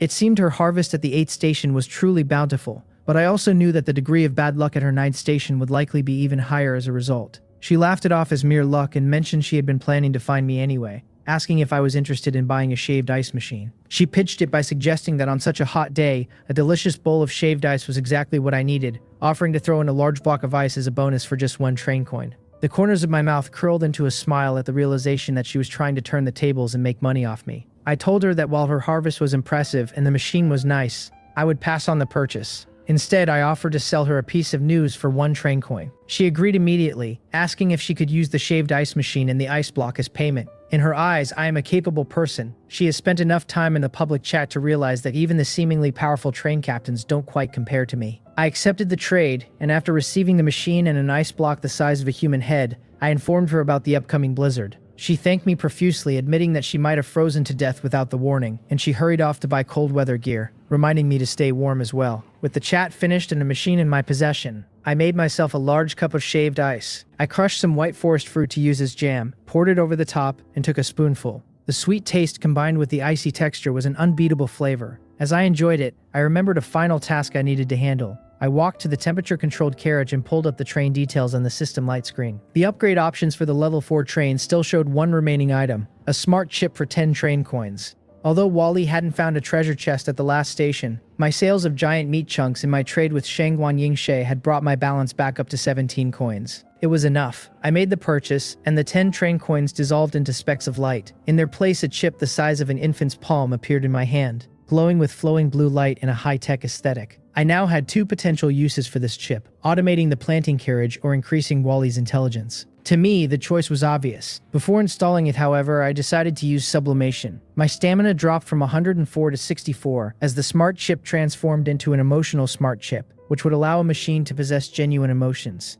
I leaned over and gently tapped Wally's iron head, telling him that I was keeping my promise. As I placed the chip against him, it turned into a stream of blue light and merged into his body. A blue current flickered through his frame, and suddenly, his camera-like eyes blinked with new life. He was now an intelligent, emotional treasure-hunting robot. He could still search for items for the cost of 1 train coin, but he no longer required coins to function in his normal state, relying instead on self-charging. He could follow any instruction I gave him, though the system noted that as a former trash collector, he might still have a preference for useless things. Wally no longer needed to go into a deep sleep mode. I habitually tapped his head and told him to go get me a glass of water. Unlike his previous mechanical self, Wally reacted by aggrievedly clutching his head with his clamps, like a bullied little punching bag. Even as he moved to obey, his tracks rolled across the floor, and he soon returned with a glass of water from the reservoir. I told him he was pretty smart and promised to hit him less in the future, which prompted him to nod rapidly in agreement. I couldn't resist tapping him one more time just to see his even more aggrieved expression, and I laughed out loud. I patted his head, telling him that was truly the last time because, even if it was fun, I wouldn't do it anymore. I finally understood why someone like Shea would create an android like Tina. If a little guy like Wally could bring this much joy to a boring life on the train, a girl like Tina would be on another level entirely. I wondered if I would ever be able to create an android like that myself, and I suspected that, eventually, I might. The next day arrived with a chilling transformation of the world outside. Through the train window, a terrifying blizzard had painted the entire wilderness in a blinding absolute white. What was once an open plain had become a frozen wasteland, teeming with snowfield monsters that emerged from the drifts to chase the train with predatory intent. Snow wolves, snow demons, and snow mental powers swarmed the tracks, their sudden appearance striking a deep sense of crisis into those train captains who were still struggling at level 2. I could see the desperation of others from a distance. Some had simply given up, waiting for death to claim them in the cold, while others exhausted their entire wealth just to reach level 3, or upgraded their wheels to barely maintain a safe distance. Some managed to survive by utilizing various acceleration devices, yet even those who met the minimum speed thresholds found themselves in a desperate struggle as monsters clawed at their hulls, leaving some unlucky trains riddled with holes. The environment was just as unforgiving as the creatures. The violent blizzard caused temperatures to plummet to minus 30 degrees, forcing those without proper clothing to huddle in makeshift shelters and burn wood, just to survive. However, none of this weighed on my mind, as my own circumstances were quite different. Inside my constant temperature carriage, the air was a comfortable 22 degrees Celsius, and I sat leisurely enjoying a bowl of shaved ice. At level 4, my train moved with a grace and speed that the snowy monsters couldn't hope to match. While I rested, Wally was working diligently under my orders. He climbed through the skylight onto the roof to collect ice and snow, shaping them into identical blocks before stacking them neatly in the storage carriage. When he saw that the space was nearly full, he waved his small mechanical arms and ran toward me, shaking them to get my attention. Seeing his success, I told him he had done a good job and rewarded him with the recharge, watching as he happily hurried over to the device to receive the electricity I would have provided anyway. I draped a wolfskin over my shoulders and stepped into the storage carriage, shivering as the sudden drop in temperature hit me. It was incredibly cold, but I quickly worked to load the snow blocks Wally had gathered into the storage unit. I knew that if the weather turned hot later, these blocks would be valuable, if only to be used as a source of water. As the clock struck 12:30, the familiar prompt for the Crossroads of Destiny triggered, presenting me with two distinct choices for my next stop. The first was the Goblin Fortress, a level 4 hunting station, and the second was Screaming Village, a level 5 hunting station. Both were categorized as hunting stations, which piqued my curiosity. I wanted to understand exactly what differentiated a hunting station from a slaughter station, and since neither level posed a significant threat to me, I naturally chose the one offering higher level rewards. I selected Screaming Village. The train surged forward, passing through distorted space as the tracks extended into the void. When we emerged, the blizzard still dominated the sky, covering everything in a shroud of white. However, I noticed a small, conspicuous black dot approaching the train through the drifts. As it drew closer, it became clear that the figure was a human being. The system informed me that we had arrived at Screaming Village for a 10-hour docking period, marking the station with a danger warning. A middle-aged man with blonde hair, blue eyes, and a scruffy beard hurried toward the train, calling out to me as if I were a savior. He shouted for the Master Hunter to stop and save his village, expressing awe at the sight of the train and thanking God for our arrival. Since my sentry hadn't been triggered, I knew he wasn't an enemy. I pressed the button to open the door, allowing the biting wind to howl into the carriage. Dressed in my warm gear, I looked down at the man, who appeared to be around 40. His use of the title hunter suggested the identity I was assigned at this station, and the fact that he recognized the train meant other captains had likely passed through here before. I told him calmly that I was merely passing through and hadn't come specifically to help, then asked him to explain what had happened to his village. The man immediately knelt in the snow, pleading for help. He explained that their village had been invaded and occupied by the Blood Clan, who were using the villagers as blood bags and draining them day and night. He feared that everyone would be dead within days if no one intervened. Identifying the Blood Clan as my potential targets, I asked him how he had managed to escape such a predicament. He revealed that his father had knocked one of the creatures unconscious during a blood drawing session to let him out. His father had instructed him to find a master hunter, claiming that a specific item would ensure my assistance. With trembling hands, he unwrapped a tattered cloth to reveal a single, well-preserved train coin. I looked at the coin and wondered if this was the only reward for a level 5 station, but I quickly realized that this wasn't the actual bounty. It was merely a down payment from the desperate natives. The true harvest would come from the Blood Clan themselves. I accepted the coin and told the man to wait outside for a moment while I prepared. Back inside, I began selecting the right tools for the job. The mithril weapons I had acquired in Doomsday Town were perfect for this hunt. While the temple mithril cross was ready, I took a moment to use my mental power to upgrade the mithril crossbow and mithril ritual sword to level 3. These weapons would help me fit the role of a hunter, though I knew my guns would still be my most reliable assets if the Blood Clan proved to be truly formidable. I also decided to bring out a weapon of true mass destruction, the enchantment mental power magazine Great Compassion heavy machine gun. I replaced the virus serum with the appropriate ammunition and finished organizing my gear. Wally bumped into my ankle, his large monitor-like eyes blinking up at me. Understanding his silent request, I placed a train coin on his head and activated his treasure hunting mode. He happily crawled out into the snow, leaving a trail of tracks as he disappeared into the white. Opening the door once more, I looked at the blonde man who remained kneeling in prayer and spoke to him.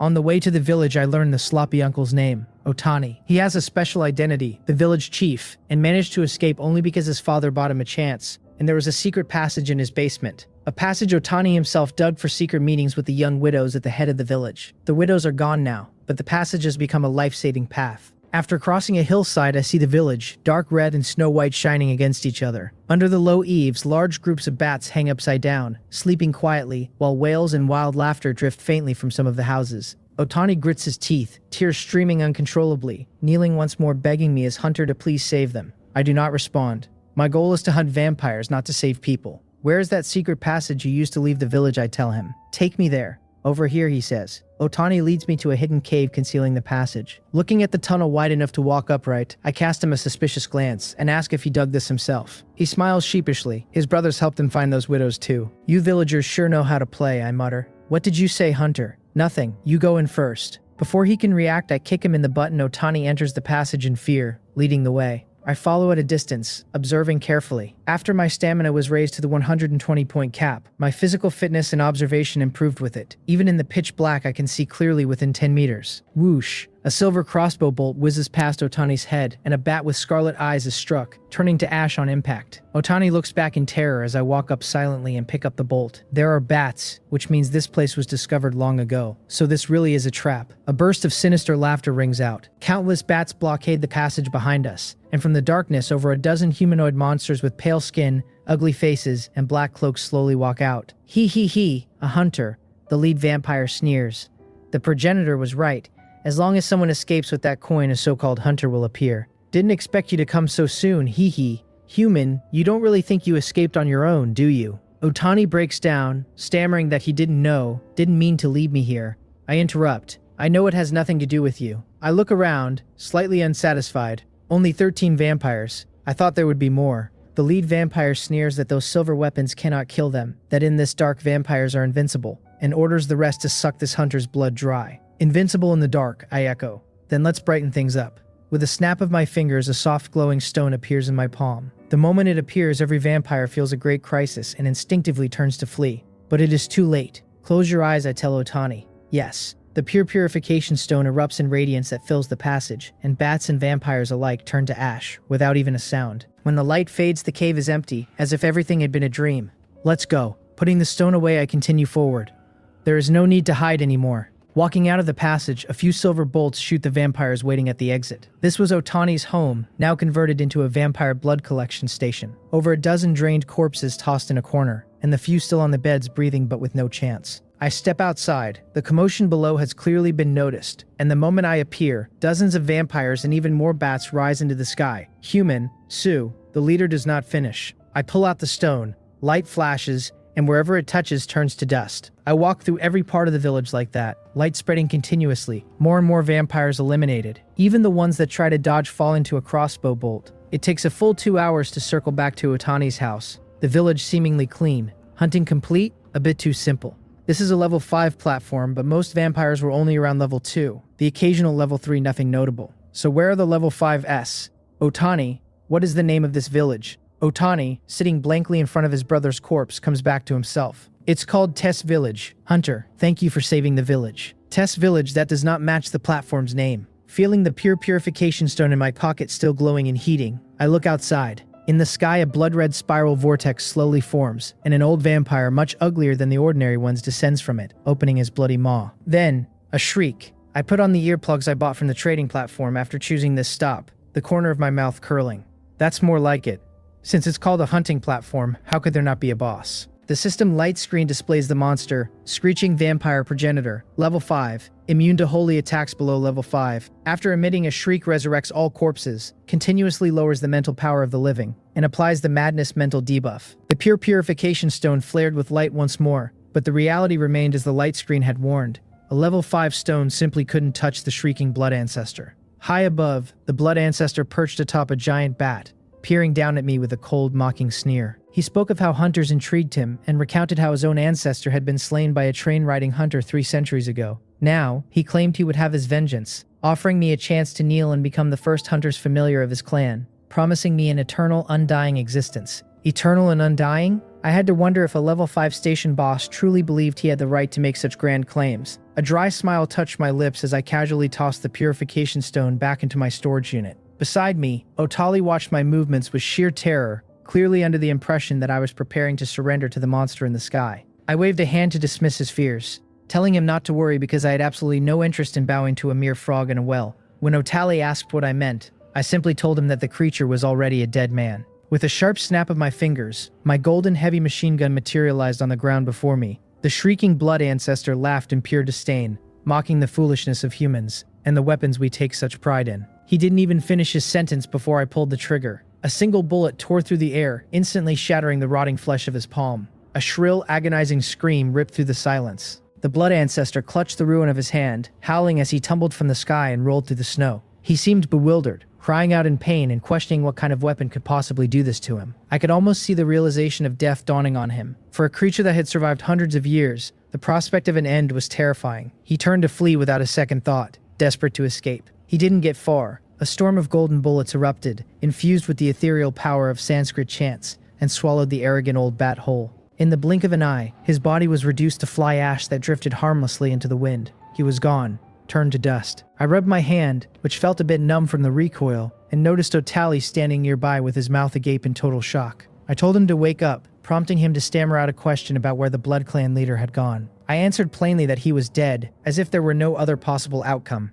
Otali's shock was understandable. The pressure the blood ancestor exerted upon his arrival was intense, and after seeing my purification stone fail, the poor man had given up all hope. To see such a terrifying entity deleted in less than a minute must have felt like a dream, or perhaps a hallucination brought on by blood loss. I didn't pay much mind to his internal crisis and instead walked over to the spot where the bat had disintegrated. In truth, the old guy had suffered a very unjust death. Any other train captain at level 4 or 5 would have likely met their end here, facing a boss immune to level 5 items. He simply had the misfortune of encountering me, an outlier carrying level 6 gear at level 4. Beyond that, every one of his abilities had been perfectly countered. His summoned corpses were either turned to ash by my stone or shredded by his own kin. And as for his mental interference, I felt perfectly fine. I checked my status and saw that while my mental power had dropped, the insanity debuff hadn't touched me. Ever since the Plains of Nights, I had been under the effect of witnessing truth and falsehood. I didn't fully grasp the mechanics of it, but I wasn't about to complain. After searching the ashes, I found a shriveled heart in the snow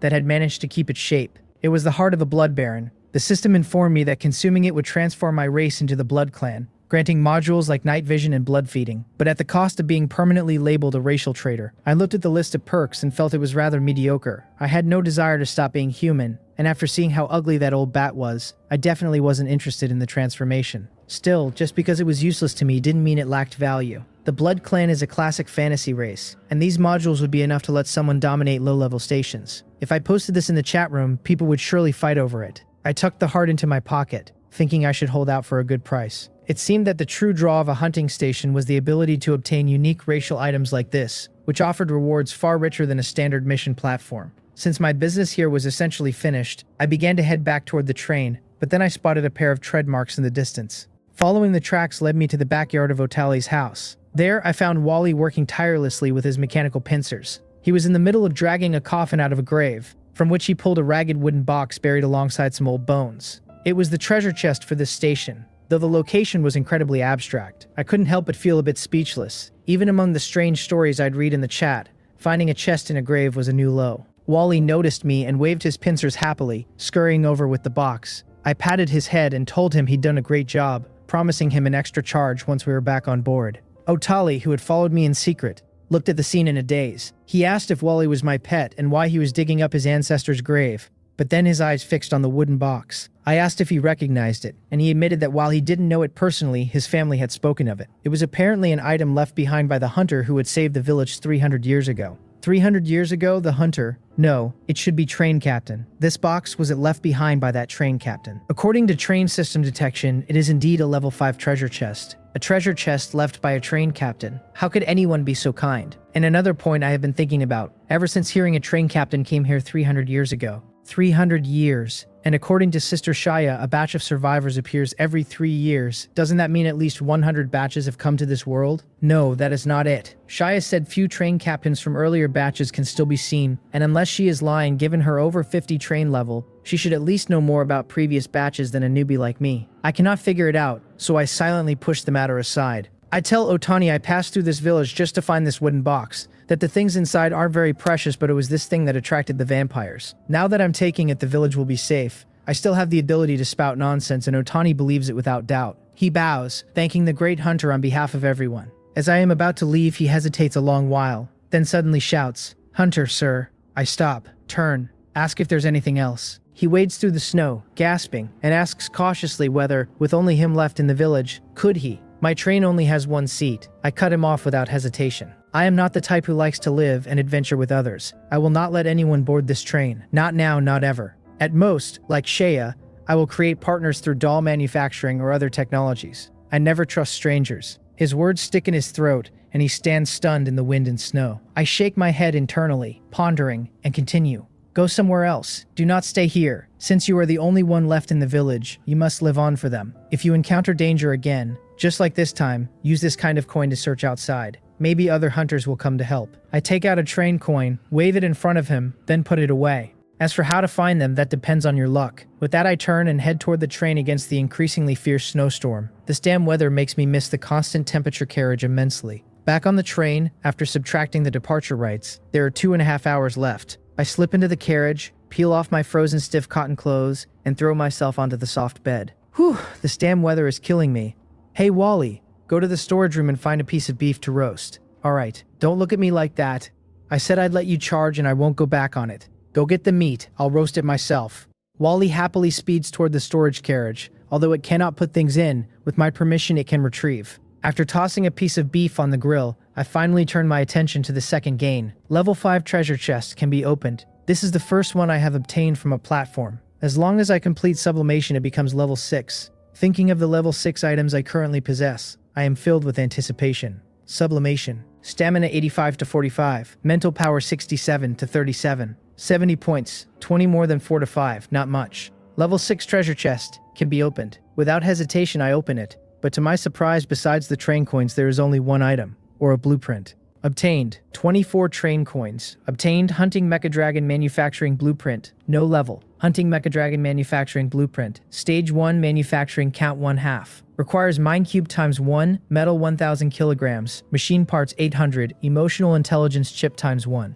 Note, this blueprint was created by A, before their fall. Note 2. This is an item snatched by a train captain who, before dying, broke into a low-level station, and adhering to the principle of if I can't have it, nobody else can, threw it onto a low-level platform, where it formed this chest. Note 3. This chest was originally level 5, but was promoted to level 6 due to the influence of some kind of talent. Because the contents could not be changed, the train coin reward was increased to 24. Huh? Seeing the description, I rub my eyes hard, certain I have read it correctly, and open my mouth wide. Something requiring 1,000 kilograms of metal and 800 machine parts to build. And so many notes. Train system. When did you become so diligent? The train system adheres to the philosophy of serving the train captain above all, it replies. When faced with items that exceed your current level, more annotations will appear to make it easier for newbies to understand. A blueprint made by 3 question marks, then snatched by a high-level captain. That's really interesting. Then I'll have to build it. But where do I get this mind cube? Rubbing my chin, this thing is likely not something train conductors in my sector know about. The best way to find out would still be Shea.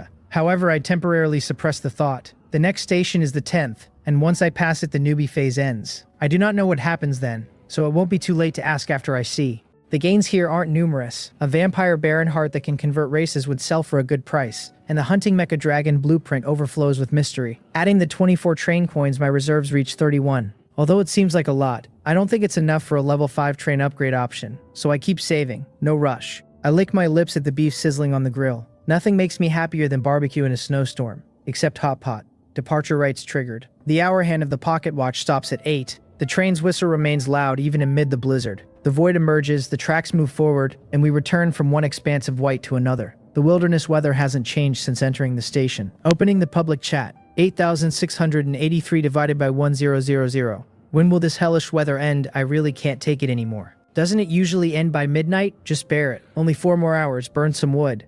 By the way, that Li Xiaosheng put a lot of materials on the trading platform again. Where on earth does he get them? Such enviable luck. Who knows, but Zhao An in our sector isn't bad either. Look at the vegetables. Most posted by him. These two must have a lot of train coins by now. I wonder when the next public station appears. You're thinking of robbing them? Idiot. Li Xiaosheng bought a level 3 assault crossbow blueprint at the public trading station and sold one to every alliance member.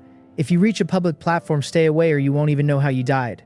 A crossbow, can that be more powerful than a gun? How did the guy above survive? A level 3 weapon, even a crossbow, beats low-level firearms. Haven't you noticed the guy who sold guns? What was his name? Ye Qian. He hasn't appeared for a while. Heh, his low-level rifles are long outdated. That guy doesn't want to join the alliance. Brother Li has spoken. Next time we see him, we'll definitely take his life. That's right, Brother Li. Also said no one is allowed to buy his stuff. Otherwise, it means you're against the alliance. Watching the lackeys pop up, I calmly type a line on the light screen. Attach a screenshot, spend 1 train coin, and pin it. Selling Heart of the Vampire Baron, already placed on the trading platform for auction. Only accepting train coins, highest bidder wins. The trading platform has an auction function, just rarely used. When the introduction appears, the scrolling chat pauses for a moment, then scrolls rapidly. What is this? Transform into a vampire. What's this module? Never seen any of this. How many train coins? If I had this, would I still need to fear those monsters chasing the train? I could do whatever I want, even inside the station. The auction prices reach 15 train coins. Where do you guys get so much money?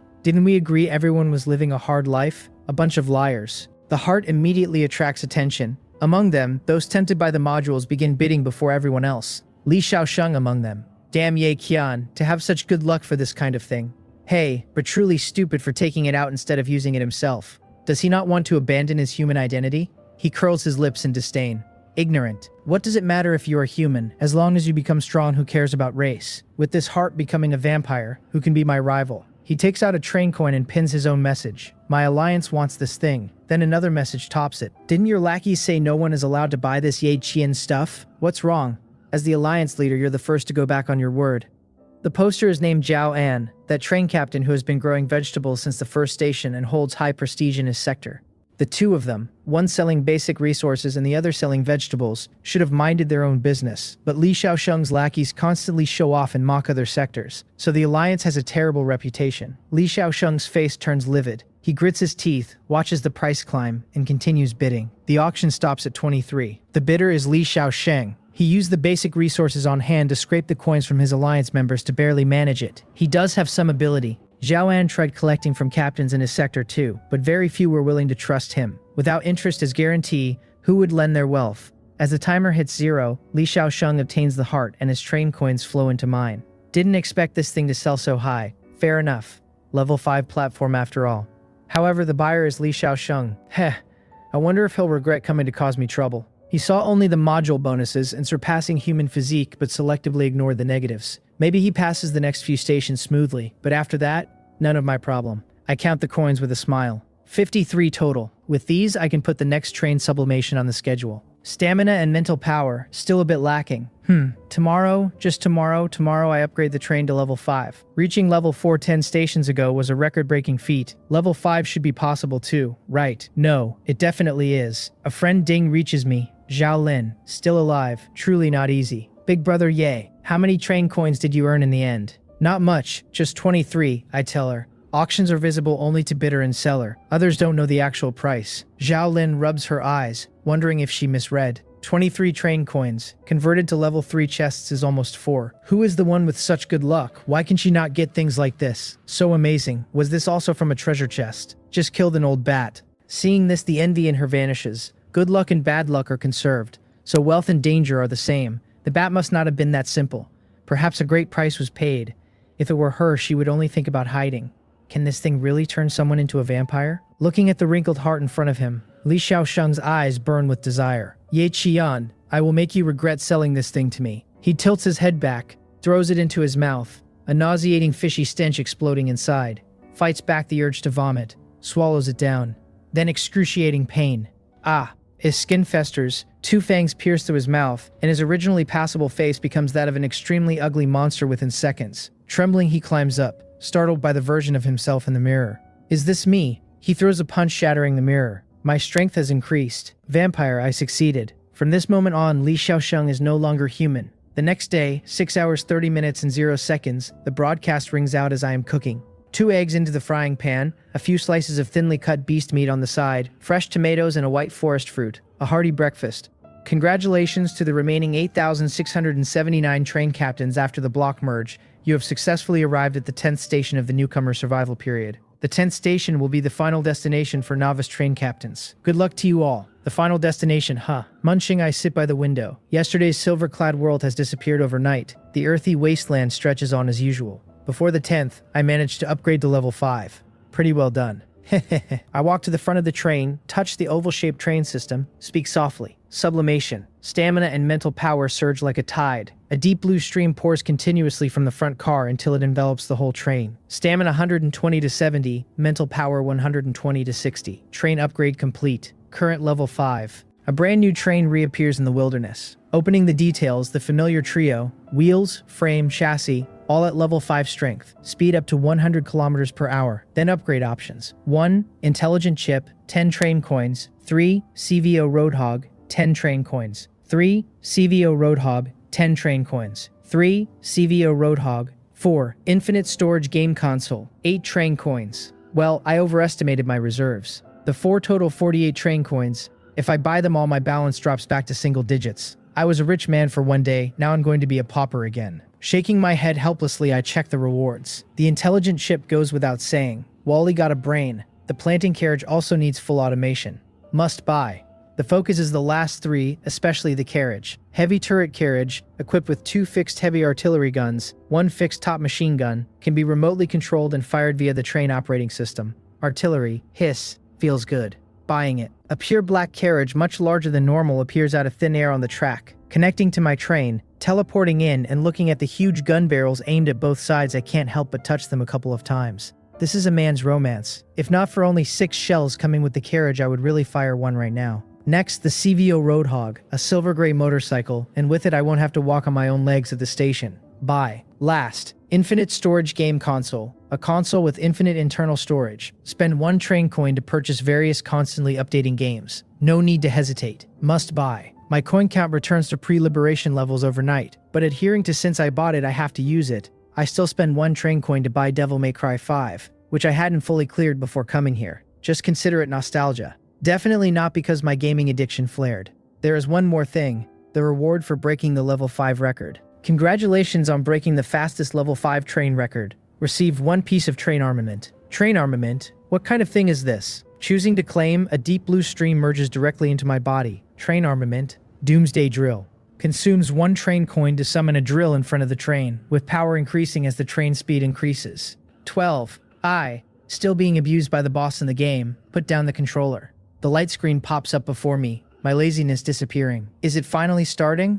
Crossroads of Destiny triggered. Please choose a path from the following 2 stations. Station 1, deep in the gloomy jungle, level 5 hunting station. Station 2, Darville Village, Goblin Tribe, level 5 hunting station. Goblins again, I really have a connection with goblins, and both hunting stations, this is hard to choose. The deep forest of option 1 has basically no information. Option 2, decided since goblins have appeared so many times it wouldn't make sense not to go see. I choose Station 2, Darville Village, Goblin Tribe. Station selection complete. Please sit tight. The 10th station the train is arriving at is Darville Village, Goblin Tribe. The train moves forward, half an hour later passes through the void. The whistle sounds, and outside the window, to my surprise, there are a dozen men and women dressed in various costumes, looking very much like adventurers from another world. Looking over. Current station, Darville Village, Goblin Tribe. Docking countdown 9 hours 59 minutes and 59 seconds. Good luck. This station, high risk. A bearded uncle in clerical attire, the leader, walks over and knocks on the train door. Hello, are you the new adventurer? Adventurer, like the hunter from the previous station, must be the train captain identity here. The sentry was not triggered, no hostility. I open the door and smile. Hello, my name is Ye Qian. What happened here? I am an adventurer just passing by, I don't know the situation. The cleric smiles kindly. I see. I thought you were sent by the royal capital. Since you aren't, you should leave quickly. This village is about to be invaded by the Goblin Kingdom. We must guard here for 5 hours to ensure all civilians are evacuated.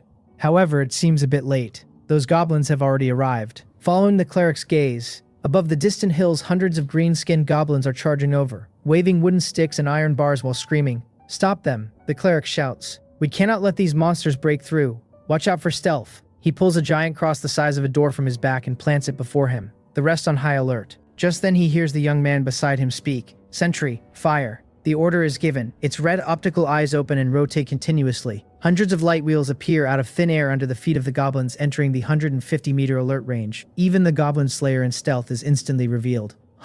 Weapons materialize. Then, fire. Bullets pour out, each accurately hitting a vital point. The barrage prevents any goblins from entering the alert range. Instincts of fear cause the lowest-level goblins to turn and flee, and some escape beyond 150 meters. But could they really escape? Pursue.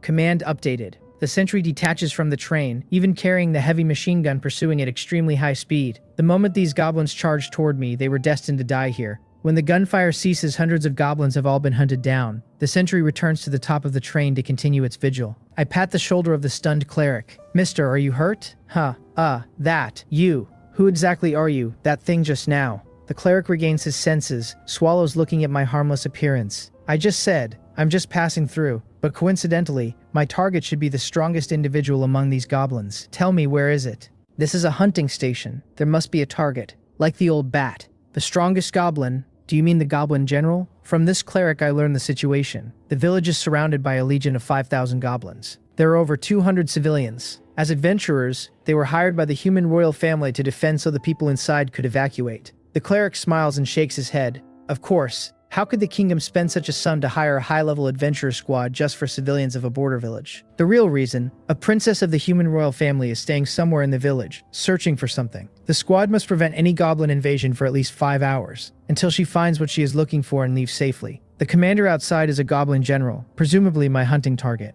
5,000. Can you really hold out for 5 hours? I am skeptical. They don't look like they could withstand it. The cleric laughs. We are a famous adventurer squad in the kingdom. Defeating the Goblin Legion is unlikely, but we can manage to block them. He points to the sky. We have set up a barrier. Once activated, when the Goblin army arrives, they cannot rush in.